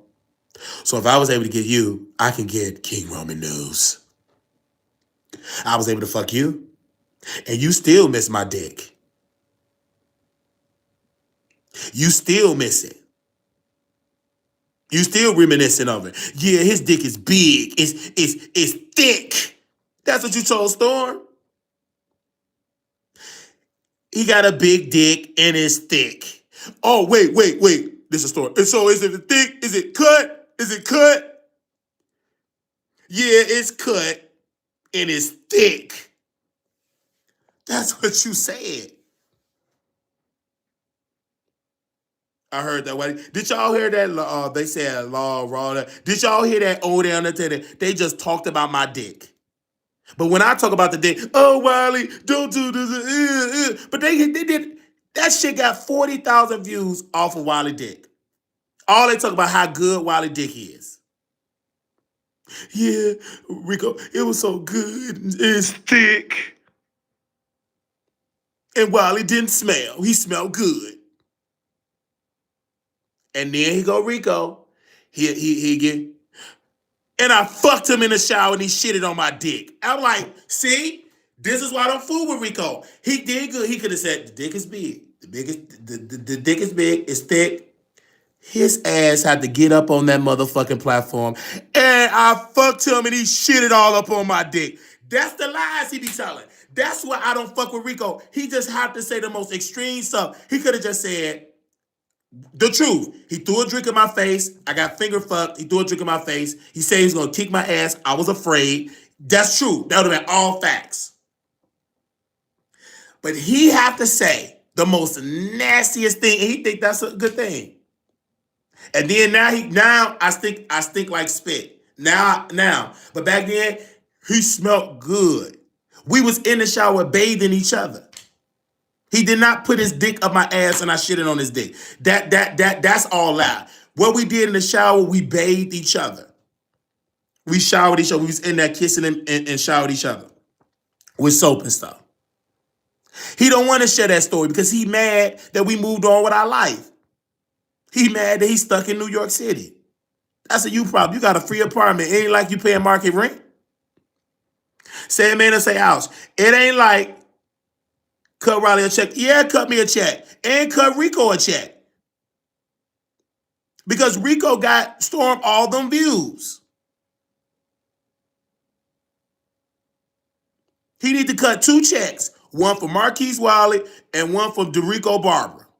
Devontae Barber. Cut 2 checks. Period. Because if I wanted to go and talk about my dick, I could have brought Rico on the platform to let him sit and lie. And then knowing that Rico a little slow, knowing that he gonna say, well, but that's the rumor allegation that he fucked his grandma. This is why I don't fuck with Rico. Because he allowed bitches to use him. Well, that's the rumor that he fucked, and he have a grandma. He know how I feel when people miss. He know how love, because Rico love his grandmother. Like I love my grandma. But Rico say the same allegation on his mother, and you fucked your grandma. He does that. Only thing I said about Rico grandma, that she had a 40 ounce. It was on her video. She had a whole big old 40 ounce and took a picture. She was out at a family reunion. She had a 40 ounce. And I put it in my Patreon. And Rico, he took your picture, grandma, and that's an old picture with that 40 ounce. Rico don't want to remember that. Rico, you remember that, Rico? When I took that picture of your grandma with that 40 ounce?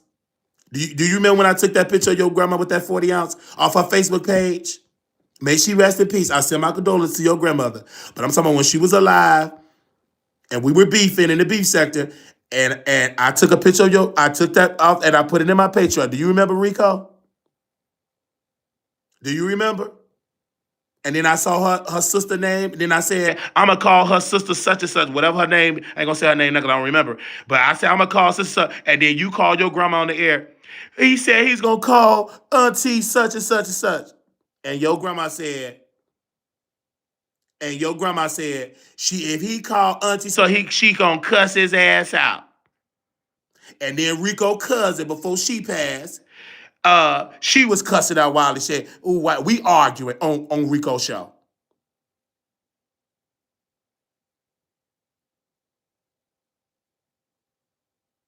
No, my grandma's still alive, Kimberly. I'm just rest in peace to Rico grandmother. My grandmother's still alive. His grandmother have went on to glory. And I said my condolences to Rico. Because I know how much he loved his grandmother.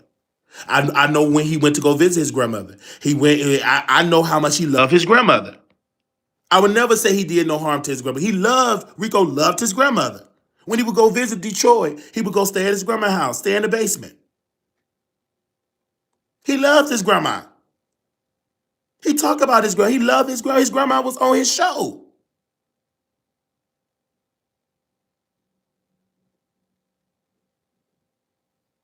But he don't give Wiley the same grace. Child, he went there and said the most shit. Rico called his mother. And his mother said, Rico, you lied. He was drunk. Mama, that wasn't because Wiley just... Are you live? Yeah. Beep. She hung up. I remember like it was yesterday. And Wiley did all this. He slept with Chocolate Bay. He crying about Wiley. He didn't tell Storm Monroe how he poured his dick out and peed in that beer can. He did not tell Storm Monroe that. I love you, Wiley. What would Wiley do that? He pulled that 9.5, because you know he loved to say 9.5, beer can and peed in the beer can.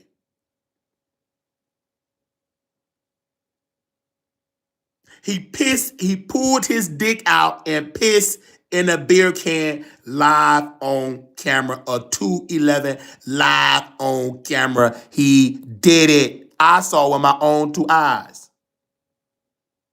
Good morning, Daily Dose of Joy. Good morning. I remember he was heartbroken about his grandmother. Yeah, he was heartbroken because Rico loved his grandmother. But I'm heartbroken about the false allegations, and they brag about it. Rico didn't care. He said about it on the show. So did Storm. And Rico was so bold, I said, take it down. And Rico shared it, and it's still up, bitch. 35.35K, bitch. And he tagged me. I said, look at Rico. This is why I don't fool with Rico. This is why Rico I cannot see Rico in no Las Vegas. It will be a fight. We'll be fighting. I can't see no Storm Monroe in Vegas. We will be fighting. I will be in prison. I don't have no bail money, so whenever my trial day come up, I get, Mm-hmm. I can't play around with people and say them type of arguments. I'm fighting for real. I will go off. Like I will snap.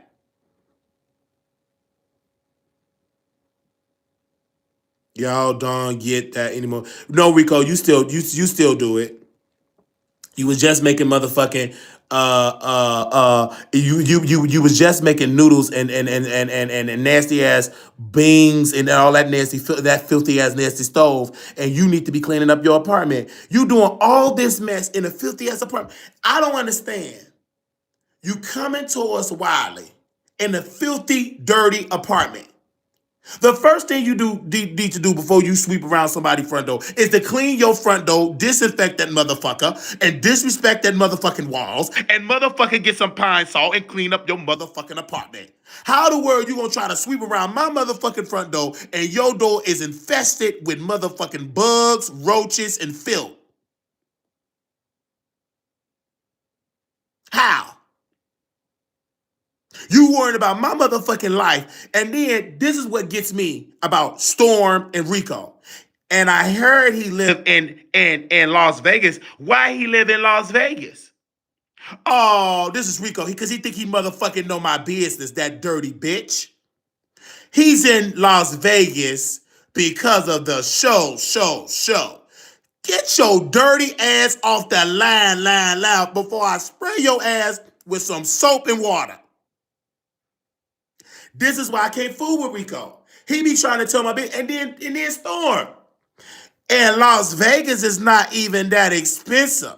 It's cheap apartments in Las Vegas. This nigga talk, where the cheap apartments at, ho? Because all the motherfucking emails I'm receiving from apartments is about $2,000 or more.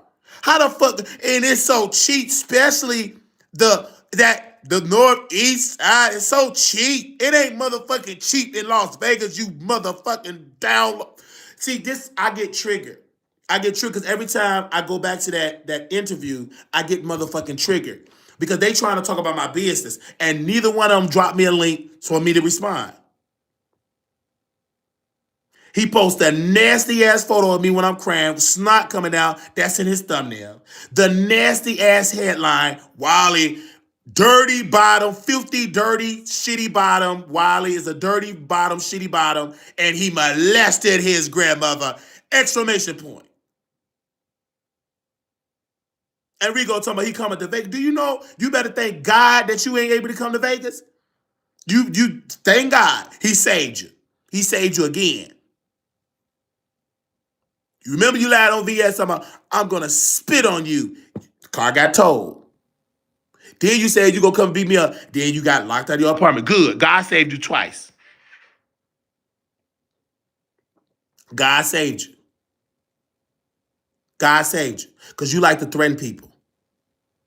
You show police records. This man, we was in DC. Yeah, I beat up police. I fucked police up. I fuck you up. He bragged. I got to resist arrest charge. I'm this, I'm that. I'm like, oh, okay, because he threw the drink in my face. He goes on the whole rant of how much he's a criminal. I didn't know the man had a resist arrest. I wouldn't have met him. I would have never met him if I known his criminal record was he beat up cops. I mean, no, he didn't beat up cops. Excuse me. He wouldn't have made it if he would have beat up a cop, especially in Detroit. He resists arrest. And he claimed, because you know Rico gonna lie, I beat the cops up. That's a lie. You didn't motherfucking beat up no motherfucking cops. But you can't tell Rico he didn't. When he get, and then y'all, this what gets me with y'all. This what gets me with y'all. Rico will lie. Who lies about getting shitted on their dick? A liar that tells shitty ass lies. Just because a person say a lie that's embarrassing, that doesn't make it a truth. That's what gets me with y'all. Rico would never lie about him. One thing about Rico, he never told no lies. Yes, the fuck he did. He said, I raped my grandmother. That's a lie. He said, I shitted on his dick. That's a lie. And VS wanted me to go up there and have sex with Rico. That's the truth. Go on up there, Wiley. Go on up. I was forced to go up the motherfucking in that motherfucking trap house. That hot ass motherfucking house. Didn't have no motherfucking AC, motherfucking nails all up on the motherfucking doors. And we up there. I'm in the motherfucking bathroom. My dick couldn't get on hard. First of all, it was too hot to get on hard. So Rico just jerking off. He's stroking his dick. Come on. Why your dick not on hard? And then I said, I'm hot. I'm literally trying to catch sweat. That was in Maryland. That was a hot ass day.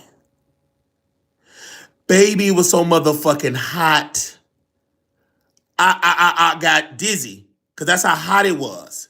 And it was hotter in his place because his bedroom, he had no beds.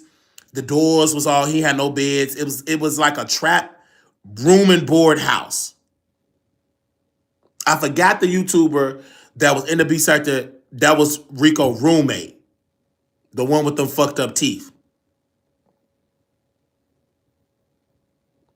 They said, I thought y'all really, really together before everything went up. No, we wasn't. What it was, I said Rico. Rico was in love with Wiley. I made a mistake having sex with a fan. I would never do that shit again. I made a mistake. I was going live, trying to go viral, and I gave him some sympathy dick. I would never do that again. I regret it. I created that monster. My dick created that monster. I would never have sex with a fan again. Never. He was a Sean Bradley. So I'm Team Sean Bradley. Clean club chat. Clean club chat. But club chat didn't motherfucking get your raggedy ass to motherfucker back to Maryland. That's the thing I don't understand. This is what he does. And then he said that to get on the VS and he said club chat. But this is what he said to get under my skin. Team Armand Wiggins. Armand Wiggins is the shit. Armand Wiggins is the best. He goes in there. But did Armand Wiggins save your raggedy ass and get your ass back to Maryland? In that motherfucking heat box? No. Armand Wiggins didn't help your black ass get back to that heat box. Almost got me a heat stroke. Did Armand Wiggins help carry them garbage bags with chicken bones and hot plates and all that fucking bullshit? No. But that's who you give credit to. Armand Wiggins. Armand Wiggins will never. Armand Wiggins. Wiley is jealous and obsessed with Armand Wiggins. Then what the fuck are you? You obsessed with me? With your nasty ass, your nasty self. Pulling out your motherfucking dick.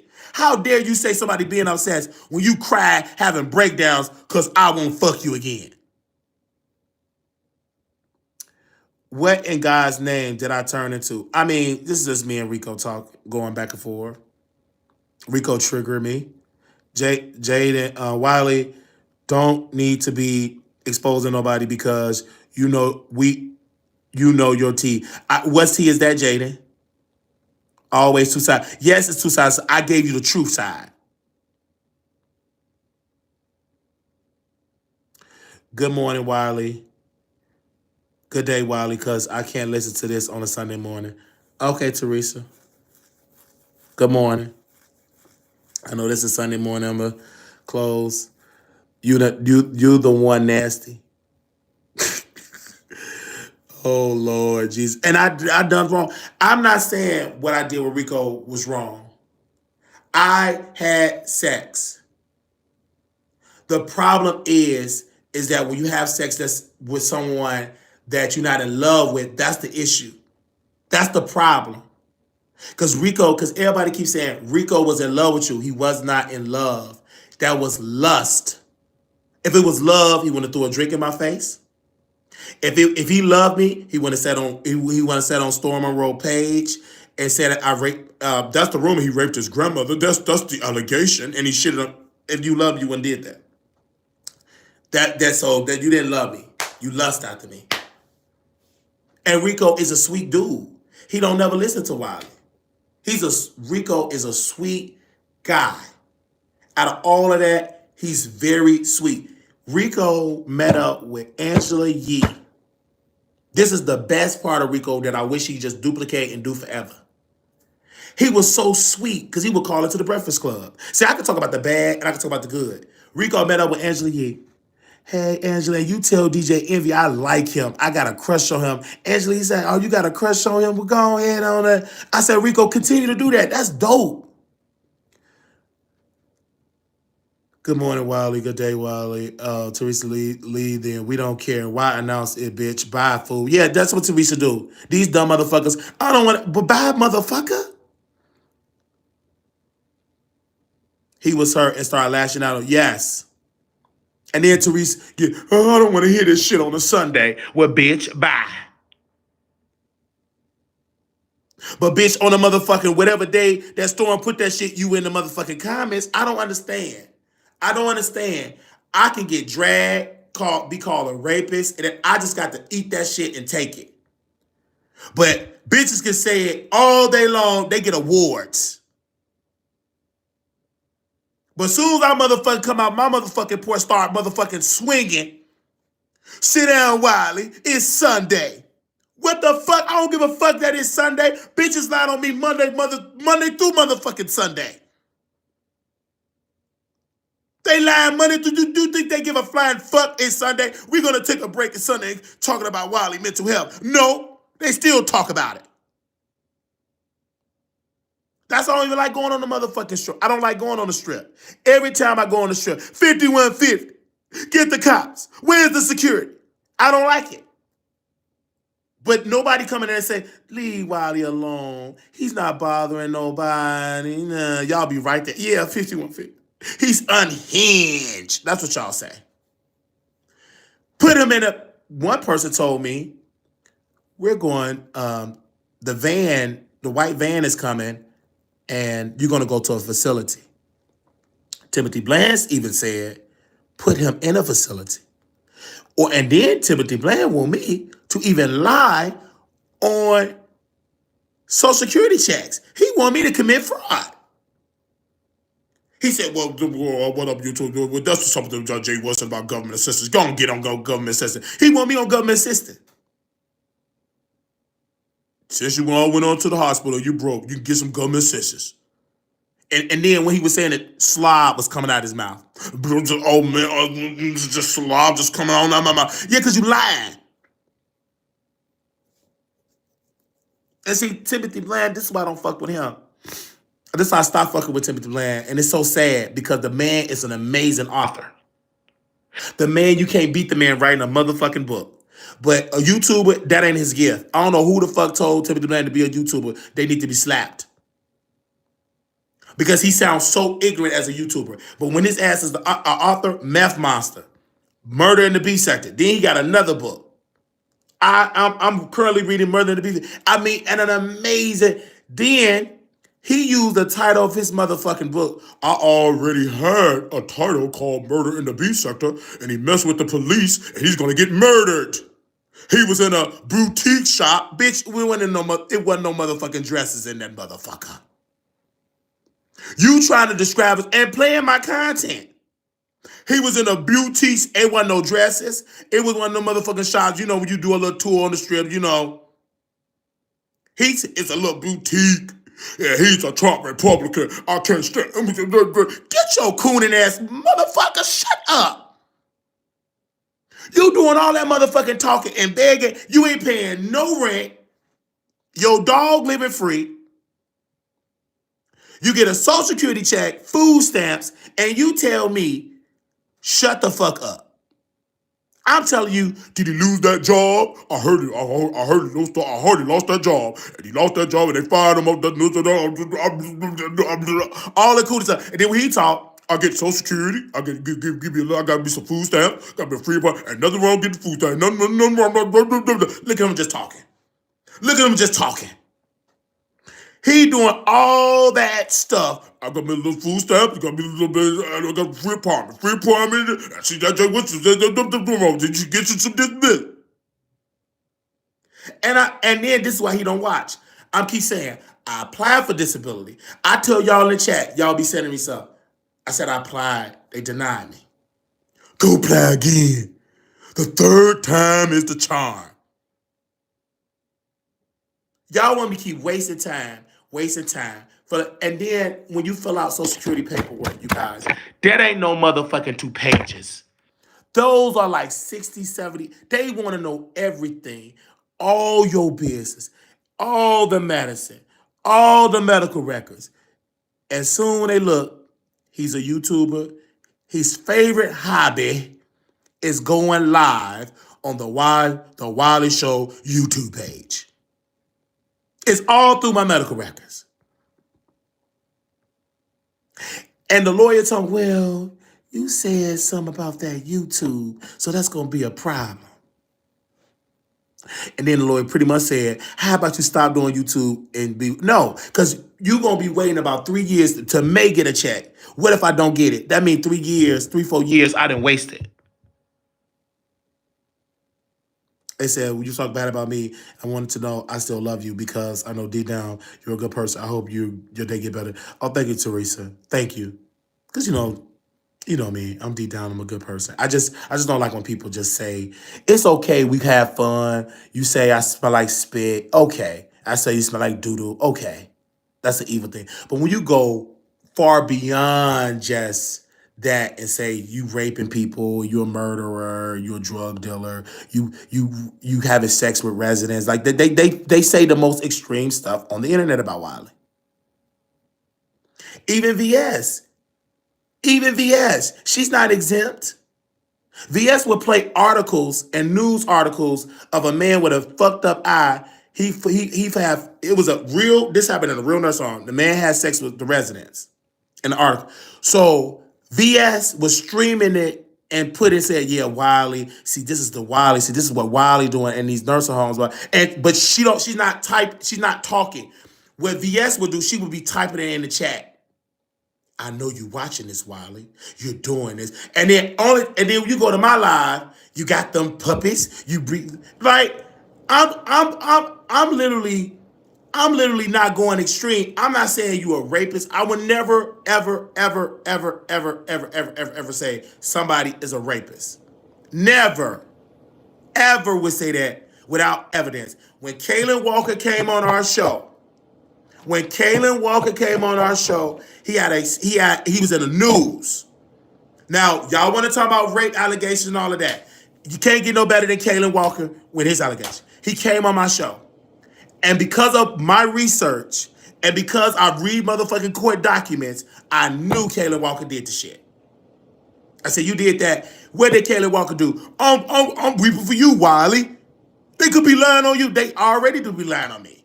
But the only difference is you ain't no victim. You're not falsely accused. You did the shit.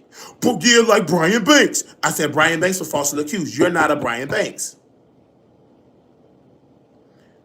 Okay, he went to trial. Guess what happened? He was found guilty on all the charges.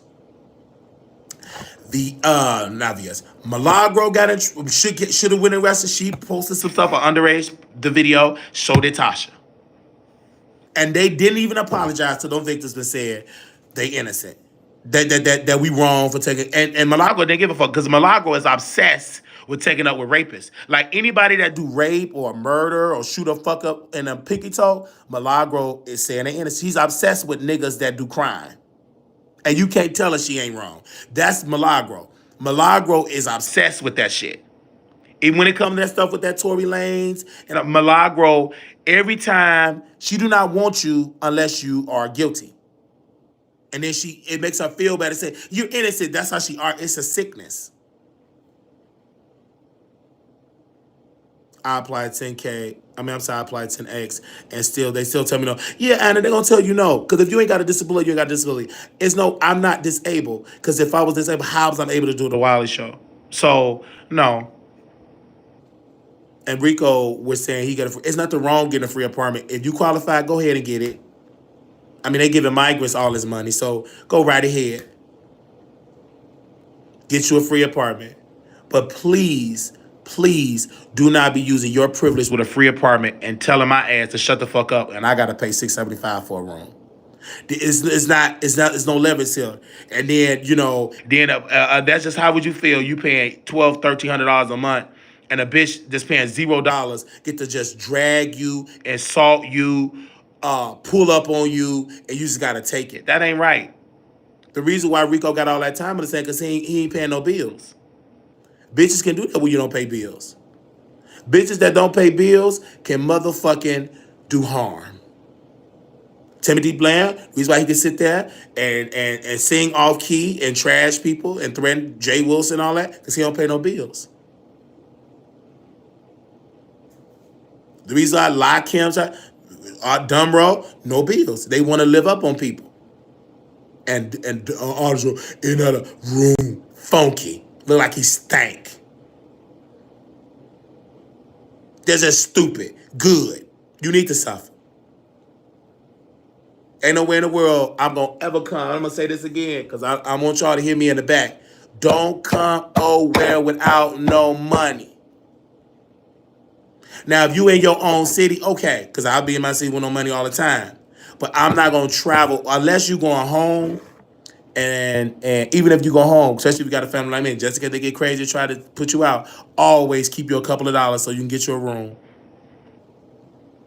So always keeps you some money. I got to tell you that. I love y'all. I love the producers. I love Rico. Because that's a brother. My heart still ache for Rico. Because I really wanted Rico to come to Texas. I was like, you can get a job. And Rico told me, no, I want to be in New York. I want a free apartment. Because he said he wanted to have sex with my roommate. He could have had all the sex with the roommate all the time. And he could have got a job. I could have got him a job at the nursing home, work in the kitchen. Because Rico washed dishes. They did the dishwasher. Rico washed dishes. He's trained in washing dishes.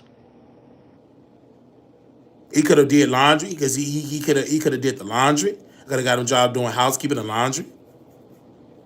But he told me, I'm gonna do my mashups and I want a free apartment. Good. And that's why you mashed up, dirty up, and you trashed up.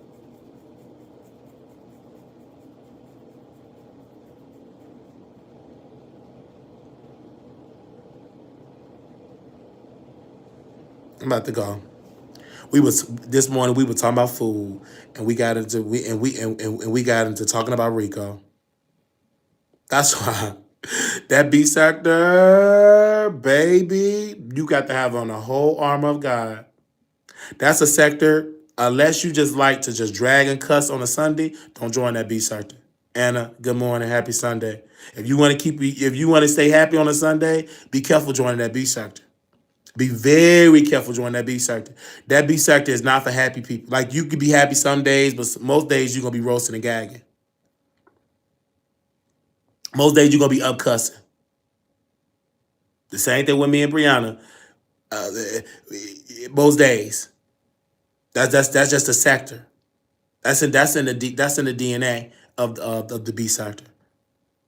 But it's a family. Because at the end of the day, I don't want nothing harm to come to Rico, and I don't think Rico want any harm to come to me.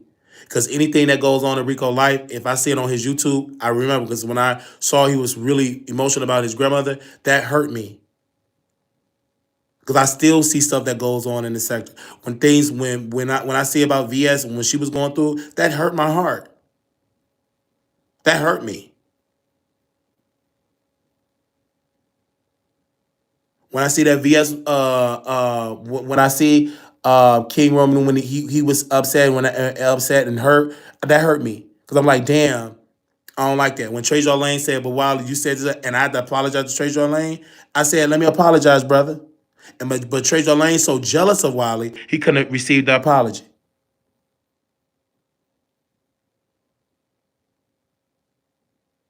And Trey Lane is James Carwell. That's his name. Because we purchased his book. I forget. We purchased that man's book. I will never forget that. Never forget that. I'll never forget that. And all the people he was on Kimmy and drop him.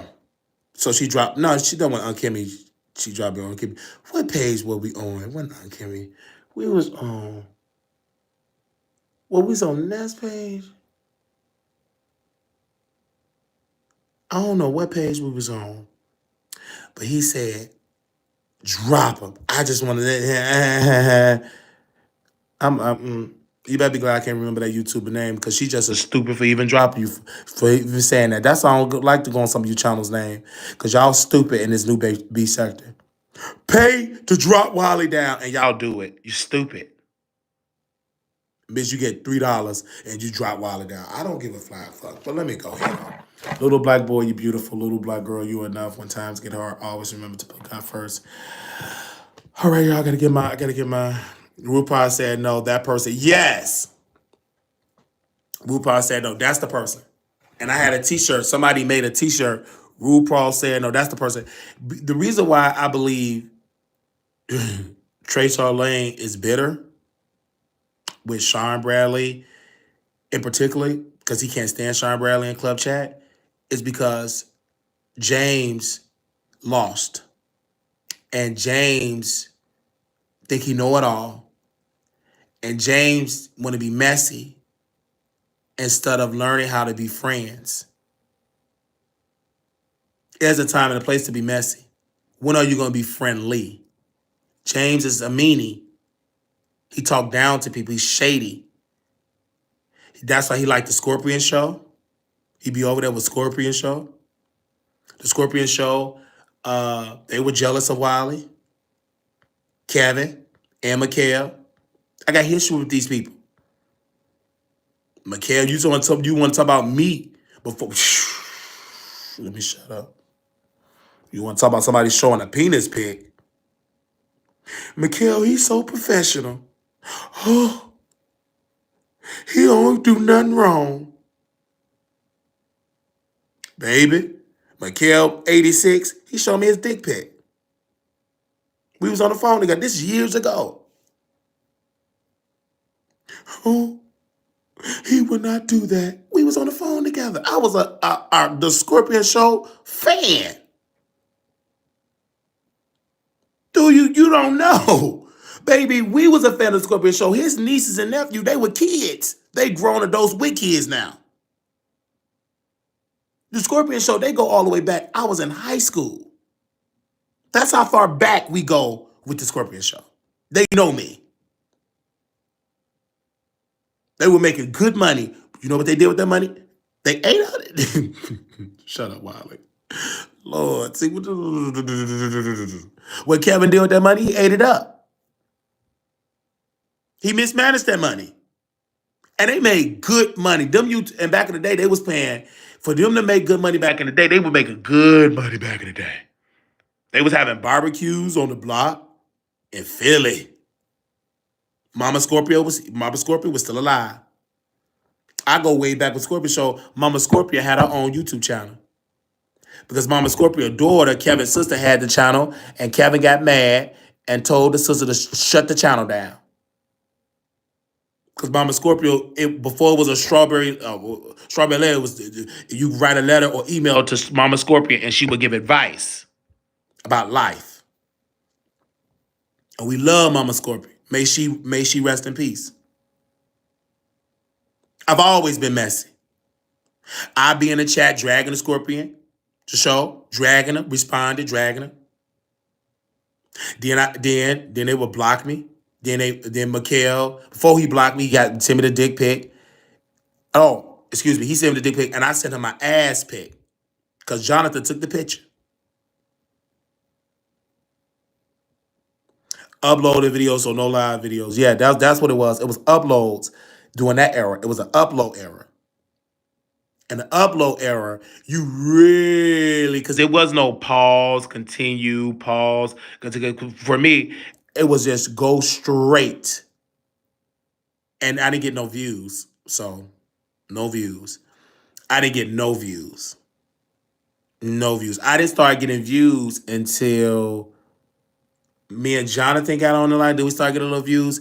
I got more recognition on my radio show than I did on my YouTube. Until I start interviewing the gay people. The correction, I did have a lot of buzz in Chicago. I interviewed the gay people. And unfortunately, all those videos are gone. But I interview a lot of gay people. A lot of them. A lot of them. It's one, I'm not going to say her name. She works in Hollywood right now. She's a makeup artist. I mean, out in New York, she worked on many of your favorite shows. She's a makeup artist. And me and her and two other guys, we did a show together. Years ago. This before the B sector. The B sector didn't exist. So while these people up there talking, they don't know what the fuck they talking about. And I've always been Wiley. And Wiley have always been nasty. Wiley, when nasty with his mouth, and I've always been messy. Always. You really ain't really see the Chicago messiness of what I used to say about the gay people. Now, Icon New York, he knows a lot. Because he followed me all the way back in Facebook. Icon knows a whole lot. That's why Armand can't stand Icon. Because Armand, he would go on his station head, he would rant. Because Icon would be fucking him up. Me and Icon would be fucking him up on the show. I don't understand that. He got that little idiot and that bitch, that whore, that sissy fat. He talking about Icon. This is the Icon from New York. Who deemed her? Armand be upset. And I'll be saying, Armand is a legend. And he said, Icon, who deemed her? And Armand be upset.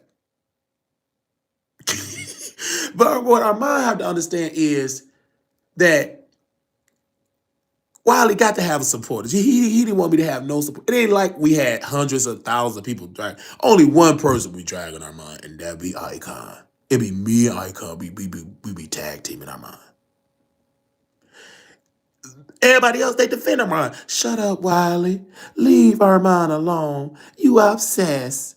Go on, leave him alone. He made it to Fox. You trash. You dirty. He Hollywood. Your nose still running. Go to the nursing home. You a CNA. Didn't they get fired? Shut up.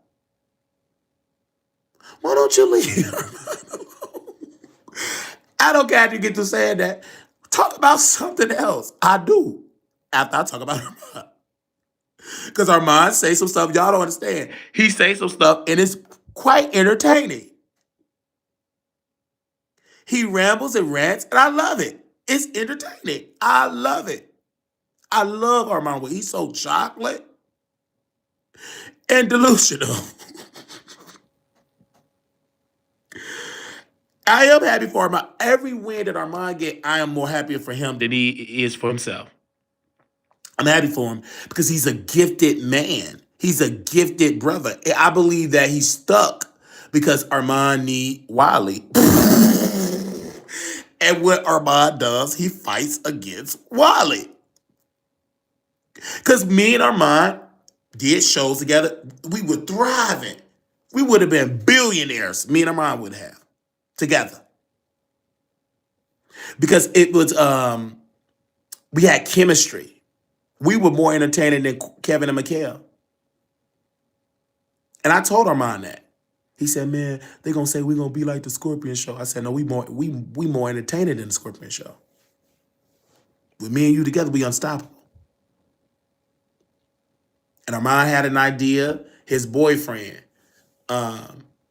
he said, I want my boyfriend, he gonna post on my Instagram, and while I want you to help do the political stuff, and then when I make it, I help you. I didn't believe what he said. Because he showed me something in his history that, he ain't gonna do that. And I knew, when people say he lashes out, when I said I was gonna move to California, this is years. This before he was living at LA. I was gonna move to LA. And mind you, I wasn't even gonna move to LA. So, whatever, you know how law says, whatever something's close to LA, not that far, but I was gonna move there. And Armand was upset. How you gonna move here? And I'm gonna stop talking about you. You're gonna move here before me. He have always been a little brat. We want the Four Looks Armand back. You remember when he used to drink this? Yeah, when he used to drink the 211, them little margarita. I'm heading to work now. When he used to drink them little margaritas, Armand would go to the store, drink the margaritas. He would go to the store. He would drink margaritas. He was so sweet. Oh, man, Armand was so sweet. We would get on the phone. He would talk about our dreams. Me and Armand. How we talking now? And Armand would let me talk. We would talk about family stuff. Armand knew a lot about my family stuff. We would talk. He would talk about his job. When he got hired at AT&T, with AT&T, they used to take him to the hotel rooms and travel. They don't do that no more. Baby, they do that shit over Zoom. But back in the day, they would invest in their staff. He said, yeah, man, I'm going here. Yeah, Wiley. I helped him get a position in LA. DJ Jesse J. Helped him get a position there. They had a YouTube show. He traveling from San Francisco to LA. And when he was on the road, he was on the phone with Wiley.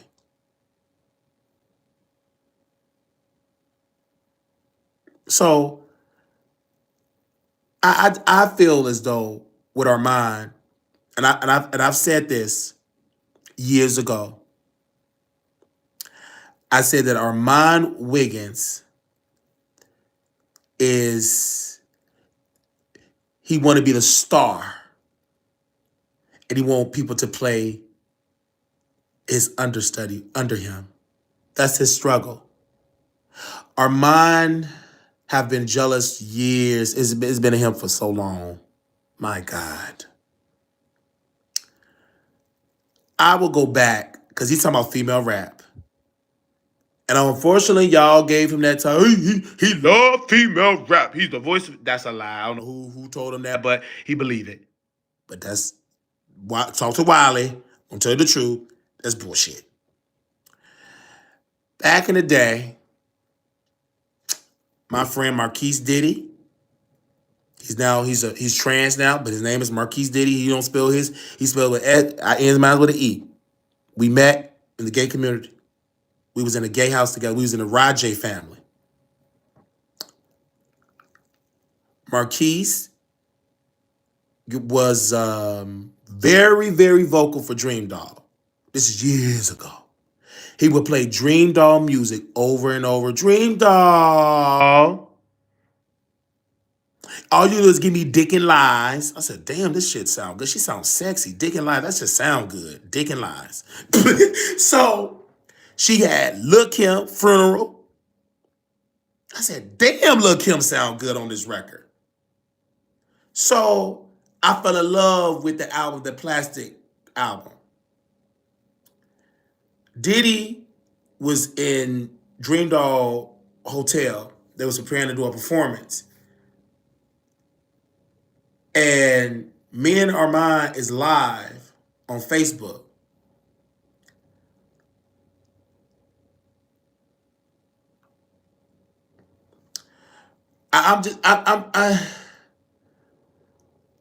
Armand Wiggins,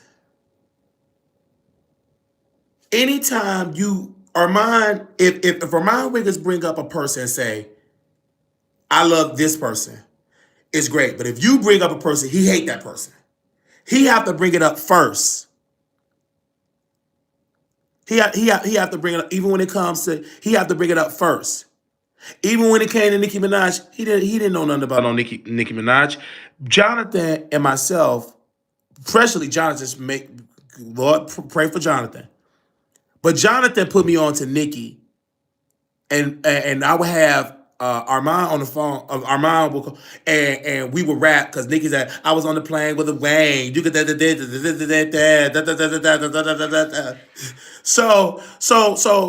it was just something about the way Nicki rapped, about her lyrics, and about a certain favorite songs. I would say, and I shared this about Nicki.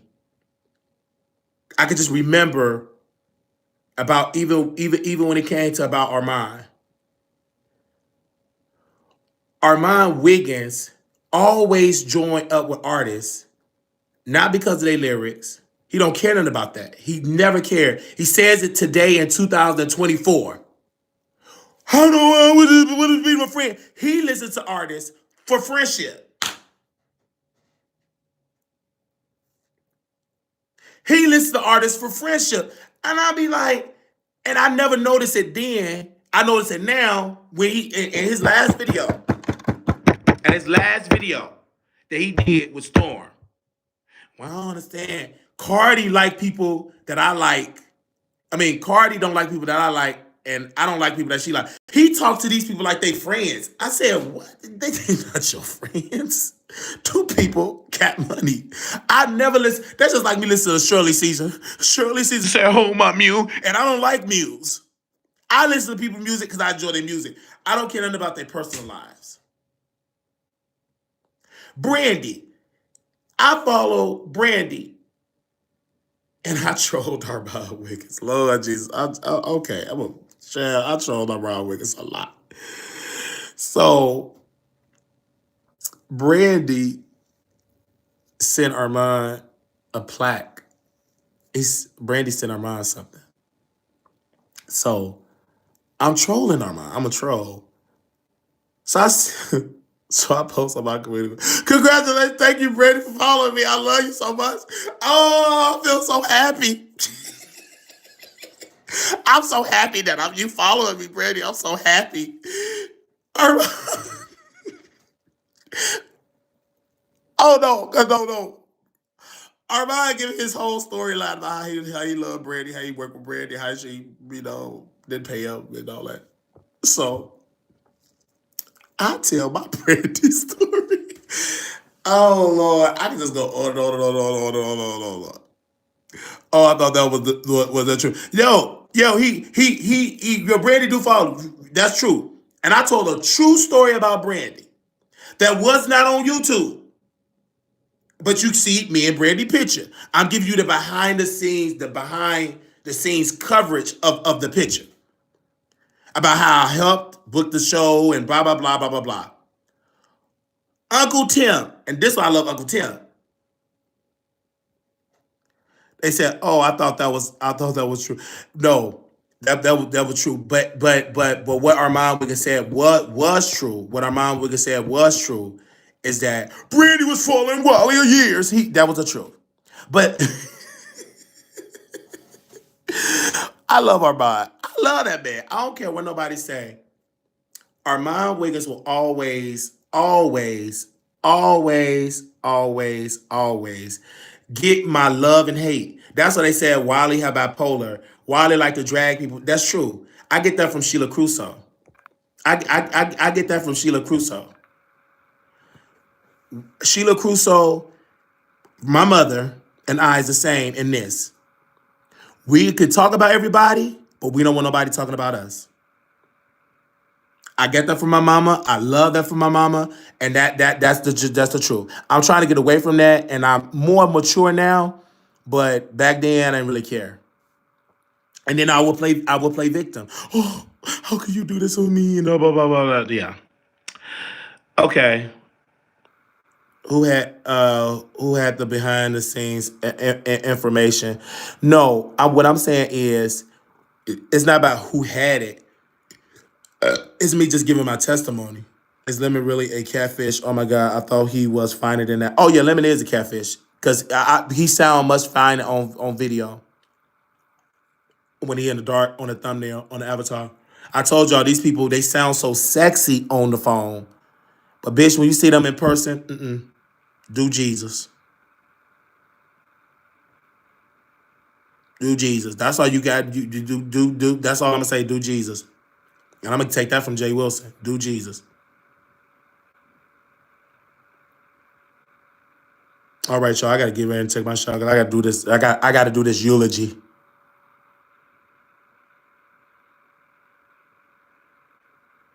I don't know how long this eulogy gonna be.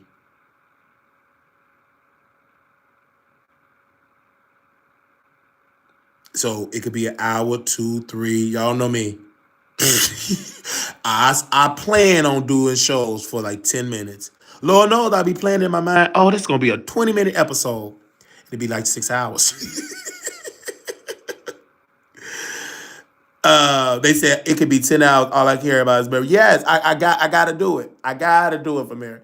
Because with me, my grandmother always, and my grandmother have shared so many stories. And I never thought I wouldn't be like my grandmother, share stories about like nursing home, about she would share stories. And I was like, man, I sound just like my grandma. I never thought I would be sounding like her, like remembering all that stuff.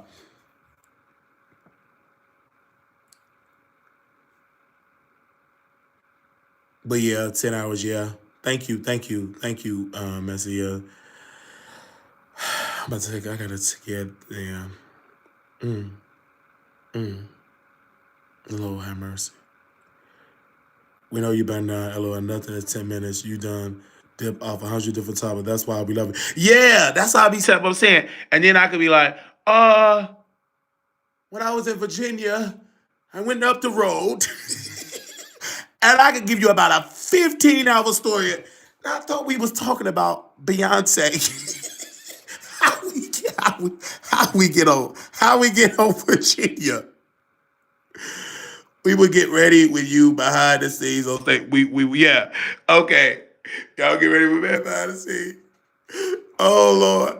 Little black boy, you beautiful. Little black girl, you enough.